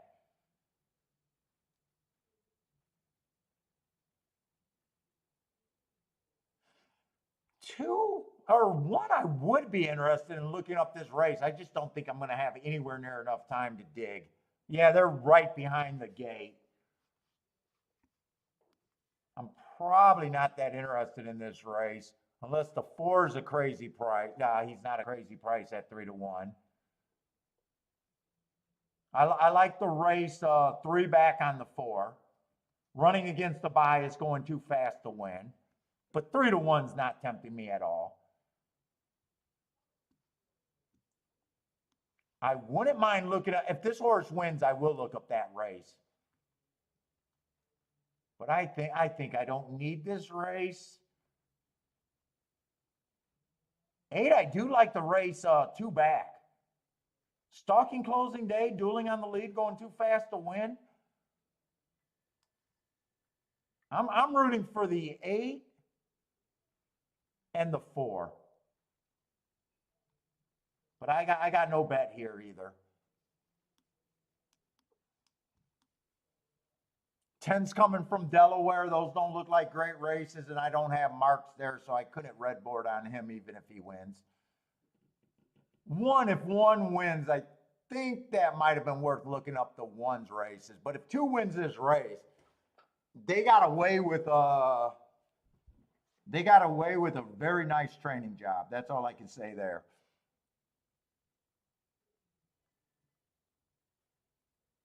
Who was I rooting for? 4 and 8. 2's up there on the front end.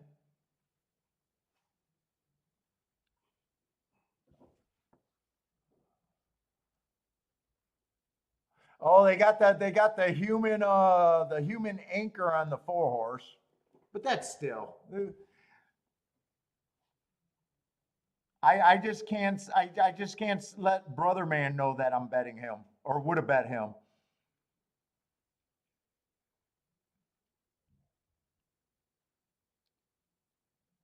I mean, 2 does not look bad right now. It looks like 4's riding harder than the 2.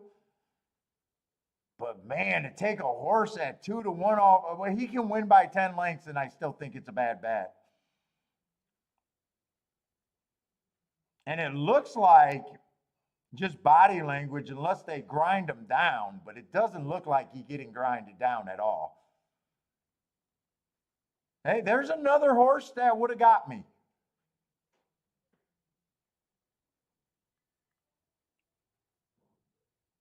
I even said that's a terrible bet. I guess if you're cashing that ticket, you're laughing at me right now.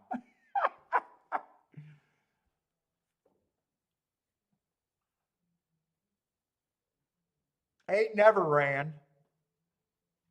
Oh my God, just to take 3-1 on that horse is just, to me, I think it's insane. But he won easily, almost never in doubt. Almost, I don't think he ever looked bad on the track.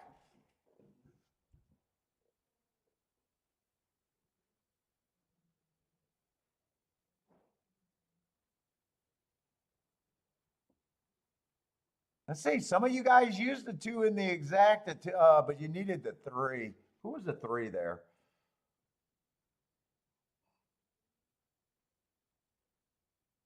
Three ran against the inside bias last race. I'm curious. I want to see one thing. It's not red boarding. I really got to explain to myself why a horse that coming off a 2-year layoff won. I'm curious if the inside looked good today.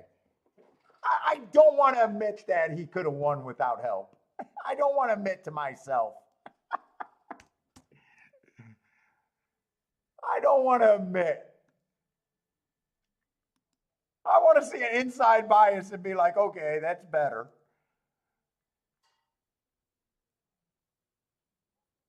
Let's see, 5 stalked in the first race. That's not really a screaming inside.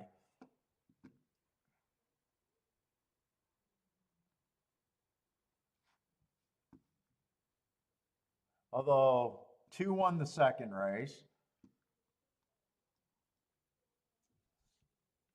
No, 5 won the third race.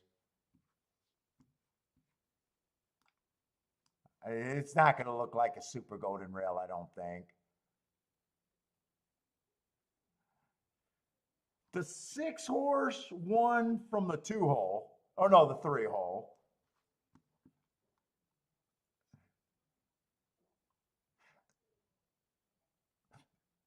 All right, 8 horse won from the 8 hole. All right, I don't think it looked inside. I wanted it to be inside bias so I could save face. Well, the inside has been better on the routes.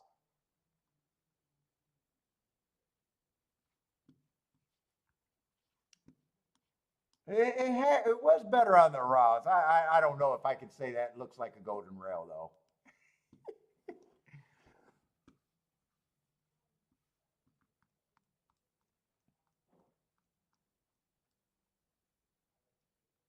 All right, Tampa's done.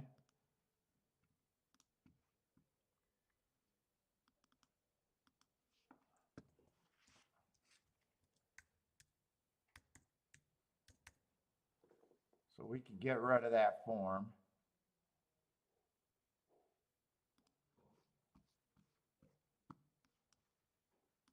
So not too much at Tampa. I hit 1 race over there, but sat out most of the races over there. I should have looked to see how many plays I even played over there. Bodrick says you got to do say whatever makes me feel better about that. That's what you do? That would have made more sense there. There was 2 horses. That 7 in the first race at Gulfstream was kind of like that. Nothing. I would have thought he was a complete throwout other than the action. Luckily, I sat out of both of those races. Sitting out's a skill, and I've been I think that was only 1 race. That race at Tampa where the 2 horse got second, where I could have done something. But most of the races I sat out were good sit-outs today. Oh, it is the last race at Tampa. I thought it could have been the last race. Just felt weird on an 8-race card on a Sunday.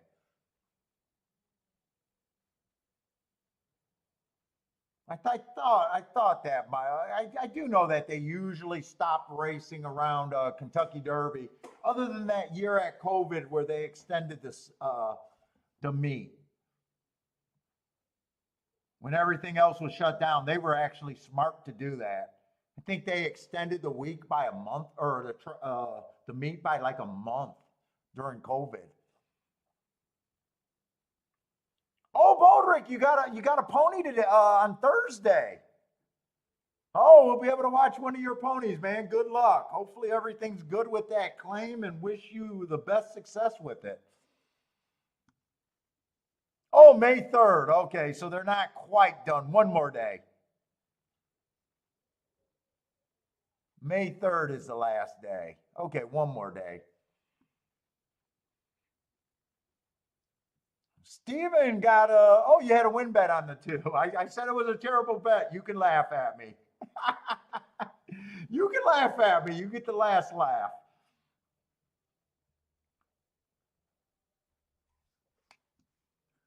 Who's this clown? He's telling me I made a terrible bet. I'm collecting money. Oh, private purchase. Well, good luck, man. Daughter's happy then?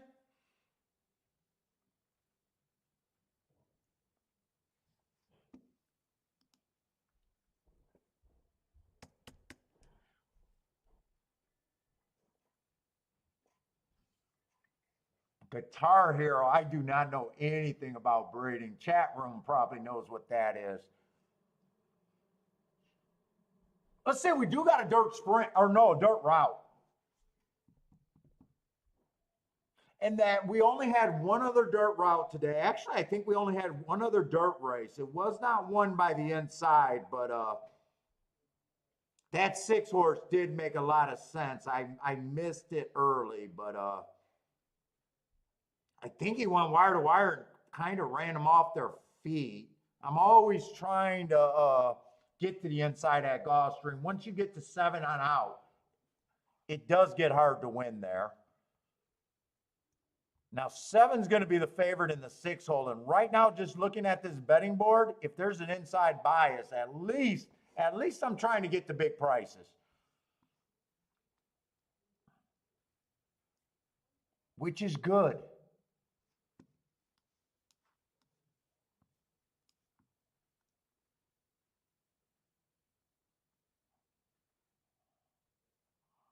Let's see, 7, I do like that race 2 back. Inside stalking day, going too fast to win while being in the 4-hole. He did come back in last race. He chased the slowest pace of the day. He was 1 length off the slowest pace of the day, average, and still cutting a little bit. He could have been a prisoner of that could have been a pace that you couldn't have rallied on. He's going to be in the 6-hole. That's going to help a little bit. He's probably the speed. Let's see. The other favorite is the 9. It definitely gets harder to win from 7 on out. He's definitely coming from a track and markings and not knowing the running style and everything. I would have to be trying to beat him. And I would just be hard on him just because of the outside of the track. That's the only reason.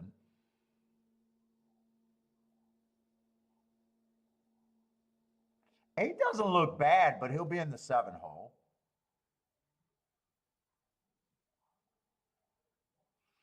7, this is a route. Let's look at the inside horses. Let's see, the 1's off a year layoff. At least he's 19 to 1.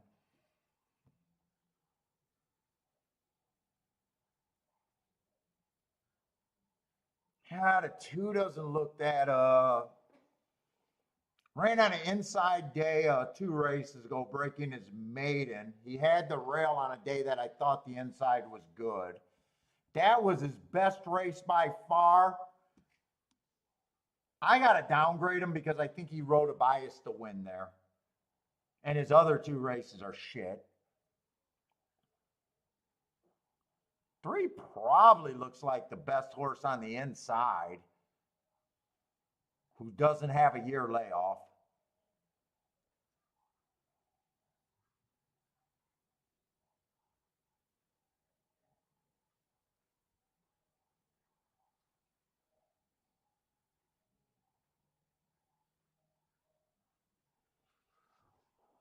Let's see. I don't know. I'm going to give this horse a blind 20%. 2, I'm going to be hard on.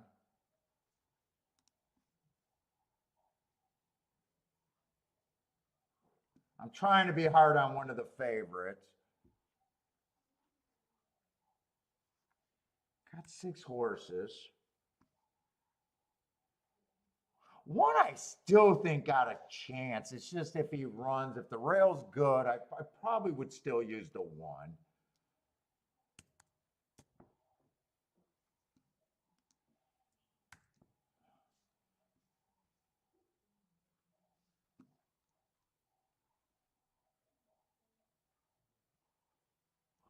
Three, I'm definitely interested in. I think he has more of a 15% chance, but even if I put him at 10%, he's still an overlay.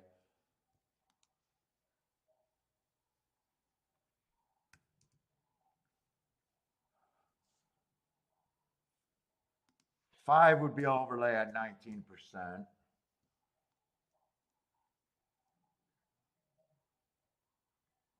Six would be an overlay at 19%.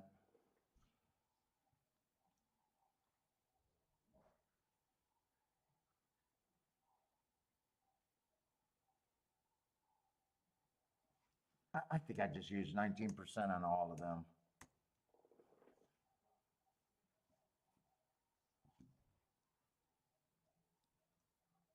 Oh, wait, we got one more race after this. I thought this was the end of the show. I got one more race at Gulfstream. 3 I would be interested in.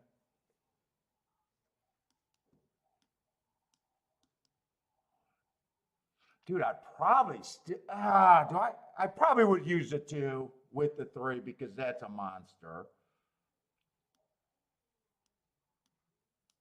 So I want to go 5 deep there though. You know what? 3 with the 1 and 2, I could play less and it'd still be a monster hit for less.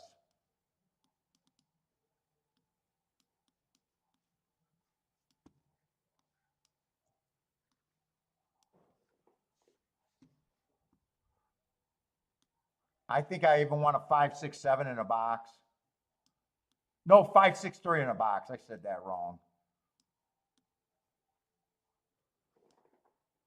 I can even justify betting the 6 to win and the 5, but I think I'll just go with the 6. Let's see, how much do I want to put in this race? This is going to be an in-between of a decent bet and a play bet. It's going to be on my smaller scale of going for it, though.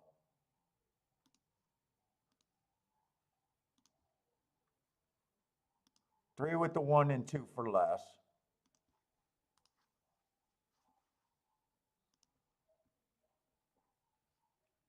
Three with the 5, 6, 7. You know what? I am going to throw the. No, I'm not going to. I was going to throw the 8 in there. I decided not to. And then 5, 6. No, I did not get the 5, 6, 3 in the box.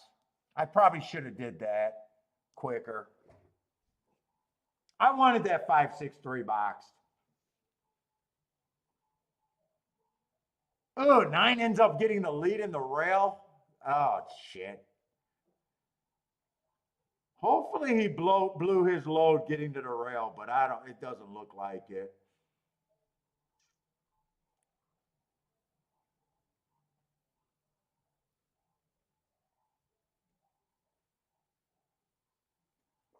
I'm not sure I like how this race is developing for what I did on the tickets.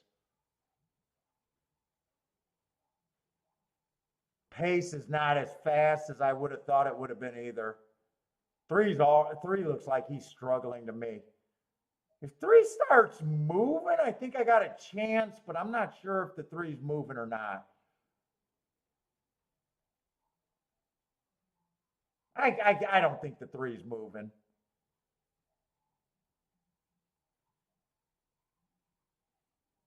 Five got horse. But 5's looking for an opening. I don't. 9 got beat.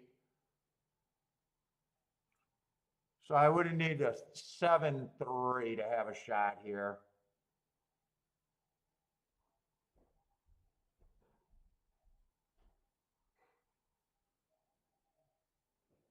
Seven five might be an okay. I don't know. That might not even be an okay exact, actually. No, $10. I couldn't have played that. In fact, my 5-7-3 probably wasn't even. That would have been $21. That would have been the worst combination.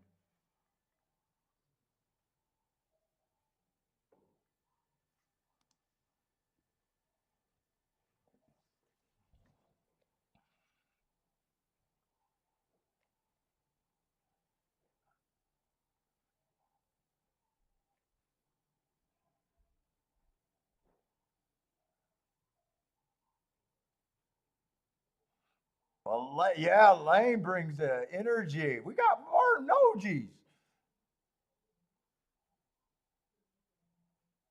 Oh, Elaine, you're getting labeled in another chat room. Oh, come here. We love you here, Elaine. You've been given too many bombs and already been getting labeled as a woman horse player? Elaine, you're a horse player. I don't get that shit. Ah!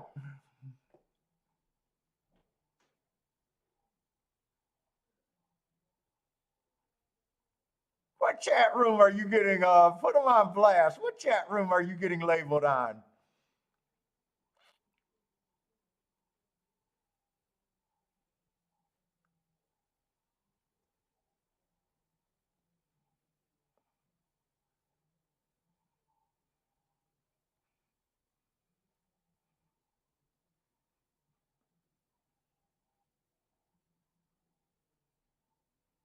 Let's see, Vodrick says he's had no luck first off the claim.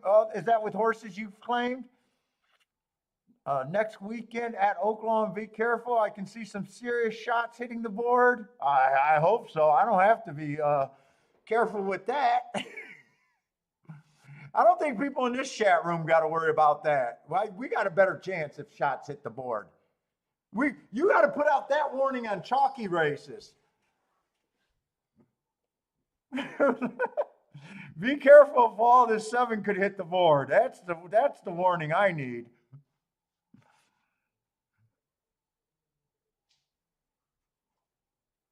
Let's see, your partner sold a horse at Keeneland today for $180 and you weren't part of it? So does that piss you off or are you happy?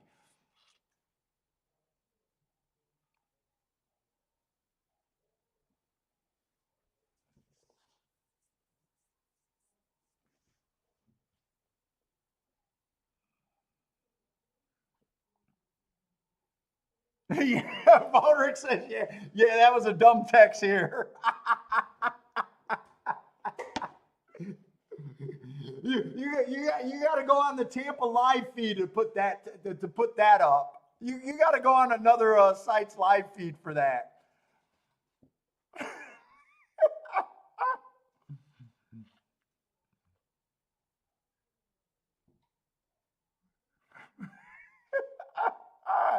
We're digging and trying to find anything that's special.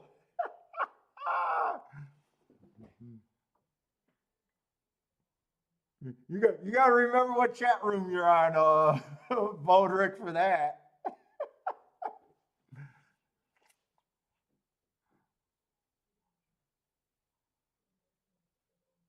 Okay, well, I got a bonus. I thought we were done, and I got one more race to look at.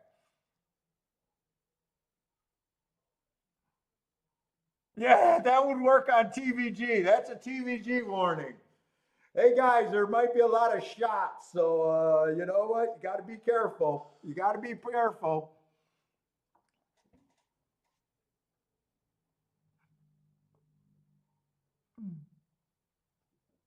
Our AVC ticket might not work today.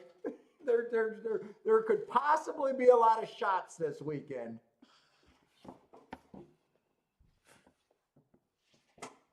Elaine, you just come here. Elaine, we don't want you cheating on us anymore. You just come here.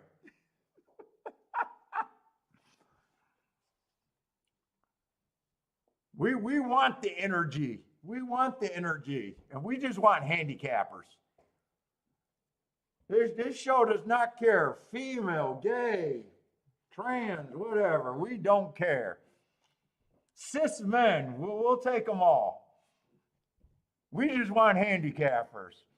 Andre, good luck. We'll be in, you'll be in Vegas for the Derby for the next 5 days. Good luck. What, you know where you're flying at, or it's always up in the air?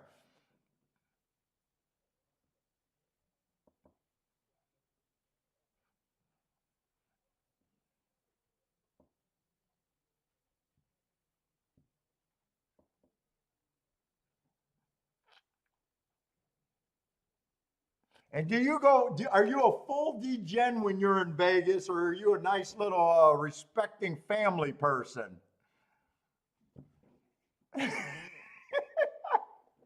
If you go full degen, we want to hear stories. I don't know if you'll be able to beat Wild Bill, but but we love hearing DGen stories. Wild Bill got put on a 48-hour fucking hold in Vegas. Last time him and his wife and us went. Oh, Rockin' Ray's going to be heading to Vegas too? He was strapped to a bed. Isn't a cis man just a straight man that identifies as a man? I'm trying to learn the terms. I think a cis man is you were born a man and you identify as a man. Oh, on break, you are willing to slum on the slots, but slots and horses are all you play. Well, good luck, man.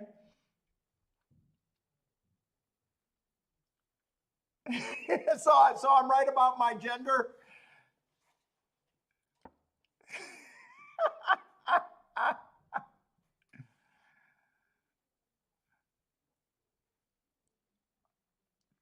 We'll take them all. You're just horse players. We're just horse players here. We're just horse players.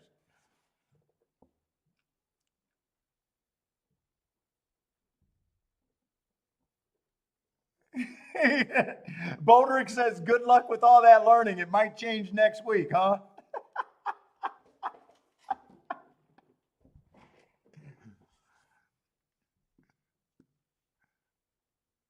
Hey, Marco Lou, fucking Keeneland runs 2 finish lines, depending on the distance. And we were lined up with that first, and I could never figure out what finish line I was rooting for in the 3 days that I was there.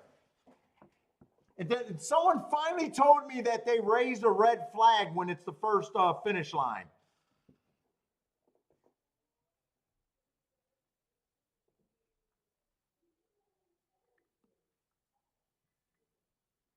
And I was cheering too much. Dude, I made one.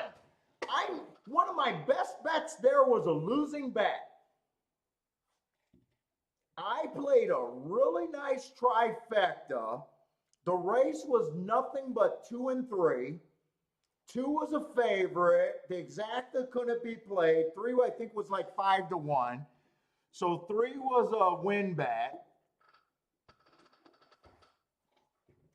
And I did a trifecta 2 and 3 straight with 2 horses that were over 25-1. And at the first finish line, I had the try, and at the second finish line, just missed. That was probably the best ticket that I had the entire weekend there.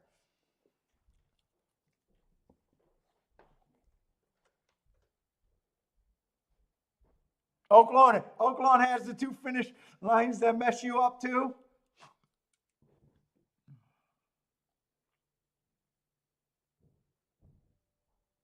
All Rockin' Ray's a guy after my last couple of Vegas vacations. So the books have not been that great for horse players and have not been getting a horse player crowd where I love talking to other horse players, but they've been so dead that we've been getting the cabana, and I just been taking my tablets and playing out on the cabana. So it looks like Rockin' Ray says he doesn't even go inside. It's just at the pool when he's playing.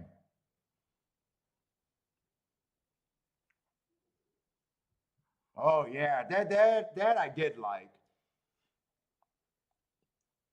Then you realize the cabana is $500 a day when you're settling the bill, and you're like, fuck. How much do I got to win just to break even for going to Vegas?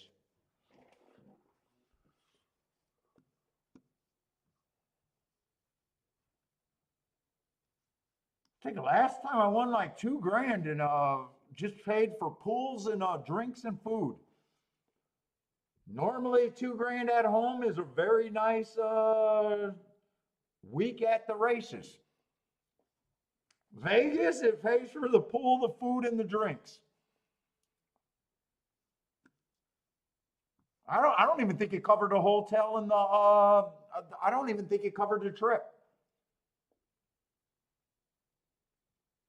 In fact, I know it didn't cover the airfare or the hotel.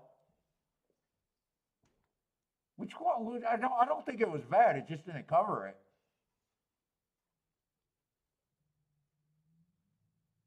And all I did was sitting at home going, you know what? That just goes to my bankroll.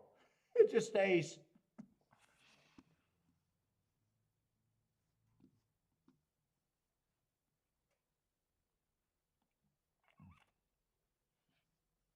Because when I go to Vegas, I don't play any different. I don't, you know how a lot of people, they bring more money than they ever gambled before? When I go to Vegas, it's just like me playing at home. I play for the same amounts. I don't even bring a bankroll. It's just what I got. Yeah, Marco Lou says Vegas. Yeah, it's just all overhead.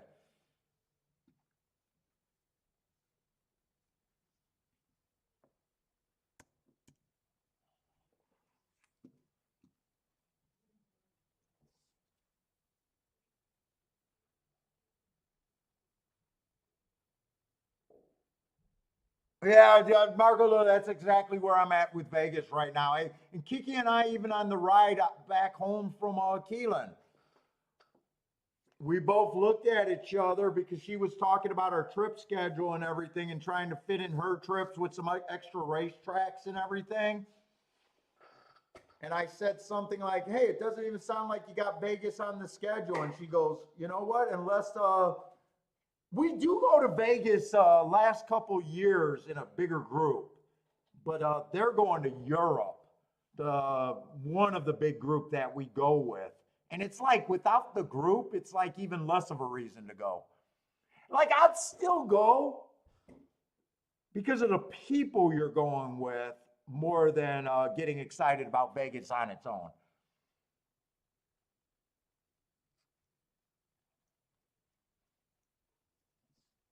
But it sounds like they're going to Europe and ditching their annual Europe trip.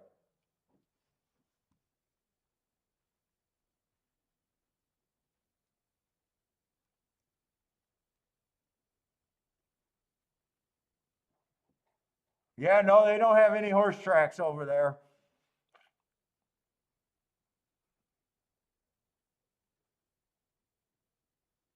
Oh, you're going on a cruise after the Derby. Oh, have fun, man.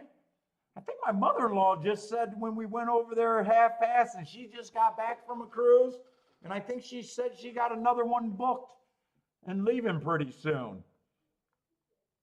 My mother-in-law is going wild. She's loving retirement.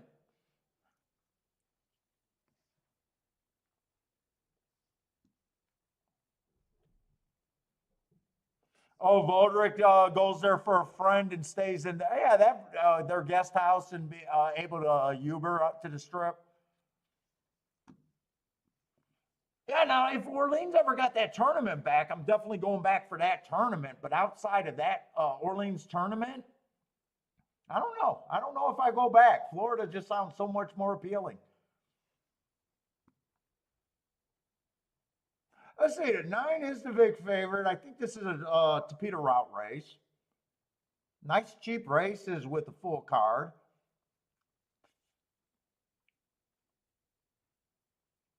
Let's see, 9 might be a front end runner, dropping to kind of to the basement.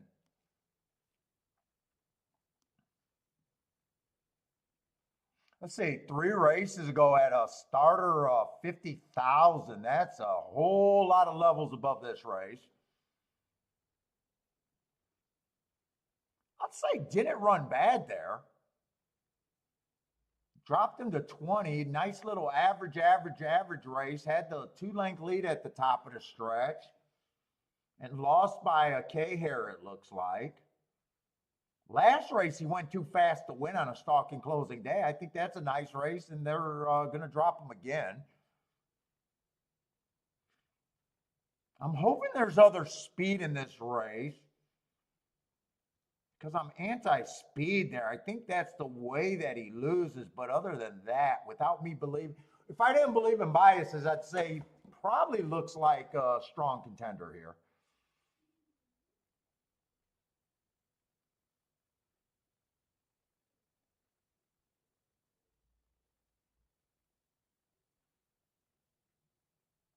Eight's probably gonna try to push the pace here, but he's quite a bit cheaper.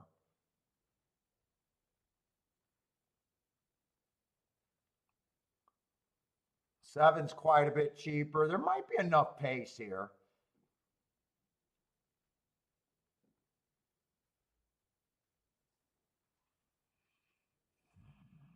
God, with that, he does look like he should be the chalk. I think I'm getting too cute about his losing condition.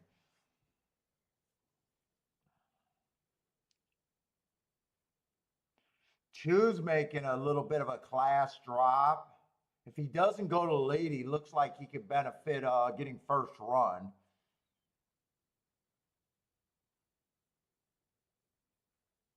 Three got nice marks, but you gotta think that the favorite with close to the right running style or the same running style as the three hurts the three. God, I love the marks on the three.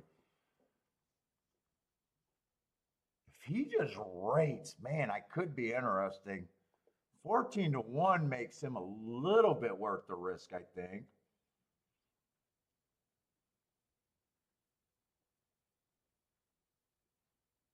Four's a basement horse, actually stepping up.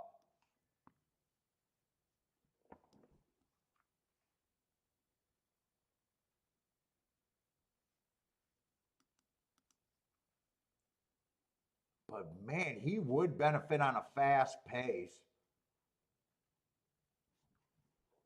I'm going to give him 5% because right now he's still an overlay.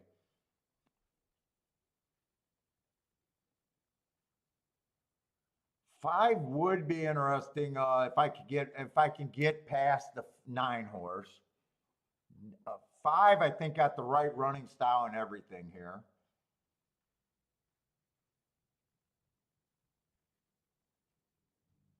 Same with the 6. I'm going to be hard on the 7 because I think he's going to lead. And I just don't think if the 9 gives pressure that he'll be able to hold on.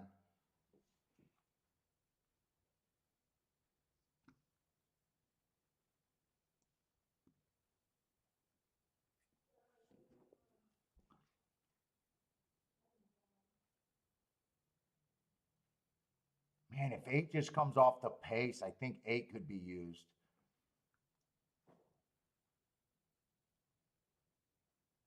And 11 definitely has the right running style here. I'm going to be hard on the 9 because I do think 9 is kind of a health question. And to me, 9's almost a coin flip in my head.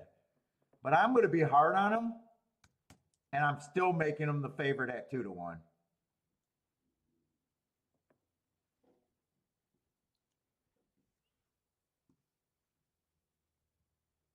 Yes, Marco Lou, we'll be going. I think we're going to Churchill. As long as Churchill is running daylight for the entire week, we'll be doing Gulfstream in Churchill. I think they start Wednesday, and I think I got the form already for Churchill. So we're definitely going to be on the show Saturday and Friday, but I'm pretty sure we're going to be on the show Wednesday because I think they start at noon something. And Thursday, as long as that's not night racing, we'll do Thursday too.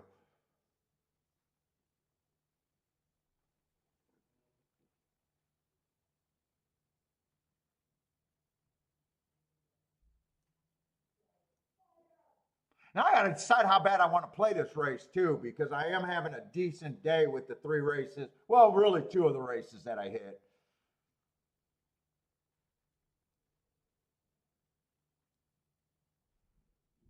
I'm up. I'm not up huge. Even though I had a 14-1, I still missed the exacta. And I had I think a $30, 30-some dollar exacta in the first play of the day. And then at the other race, I kind of broke even.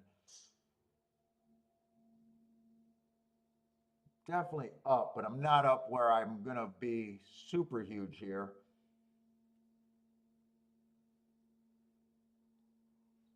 Elaine's, you know, this Derby, even though I did all the things, I'm not that excited about this Derby. I usually don't have Derby fever.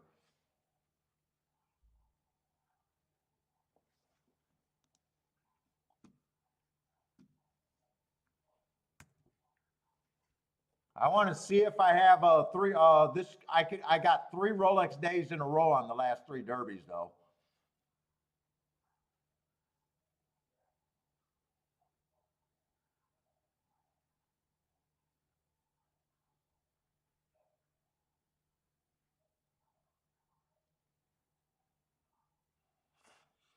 Let's see. Do I want to work with that 13% or do I want to break this down a little bit more? Let's see. 8 does not have to be 13% though. That's right. I already got the 9 priced in there. That didn't really change the math all that much.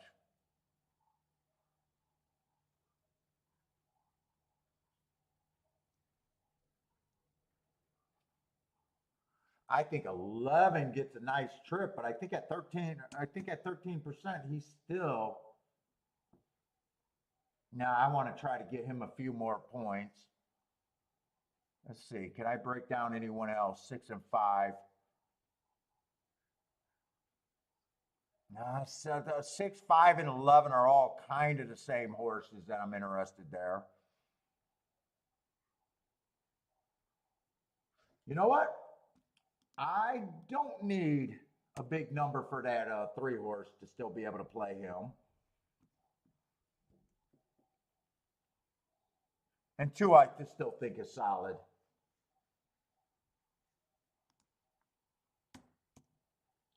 I like that betting line a little bit better. Problem is, I think a lot of the second choices are all priced right. Let's see, 11's a 1-point overlay.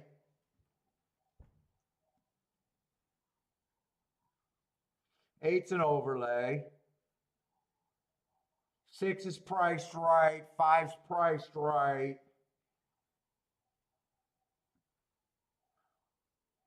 4's an overlay. Did I like the 4 or not? 4's a sneaky horse that if everything goes right, I think I could use him.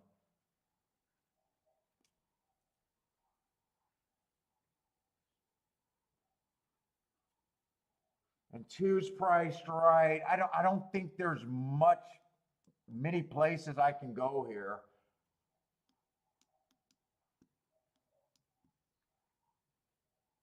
I think I got a lot of contenders.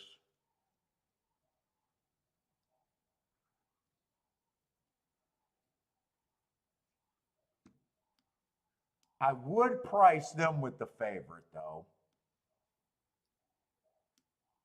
I would price that out. I don't think anything else makes sense with the favorite. 9-3's 50-1. 9-4's 60-1. 9-8, 30-1. That's if the 9 wins. Oh, Lane got a Derby horse already.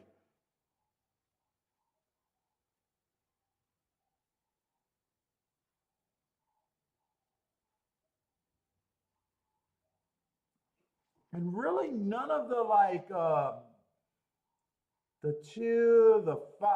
I think this is what I gotta play because if I use either the 5, the 6, or the 11, all of them are priced right. They all have the better chance in the 2. But if I start making combinations with them, it's going to be so many horses and it's going to get so expensive so fast.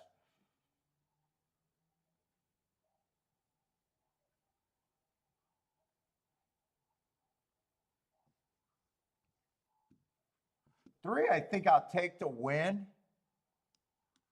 Let me just make sure if 3 I take the win. I see they're getting behind the 3, I think is the only one I take to win. I'm doing this in a playback category. I will, if I got time, I want to weigh these combinations with 9 on top for more. I might not get the 9 in second. I might not get that in. No, I got it in.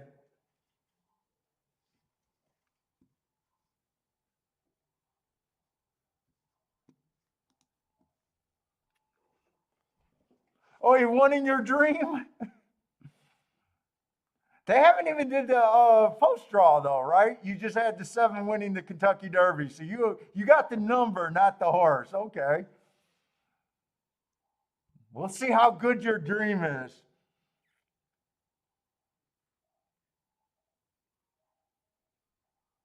I got to peek. I was holding it before the last race. I don't even think I want to wait.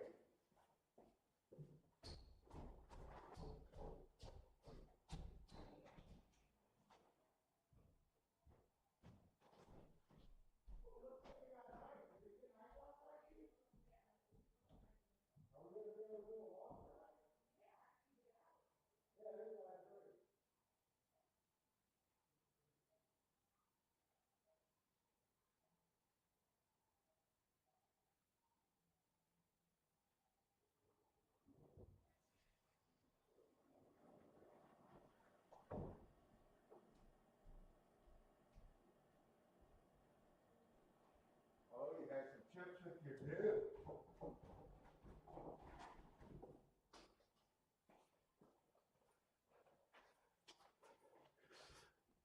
Oh!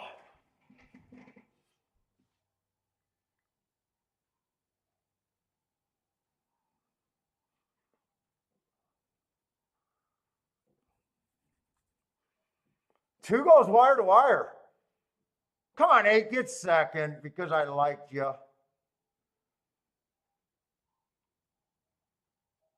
I could have been way more aggressive in there, but I would have been king off of way too much.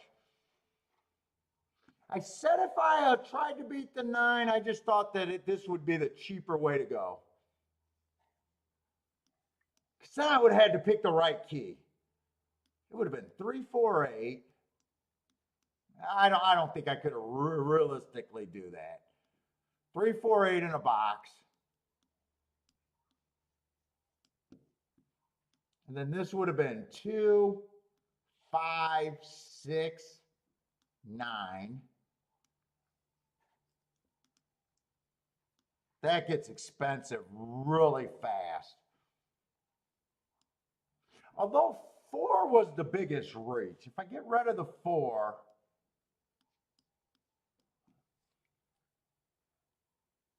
it gets more playable.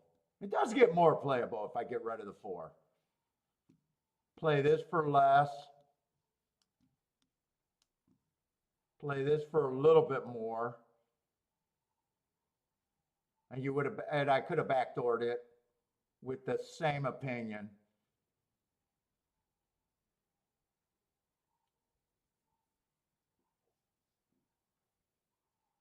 But I did not do that. I went the other way, and I just gonna lose there, even though I think that result made sense. Well, I did that ticket.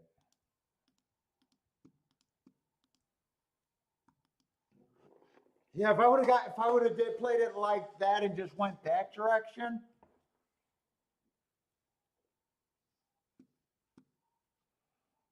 What's up, long shot Louie? What's up, man? Oh, man, you're hitting. Oh, you bet him at 6-1 though. It came in 2-8 something. 2-8. We're waiting for the photo. Yeah, 8 made a lot of sense. I like the 8 from I wanted him to rate. I kept saying if the 8 rates, I think he can be there. I was just going to between, do I think the 9, I did think the 9 should have been the favorite. And I was just going in my head. I knew I couldn't do both directions of that ticket. I knew I couldn't do both directions there. I picked this one. If I would have went that one, I think I could have did it if I would have said, you know what, the 460 to 1.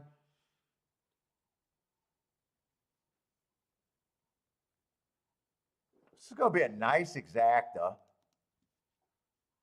I'm curious what I would have done if that was an earlier race of the day or I was down today. That almost looks like it almost looks like I make the right call there if I'm down.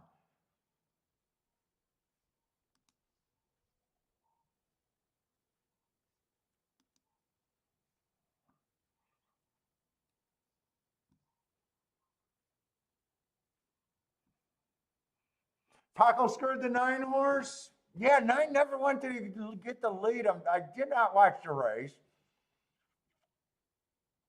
Dude, that even looks like a race if you're really ballsy. That try could have been played.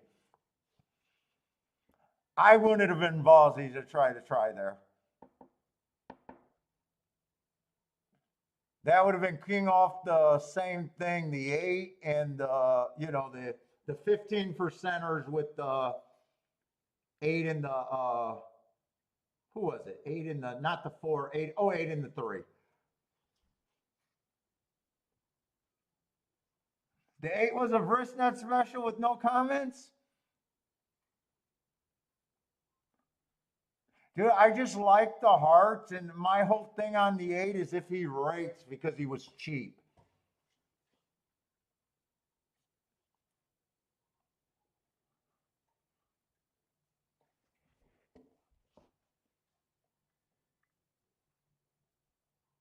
Two went wire to wire though.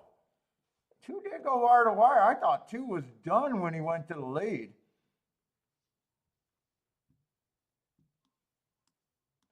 2 was a horse that if I would have really thought there was weakness in the 9.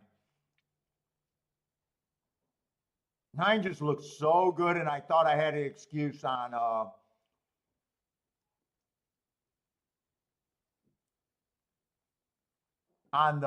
yeah, 8's a Turfway horse too. Those Turfway horses are honest. It's tough racing over there. I think that was the best product this year, even though I didn't play it. I think that was by far, just looking at field size and payout, day in and day out. I think Turfway kind of, even though I didn't play it, gets a product of the year kind of deal. That was a great meet if I could stay up and play it.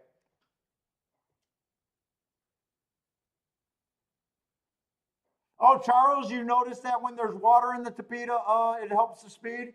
Yeah, speed, you definitely, I think 2 horses went wire to wire on fairly decent fractions. And no one closed. No one came from 5 lengths back or farther for the win.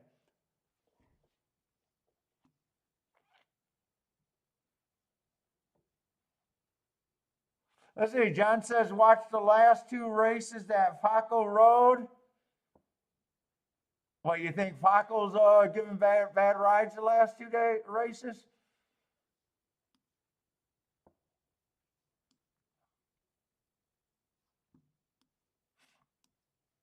What happened in this race? Exclusive Molly?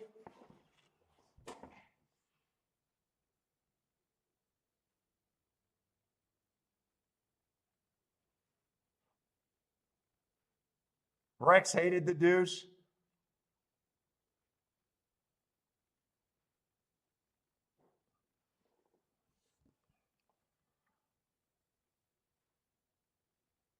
Yeah, I like the 2 too. I didn't see the 2 going wire to wire though.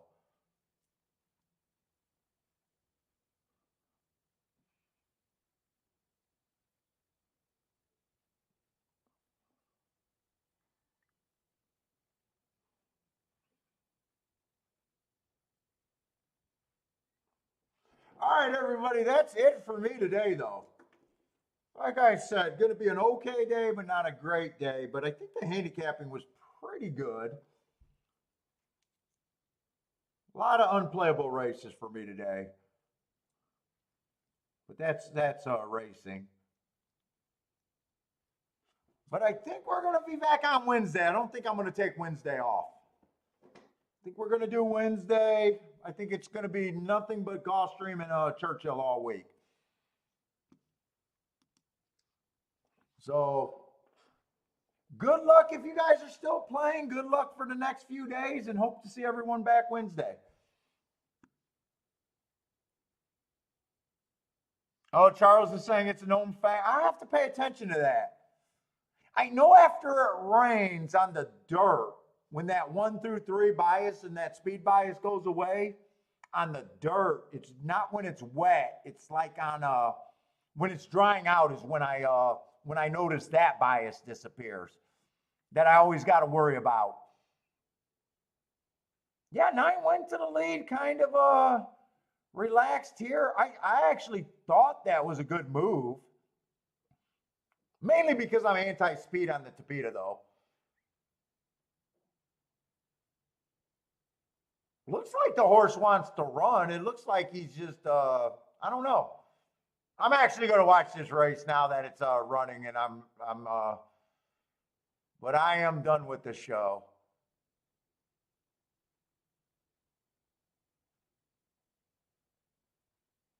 Eight came from dead last. Yeah, I don't really see 9. Maybe they wanted. Has 9 ever tried to rate before? He's never ran when he was that far back. He's rated, but he's always been like a length off the lead, and he's never rated successfully. So even those races where the 9 was 1 length off the lead, it's not like he ever made up ground either. I don't know if they try. It looked like he was trying to save him. Might have been a failed experiment. I don't know.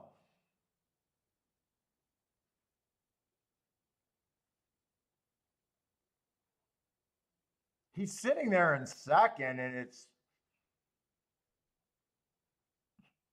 Paco's not. I mean, he doesn't. His body language doesn't look great. he's whipping, but he's not pumping. I don't know. I don't get into that. But Rex hate that jockey. All right, everyone. Good luck. Hope to see everyone Wednesday, and we're doing a Derby show and all that this next week. Good luck, everyone. Stay safe out there.